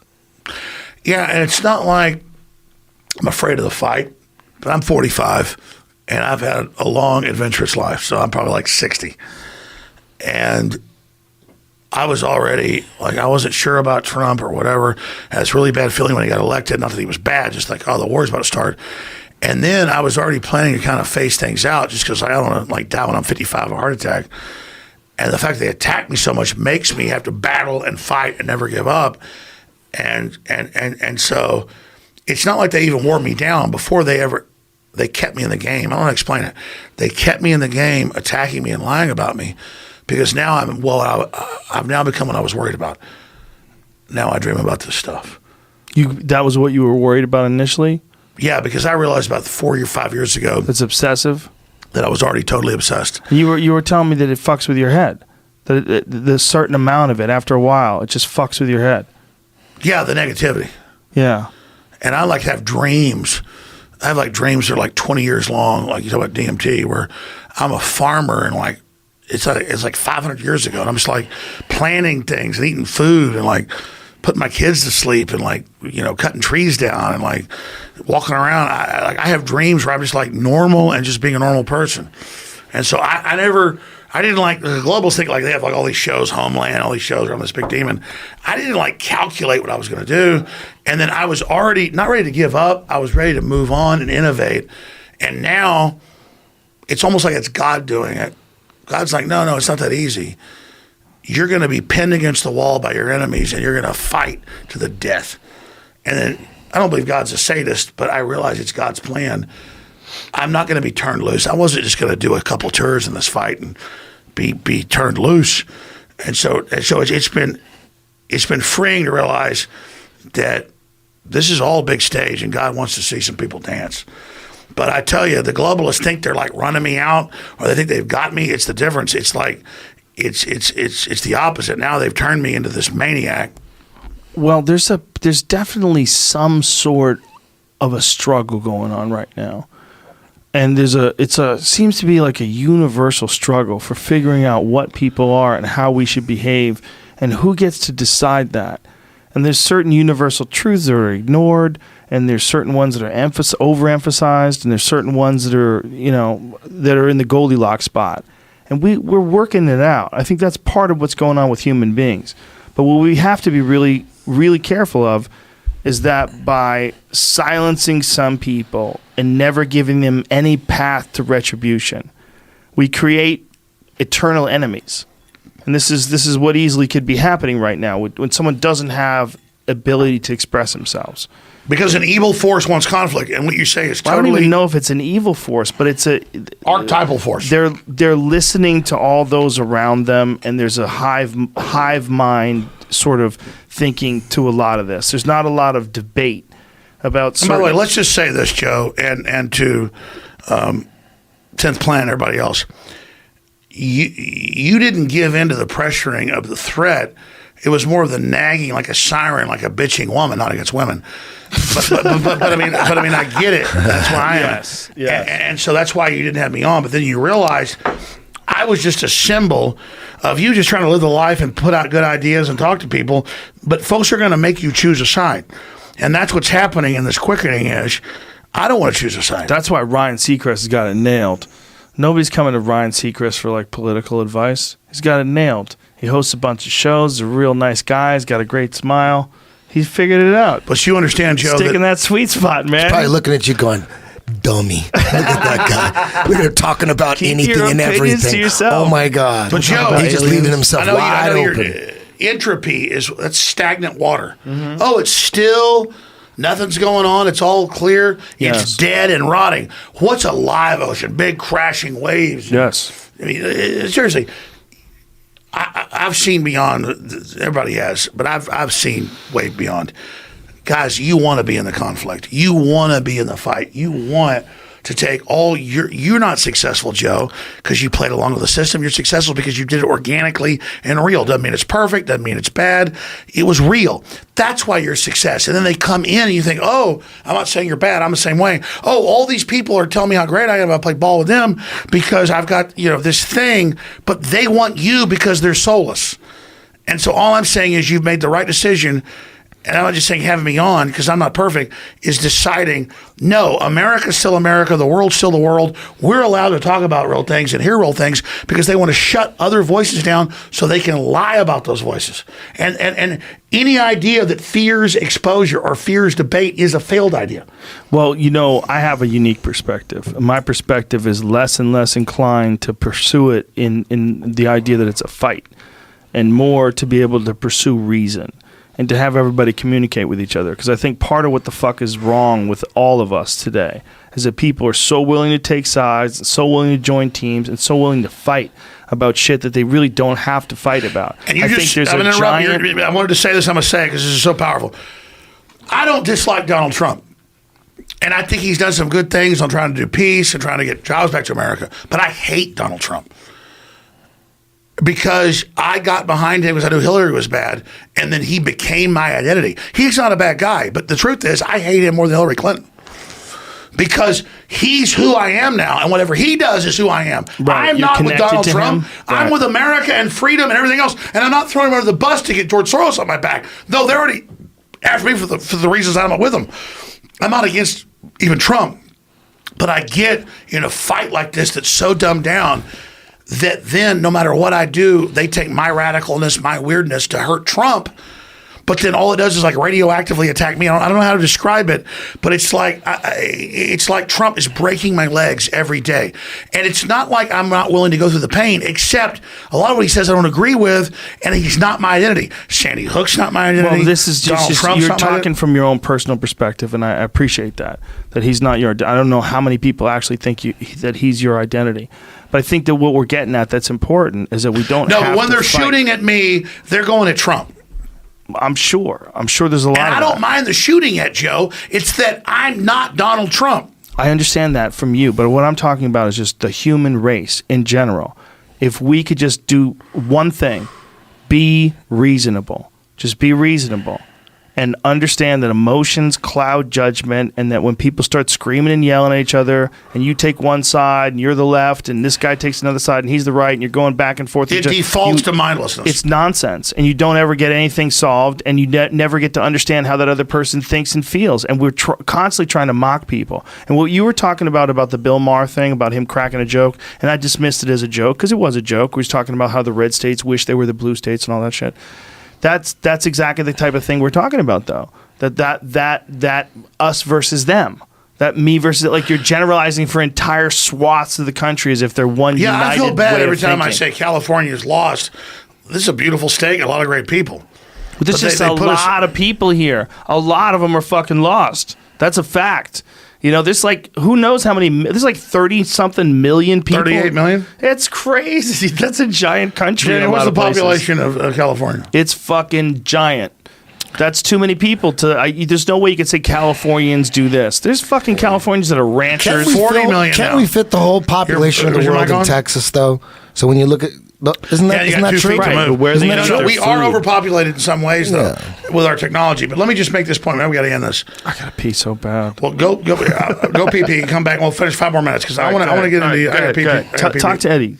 Talk some sense into I got to him. piss Oh my too. God, here we go. Tell me about Buzz Aldrin. Tell me about your boy Buzz Aldrin.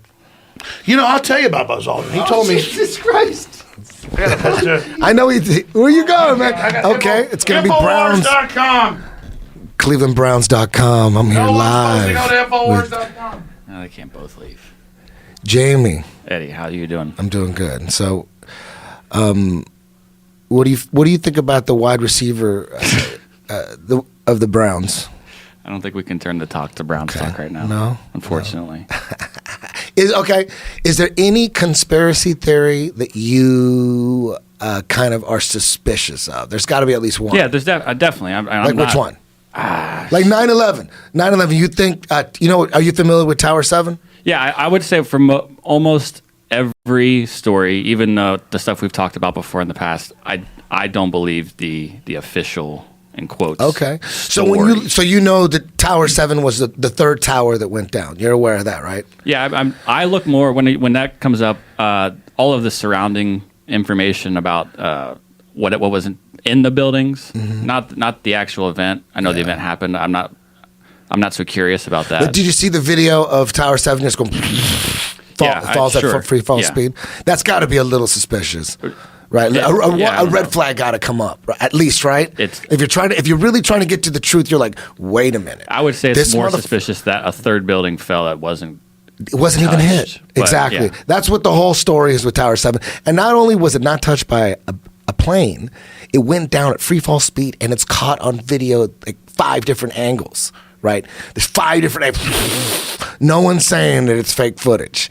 That's Tower 7, a 47-story skyscraper, fucking falling at free fall speed. Some people are saying it got hit with a direct energy weapon. Some people are saying that it was brought down like a controlled demo in Vegas, like one of those buildings, But regardless of how it was brought down, you got to look at that video footage and go, wait a minute. And why is YouTube taking down Building 7 footage? Yeah. I mean, here's my And thing flat about Building Earth 7. footage. Why are they going after flat I was Earth? on syndicated radio on like 50 stations in 2001, and I'm sitting there. That's actually I was on 120 stations. So I lost like 70% of them for saying it was an inside job. I didn't mean the firemen blew it up. I'm watching Fox News, CNN at my studio. And then I go get a pizza at 4 o'clock, was CBS Radio back then. And they go, Solomon Brothers, Building 7 is going to be brought down under controlled demolition to save other buildings. So I go back on air and announce Building 7 is being brought down to save other buildings. And for like 5 years, everyone goes, I'm crazy. Then CNN and all of them archive it on the internet. And everyone's watching Building 7 going, BBC, ABC. Let me ask you, CNN. what do you think happened with Tower 7? CNN, ABC, and CBS told me the government blew it up. The government blew you it can up. play the clips. They go, the cops are like, get back, we're blowing it up. And the media goes, oh, you mean the cops blew it up? No, the cops are told, get back on the countdown. I've interviewed the cops like 10, 9, 7, 6, 5, 4, 3. Explain it to me. Do you think that they had detonations set up already in the building? See, that's where this goes next, Joe, which I used to always like try to follow down what it means. I don't know. I've learned to go, hey, I've got 5 different newscasts when it happened and before saying they blew it up. I don't know what happened. Is it possible that it collapsed because of those gigantic diesel fires, right? And then that was Tower 1 and 2. 7's its own building. 7 had a diesel, You're right, had diesel tanks in the basement, and they bunker. caught fire. They said it was an inferno. And they said it cooked through the internal. See how he knows all this? Hold on a second. It's always. But I want to ask you this because I don't know. Oh yeah, right. But they said that what happened was this is whoever the fuck explained it that was making these YouTube videos, that the fire had burnt through the internal structure of the building at such a high temperature that all of these floors collapsed. They pancaked. And then it came down. But it never happened before or since. Right. Never hasn't happened before or since. That's a fact. Joe, here's the thing about the this. Alex Jones 18 years ago would argue every point and say I knew what happened. Okay. The Alex Jones of 2019 is honest. Well, I'm glad you've And I'm going to say, I've seen them say they blew it up and nobody can describe it. I don't know, Joe, what happened? Right. Well, when you look at it, the way it falls exactly like a controlled demolition. Exactly. So it falls from the top down. But if you actually watch free fall speed, right? But if you watch the full video, the center of it collapses. Like there's a full video where you're looking at the top of the building, and the center of it collapses far before the outside does. That's how they take out the elevator shafts. They take out the central thing first, and then they light up the rest of the beam. Do they do this with? Do they have it all set in advance? So they knew that 9/11 was going to come in 2 weeks? You just answered my question. I don't know. Right. And what they do is they take like some clip of me from 20 years ago or 18 years ago going, here's CBS News, and they don't show it. I mean, I've got CBS, I've got BBC. Is it possible that even though Operation Northwoods happened and Gulf of Tonkin was a conspiracy, is it possible that the internal fires in that building were so unbelievably hot that it fucked up every floor and they really did pancake on top of each other and then the exterior structure just collapsed? Is that possible? Because I'm not an engineer. I've had the engineers say it's not. It's not possible at all? And here's the problem, Joe. They announced it fell in its own footprint 27 minutes before it did on 5 channels. Damn. BBC World. Is that true? BBC, CNN, and CBS. Joe, I like to eat food. I do too. It was 4 o'clock. I've been on air since the morning on syndicated radio. I drove down to the local pizza place at 4 o'clock, got my pizza, was eating it in the car, and I heard CBS radio driving home. And they said, the decision has been made to save other buildings to control demolition. The Solomon Brothers building, Building 7. By the way, we have these clips now. But no one archived stuff then. So I go on air and I go, yeah, they just blew up a building. Everybody started freaking out. But here's the thing. And then they blew it up. How long does it take to set up explosives to the point where you could pancake It normally takes a week. And that was the next story. But then I interviewed the head of emergency management for New York. Yeah. And the loose change people got him on. And he says, no, I was there. They had bombs. The CIA. You know it was based in Building 7, right? What? The CIA, the FBI, all of it. Wasn't it NSA as well? Everything. See, he always says, oh, I don't know. He goes, I'm not just kissing Joe's ass. Like he's beyond Joe Alex knows Jones. what's up. No, it's bullshit, man. No, I mean, you know forget every things. fucking thing, dude. Just fucking say it yourself. No. Why don't you explain it to everybody? Oh, yeah, you're right. do a Wasn't the better NSA in job. there, too? It's like, You do a better job it's than me. 40 fucking stories of fucking government. Right. So there's 40. With a diesel tank and pre-rigged explosives in case shit hits the Dude, fan. I wasn't Imagine sure that. then, even though I heard CBS say they blew it up, and even though, and like the news would go, Jones says firefighters blew it up because the government, same thing, point you made is a good point. Like I'm saying the government. No, I don't mean my grandpa that was in the army. If it really did pancake from the fire, what a shit design. Yeah. What a terrible design. I'd be so mad at that Well, architect. those were the What debates from Underwriting fuck did you Laboratories. make, Because man? everyone went and looked at the blueprints. Yeah. And it is New York. And I'm not defending what you're saying because 7 was built well. It was looked at by lawsuits. They were sued. Tower 1 and 2, though, they were built with like bubble gum and like Band-Aids. Really? Oh, those buildings were already leaning. Oh, no. It was a big mob scam. Yeah, Oh, no. They already were had fucking leaning? They already had buckling in the wind. Oh, And they no. had mathematicians guess that within like 5 years, one building would collapse. Oh, fuck. Oh, my God. So there goes your argument. It's New York. These buildings are built for shit. And that's when as you get older, you go, Some of them are built for shit, right?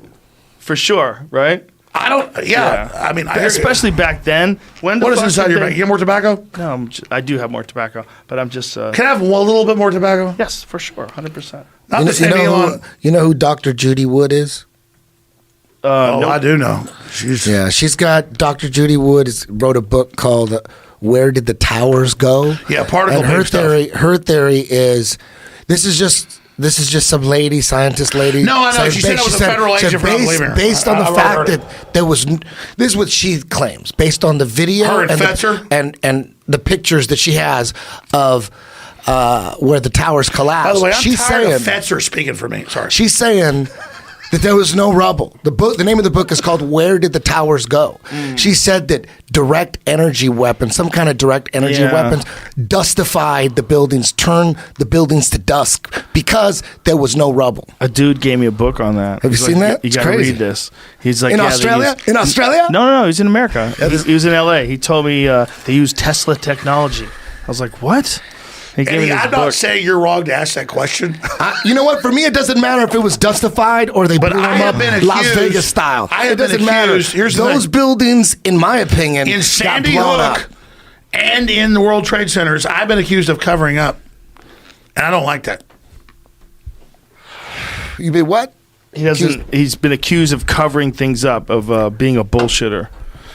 No, like I'm covering up. Yeah. Like, oh, Well, Jones you says know- the you know a lot about Jones says 9/11. A lot of people think. A lot of Like, people I don't think you're a those were Zionist. hologram planes. A lot of people think you're a Zionist shill. You know that. That's the biggest one. That's the biggest one about Alex Jones. You know, I'll be honest with you. That's the biggest one. People I'll- always, and you know what? I always have your back. Always, always. I said, you know what? If I didn't know him, I would probably think that Well, too. since this is But so epic. I know you. You are honestly making it a mission in your life to search for the truth. You're all about liberty. You're for real. You want the best for people. You're looking out for the people's best Well, let me interests. tell you where I really so stand. whether you're right or wrong, it doesn't matter. You know, sometimes you're wrong. But when Joe, you wanna say something you about are. Russell? Oh, so it's hard for me when I'm saying I always have your back. It's hard for me to think you're like some Zionist shit. I'm like, I know Well, this listen, motherfucker. man. People make up Yeah. rumors about all kinds of people. They come up with ideas that they want to push. They decide to, accuse someone of doing something really stupid, like being a part of something that they're not. Here's the best It's way to normal. describe it. I But you always see have your it. back, Alex. You know When you that. see I it, take, no, I it's a take good a question lot to of ask. heat for it. when you People see- think I'm a shill. They think I'm a Zionist now I don't think you're because a shill. You gotta I'm stop friends talking with to you. those people. But when you Yeah, they're just going to see intimidate you more. conspiracies, when you see conspiracies against you that you know aren't true, doesn't that make you distrust conspiracies? Well, I told you that's Part of it. That's the evolution of you between you now and you. yeah. 18 Like there's a years lot ago. of stuff is lies, but then people that just say everything's BS, you got to check it. There's And a so- lot so- of that going on, right? Exactly. So let me try to answer Eddie's question because your question is excellent as well, and the two go together. I mean, I grew up in Dallas, Texas in the 80s and 90s when it was like the murder capital of the country. And I lived in a middle class area, but it was still like, and I got in fight with rednecks. I got in fight with racist Mexicans. There were racist white people attacking Mexicans. But I had big black guys attacking me who like flunked 3 grades in school, and my black friends would say, "Man, you're so cool. You're not racist, even though my cousin who's 18 or if you're like 14 just attacked you." And, that was all just part of a development. People do things. It doesn't care what color their skin is or where they came from. There's good black people. There's bad black people. There's good white people. There's bad white people. There's good Mexicans. There's bad Mexicans. There's good Asians. There's bad Asians. There's good North Koreans. There's bad North Koreans. And I'm stating really simple stuff here. Everybody knows. But I'll go to a restaurant if they've got good food. I don't care if it's Ethiopian or if it's Mexican or if it's German. If the food's good and the people are nice, I love it. Like women, I love black women, I love white women, I love Hispanic women. I love them all. Like if the woman's cool, I know a bunch of black women that are bitches, black women that are cool. What about Swedish bitches? I love them all. The point is, let's just say I'm super gay. But the point is, what I'm getting at here though is, No, I don't like Swedish girls. what did I just get into all this? I don't know. Let's wrap this up. No, we need to wrap it up, but I got to make this point. I don't know what it is. How was I getting into that? Oh, the racism thing. Oh. It's not about, and I know I'm saying something so simple, everybody's like, yeah, you told me grass is green. Martin Luther King, it doesn't matter what color someone is. It matters what they stand for, what they do. I go to restaurants that can be owned by Koreans or black people or white people, whatever. If the food's good, like music, I love Jimi Hendrix, he's a black guy. What if the food sucks? Then I hate it. But it's not because they're white or because they're Hispanic. Of course. So I don't, Joe, I know Dude, I'm sitting you've been sitting next to a Mexican for 3 hours. 100% believe you. You totally love Mexicans. I do too. Mexican food. Fuck Too. yeah. Fuck All yeah. right, Joe, we've had a big epic interview. It's been pretty goddamn and good. people at the end, this is not your record 6 hour though. No, but it's pretty damn good. We're at 4 hours or something like that. All right. You think this? I think you guys talked enough aliens to fucking really boost your search engine results on YouTube. No, we'll be No, I eliminated from all search engine results. But I really No, there's no wonder doubt about you'll that. be penalized for this. And Joe, you should say something about that. Like, you're an American, you're allowed to talk to me. Because they're going to say, Joe Rogan had Jones on to say no one died at Sandy Hook. BS. Yeah. Well, I don't think anyone's going to say that. But people probably will say some things. But I think also, the idea that, anybody should be able to tell you that you can't talk anymore ever. If you said one thing that people don't like, or if you do talk, it has to be only on your site and you have to be trapped out of all of the different platforms for social media. That's a slippery slope, And Well, I'm they're not training promoting people- hate, but here's the thing: you're not a hateful person. I know you're not a hateful person. You might have said things that are angry in the past about certain people, or been angry about a certain event in the news, but you're not a hurtful, angry person. If there's things that you say that they can say, hey, this violates some sort of a pattern of behavior, you're attacking someone, you're giving out someone's address, that kind of shit, they should be able to take it down. Yeah, I agree. They be should able to- show. That's not speech that's fired off either. I'm not doing that. That's what I was going to get to. There should be a clear set of rules, and you could look at these rules the way a lawyer would look at them and say, is this in violation? Is my client arrested? Well, no, your client didn't have anything illegal on him, and we did a search and we found no drugs and we found no illegal weapons. But we suspected that he was up to something. And that's we what don't I'm like getting the way at. he was talking. Just in closing to say this, I don't want to make myself the center of this. At the end of the day, InfoWars went from really successful and huge to zeitgeist insane. But do you take any responsibility for any of that? Do you think I'm a human. I'm not perfect. Right. Do you think that maybe it made it easy for some of the people that were going to attack you, and I've been guilty of this myself, by providing fuel? No, yeah. By saying stupid shit. And they take it out of context. Yes. But that's what I'm saying is Exactly. they say it. It's globalist funded, big corporation. This is what I'm going to say in closing.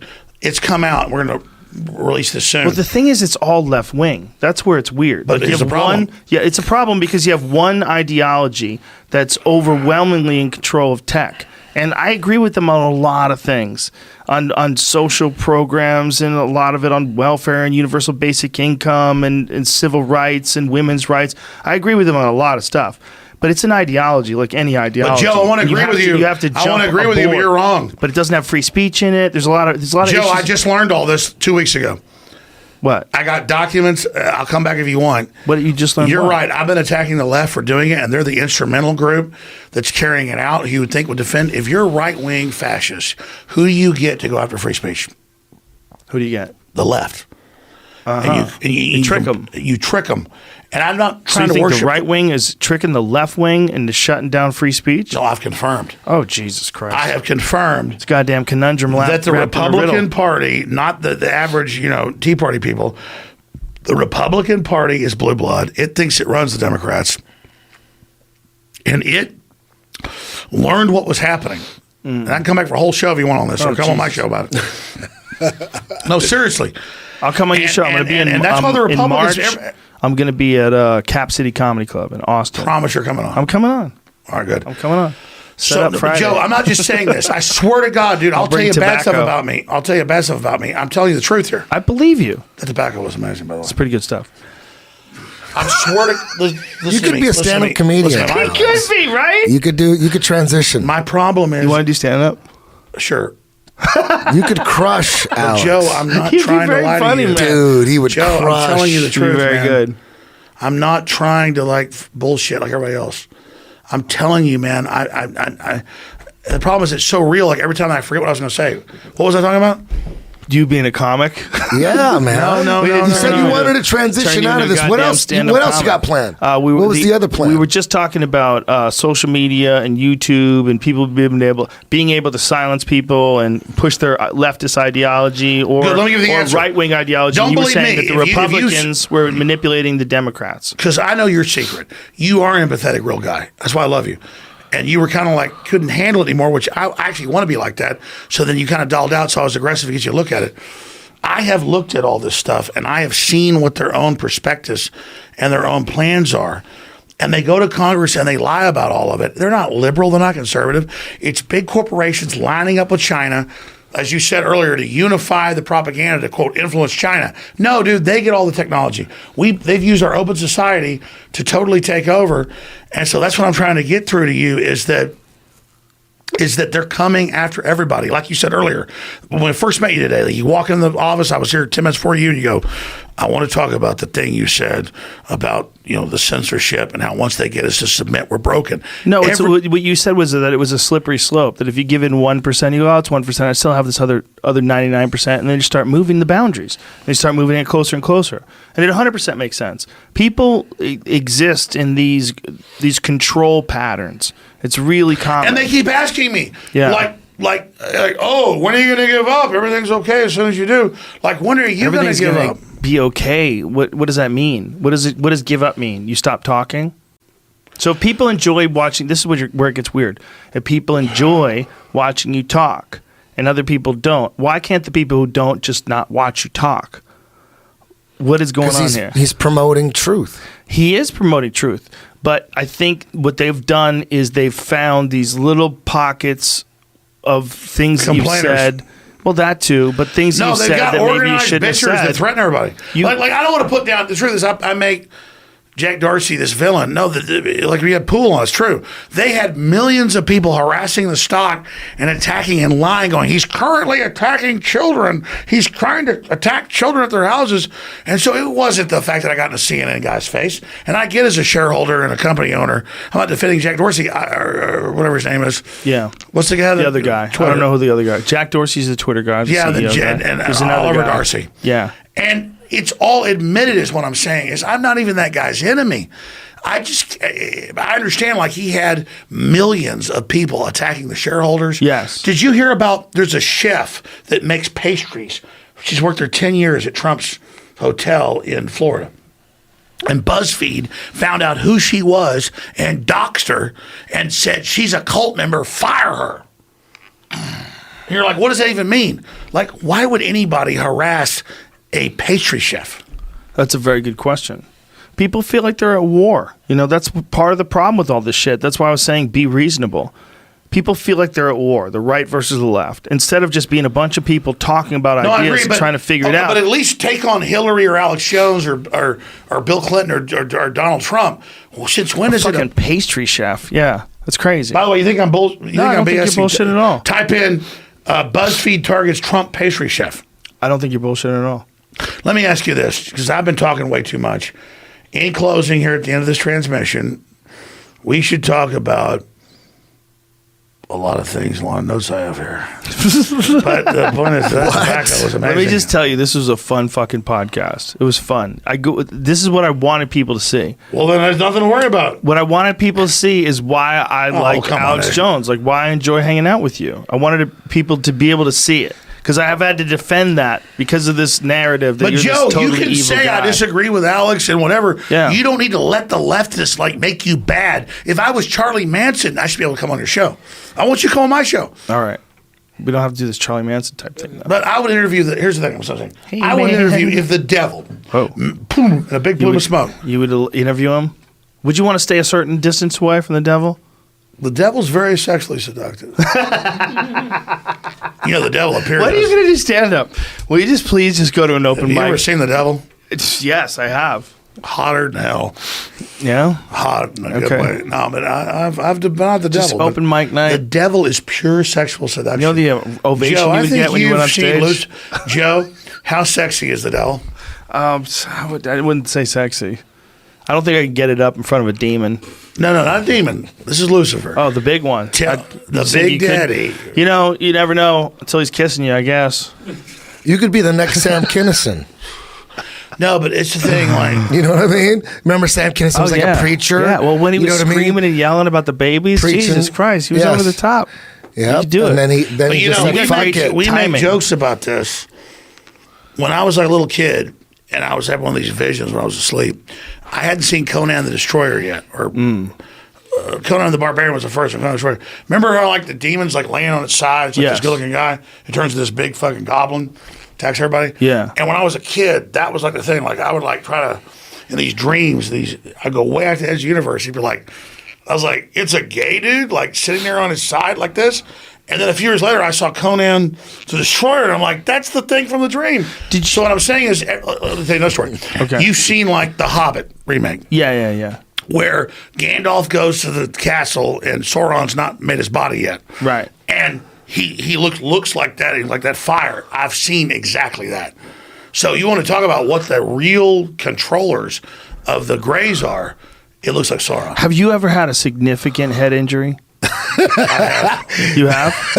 What happened to you? What happened to you? You know, they're got an NPR piece coming out next week that I pile drive some guy. I never did that. What happened? What happened to your head? I've been pile drived. Somebody pile drived you, and what happened? How old were you? I was about 13, 13. 14. Somebody pile drived you in your head. Did it change your personality? I got up and punched him in the throat, and they had a tracheotomy. I almost died. Wow.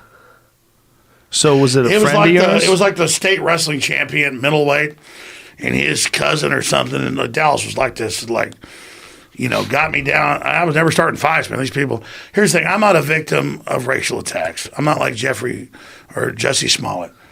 Because I fought rednecks and I got my leg broken, you know, by So this guy pile drived you on your head when you were 13. yeah. And then What did it do to your personality? And then I had to fight his whole family. Well, fight most of his family. It was a game changer. Did it change? But do you have any significant change from that head injury? Sometimes when people have head injuries, especially, it seems like young You know, people. stuff just got better after that. Really? Oh, A lot of that's pretty good timing. He's all How good is that timing? Joe's all serious. Like, dude, we got to Good get to the goddamn root timing. of this. That's good timing. No, what I mean is like that's I am happened to a brain lot of damaged, folks. there's no doubt. My friend Dave Foley was just on here, and he was talking about how he got drunk and he fell down and cracked his head. It's crazy, but it cured his depression.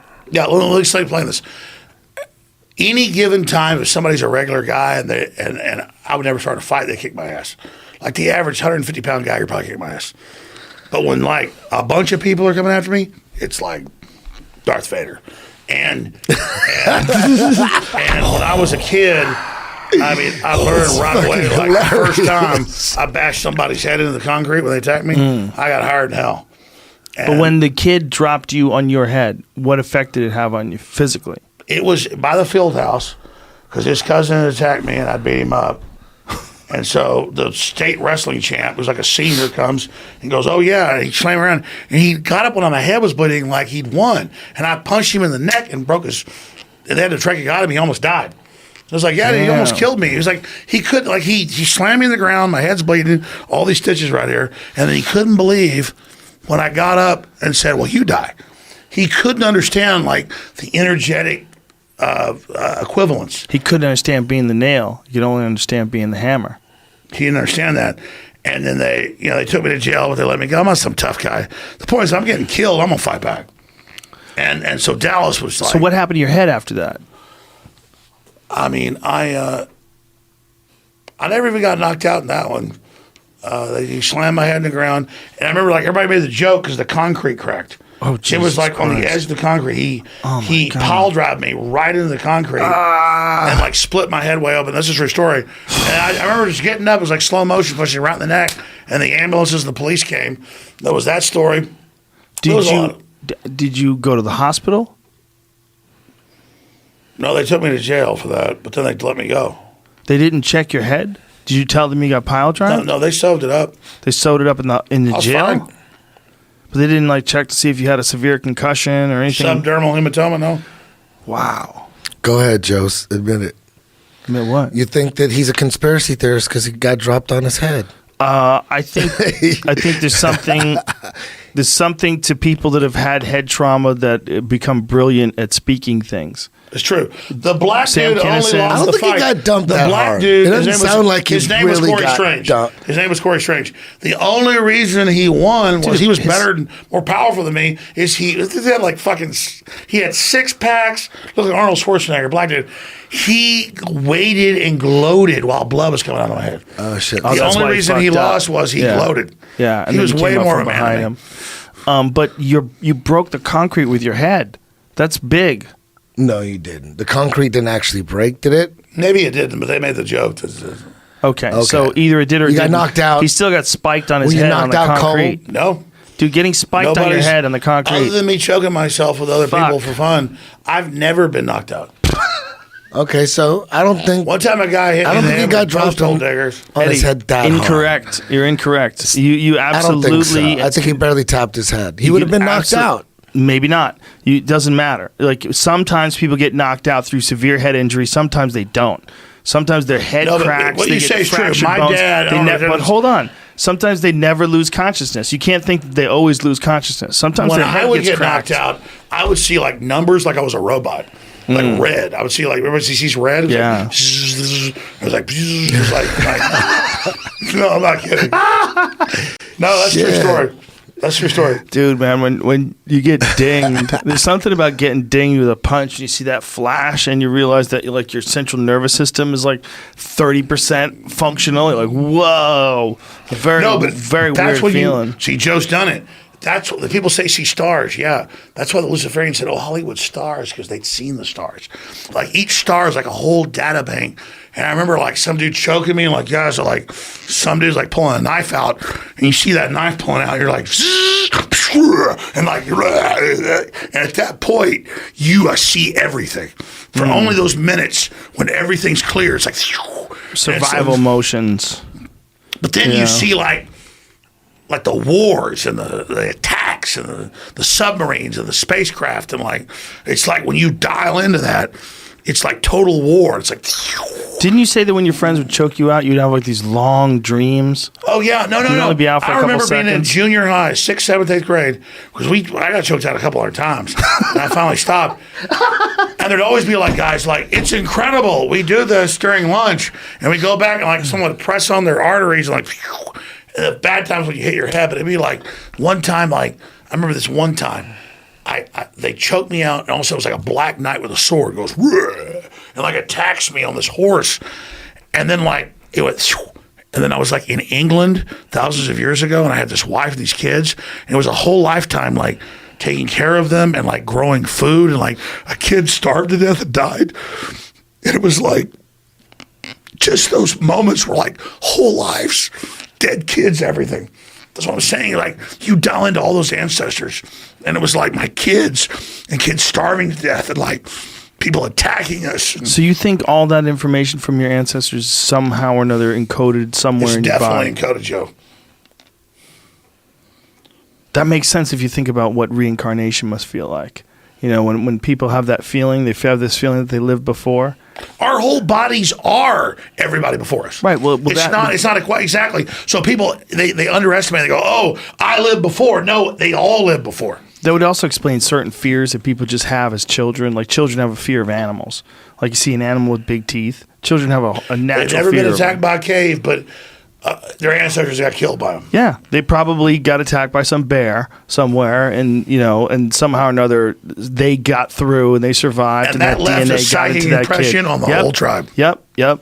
It makes sense how animals learn things. I mean, animals just know things. My Well, dog. you know about epigenetics. They have studies Yeah. where they can take 10-generation chickens in enclosed. UT did a study on this like 20 years ago, and fly a hawk over. They all ran scared. Yep. They fly a triangle. Nobody cares. The exact shape of a hawk makes all the chickens run. Yep. Because it's programming. Exactly. It's why if you have a puppy and you take it for walks, even when it's like 6 weeks old, it'll never be around another dog again. It knows exactly what to do. It knows how to sniff things and piss on trees. It knows to check for other dogs' piss. It knows what to do. They know what to do. They know what animals to chase. They see a squirrel, they want to go after Exactly. it. So what I've lined up is, with them, is it looks like our species is super old. How old? I don't know, because I can't even interpret the stuff I've seen. I mean, I saw you've seen what was that stupid Tom Cruise movie where? Stupid Tom Cruise movie. Cocktail? How dare you? How dare you? No, but- Jack Reacher? Edge of Tomorrow. Jack Reacher They, 2? Oblivion.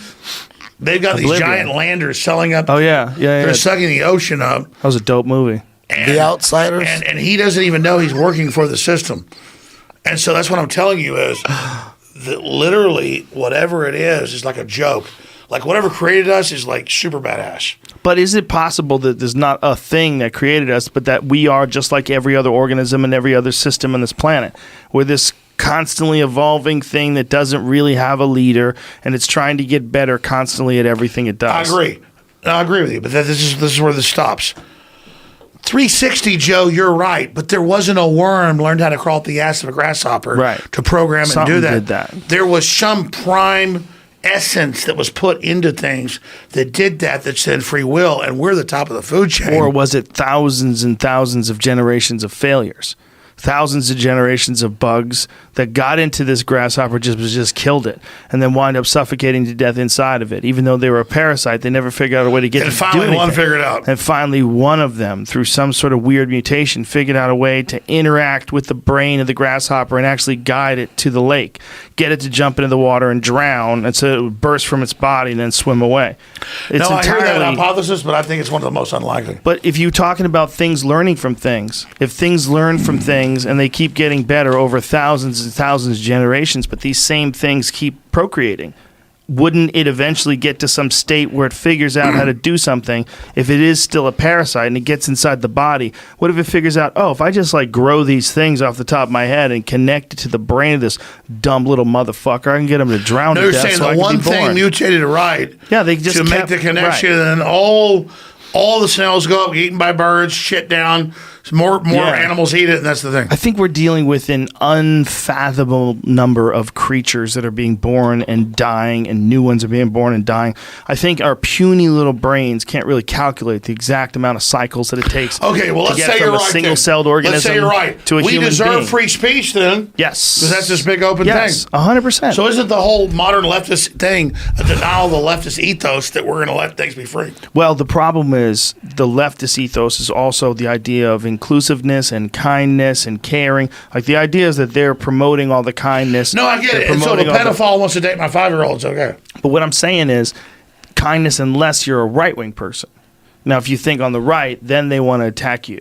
Then they want to demonize you, and if they could shut you down and silence you and find some sort of a bullshit excuse to do so, in a lot of cases it seems like some folks lean in that direction. And this is where it gets dangerous because you can't – it's like if someone says, hey, if I knew how to fight, I'd run in front of Peach. I'd just fuck everybody up. Well, you'd be dead in a year because eventually people are going to kick your ass and kill you. You can't just beat people up. Well, yeah, 'Cause they exactly. fight- If but- you can one-on-one beat somebody, but it's that- everyone gangs up against you. it's that childish mentality. I'll just knock this person out and nothing else will happen.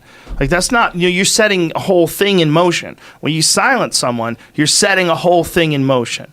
And this is something that we're all learning. This is what we have to come to grips with. Social media has only been around for a really short amount of time. It's only been around in this kind of form for 10 plus years, and we're figuring it out. And these people that think that they can just silence people and shut people down without it having a bad effect on all of us, it's not right. It's not right. Well, I appreciate there should be a path to pointing out redemption. free speech is good. Eddie, what do you think should be done about the denial of the reign of terror of censorship that's admittedly going on? I don't know shit. All I know is that it seems that the right is being censored a lot. And when you look at the left and how they've been acting, I mean, they're acting like psychopaths. Like putting signs up for late-term abortions and all that shit. They're pushing that. There's people pushing that. AOC says don't have kids. It's like someone who's trying to get fired. When you have a job and you want to get fired. I was talking to a Delta Force major who runs whole CIA squads, and he said, "What do you think, Alex? It's like they want to lose. What's the psyop? I don't know." Yeah, it seems like they're trying to lose. It's so bad. It's so bad. How much of that is influenced by people that are trying to fuck with the whole system? Imagine if this is like stage 5 Russian influence. Just get people to support late term, figure out a way to get people to support super late term abortions. Figure out a way to get people to support trans women competing as women with no hormone replacement. Yeah, like I'm watching newscasts school. where some 25-year-old dudes, 18-year-old girls, he takes all the titles. Now guys have it. It's hilarious. It is. It's hilarious. Imagine if your daughter was up for a scholarship and she had to compete against some 6'5" man who identified as a woman and wanted to play basketball. Yeah. I feel, if you've committed a crime, if you're a felon, you can't chop your dick off. You know what I mean? I like the Japanese model. They said, hey, because I don't care if you're a trans or you're a dude that wants to be a woman. I'm a libertarian. Don't act like I'm trying to suppress you. But the Japanese said, hey, you don't get the trans designation unless you chop the Johnson and the Weibos off. And it's like, hey, taxpayers will pay for it. You get that vagina built and you sit there and do it. I think there's a lot of people that are legitimately trans. That's not the problem. The problem is them wanting to compete as women. And Martina Navratilova just caught a rash of shit because she was talking about it. She's the famous tennis star. She was talking about it, that women are breaking all these records. And right after she said that, these kids, number 1 and 2, were transgender that won the girls' high school track meet. And it's just, at a certain point in time, you got to stop doing this. We're talking about I'm not competition. mad at somebody because they think they're another sex. Exactly. But at the same time, I watch bike races and running races and soccer and high jumping, and it's a dude it's not just dudes are bigger than me. They're like these 6'4" guys with huge shoulders that would kick my ass. I'm a lady and I won, and the girls are that's mental illness, man. Yeah, there's some nonsense going on. There's some people that are legit, and then there's some people that are just legitimately crazy. I mean, there's with everything in life. There's people that are legitimately trans, and there's people that have real I agree. mental issues. If a man wants to see himself as a woman, a lot of genetics shows the chemicals that happens. That's their issue, whatever, or vice versa. But I'm going to watch NFL, and we're supposed to then a women's NFL, and it's all guys, and they say they're women. It was like that thing in England last year where the guy comes in with tattoos, a big beard, and it was in the police report. The guy had a foot-long cock. And he goes, do a cervix exam. What kind of police report is this? And the nurse said, sir, I don't see a vagina. And it was in the report. The man had a foot-long dick. So she's supposed to mentally go, okay, well, let me check all this and decide that you've got all this. I mean, it's just it's mental illness, man. It's not that I hate somebody that feels like they're a woman or a man or whatever. That's the lie. They're you need to accept this or you hate everybody. Imagine if all this ridiculous propaganda really was the very, very highest level Russian meme farm propaganda, and this is why the people it could totally be a psyop. Being the most preposterously leftist, even things like these babies being resuscitated and then killed, that people wouldn't freak out when they heard a guy talk about that kind of shit. Imagine if this was all just designed to make everybody go fucking crazy. Yeah. No, Joe, I wish Well, it it was. seems. It But seems. it's the governor saying it, and I it's them know. doing it. And there's just one point. We're in this transmission. What is the end game? What is the end game, Alex Jones? Everything we're told is humanity's bad, humanity's wrecking things, but the very environmentalist groups that are doing this are all like weird transhumanist, anti-human. I'm all transhumanist if I really get life extension, but it's all like, oh, you die, you're uploaded to a machine. I'm just saying anything you see the big corporate media promoting, they don't know what they're doing. I've been around them. I've talked to them. They don't know. I don't think I know. I don't think Joe knows. I don't think Eddie knows. But I think in the spectrum of like 1 to 100, we're in the 95th percentile of really being woke. And we care about, look, I don't like saying, well, I mean, I'll never forget like 3-4 years ago. Remember that black woman was driving around the Capitol. They had military drill going, and she saw them and ran, and they shot her. Oh yeah. And it was during Black Lives Matter like 4 years ago, and I had like this outpouring of black listeners. And I don't judge things about money, but like $1 million came in like a week, and it was all black people saying, "We thought you were against black people, but when you cared about that woman being shot by the police at a checkpoint in D.C., we knew you were good." No one knew who she was till a day later. Wasn't thinking, is it a black woman? Is it a white woman? Is it a Hispanic woman? I was thinking, they report she went through a checkpoint and got scared, and then the police shot her. I'm not against the police either. Yeah, The it's average like cop's not who's bad. shooting a woman running away. It's like there's got to be a better way. You can't catch her, bro. No, I agree. That cop was bad. I think he got in. That's what I'm saying is that terrible. I'm not some goody two What was shoes. she doing? Just running away. She was just They running. had a military drill, 4 or 5, whatever it was. They had a military drill in D.C. where most of the roads were shut down. What was the story, Jamie? Can you find it? The woman got shot Black running woman away. shot in front of the White House. So many Front- people. Capitol. How many people get shot in this country every year because someone just can't handle pressure? and Right in front of the itchy- White House. It's about Itchy 40,000. trigger figure, doesn't know what to do, just makes the wrong decision. And again, shoots it's somebody. mental illness. We don't blame guns because you use a car. Yeah. But it is true that about half of them are suicides, but the rest of half is like people can't handle it. And that was like 4 or 5 years ago. 'cause Here it is, right here. Capitol Hill, United States. Miriam Carey, a dental hygienist from Stamford, Connecticut, attempted to drive through the White House security checkpoint in her black Infiniti G37 coupe. She struck a See U.S. how Secret it's- Service start over. officer. But that's a lie, dude. They had the main roads. And I'm not trying to like anti-cop, Black Lives Matter. It's not true, dude. They had all the roads shut down. But she was trying to drive through a security checkpoint. That could be still possible that they had all the roads shut down and they had a No, it security was. checkpoint. She went to one that was Army. Right. And then she went to another that was Army. And then they just shot her. No, they and I'm not against the cops. They shot her and she had her daughter in the car. Huh. That's a horrible story. I don't want to end with that. But my point was, I don't judge things by money. Black people, because that was really a big story at the time. When I came out, because I'd seen the footage, I was watching live and saw him taking They her had dead body video out. It was a footage of black it? lady. I said, it's a black lady. And what the hell? This woman was like, they were like, oh my God, he cares about black people. Yeah, man, I care about whatever the color they are. I mean, I'm not saying it was that moment. And they like all just bought product, and it was like this outpouring and letters and flowers. They're like, you stood up for a black woman. I'm like, dude, half of the black people incepted in this country are aborted, Joe. The Planned Parenthood groups. Is that a real number? Yeah. It's like 60% in some cities. They were hired. It was all set up. Margaret Sanger said, we're targeting black people. And you know what? At the end of the day, I see big populations. I see dumb white people, dumb black people, all these people. I get like there's too many people. In some areas there are. I can get that. But the point is that you're going to like target black people and then tell them that you care about them when you're the KKK Democrats and you've got Margaret Sanger set up and you're doing all this. And I walk out of a mall. I walked out of a mall 2 years ago in Houston. The same black Israelite group that was yelling at the Covington Catholic kids saying you're all Nazis when they attacked them, or the same one they covered.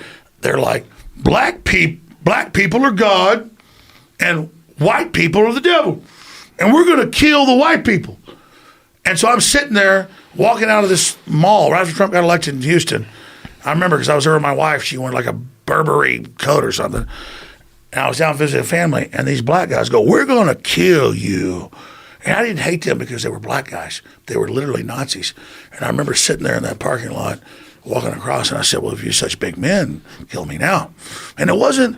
And my wife's like, He's like, slow down. We're not going to kill you. We're just going to I'm beat trying you to up. act tough. Okay. They're saying, "Hey, you white hooker whore, Okay. we're going to kill your ass." I want to end this show on a positive note. No, I gotta I'm not pee against again. black people. I know you know. No one's saying you 1% are. of black people are like that. 1% of It's white not people are even like one. that. But 10% of 1%.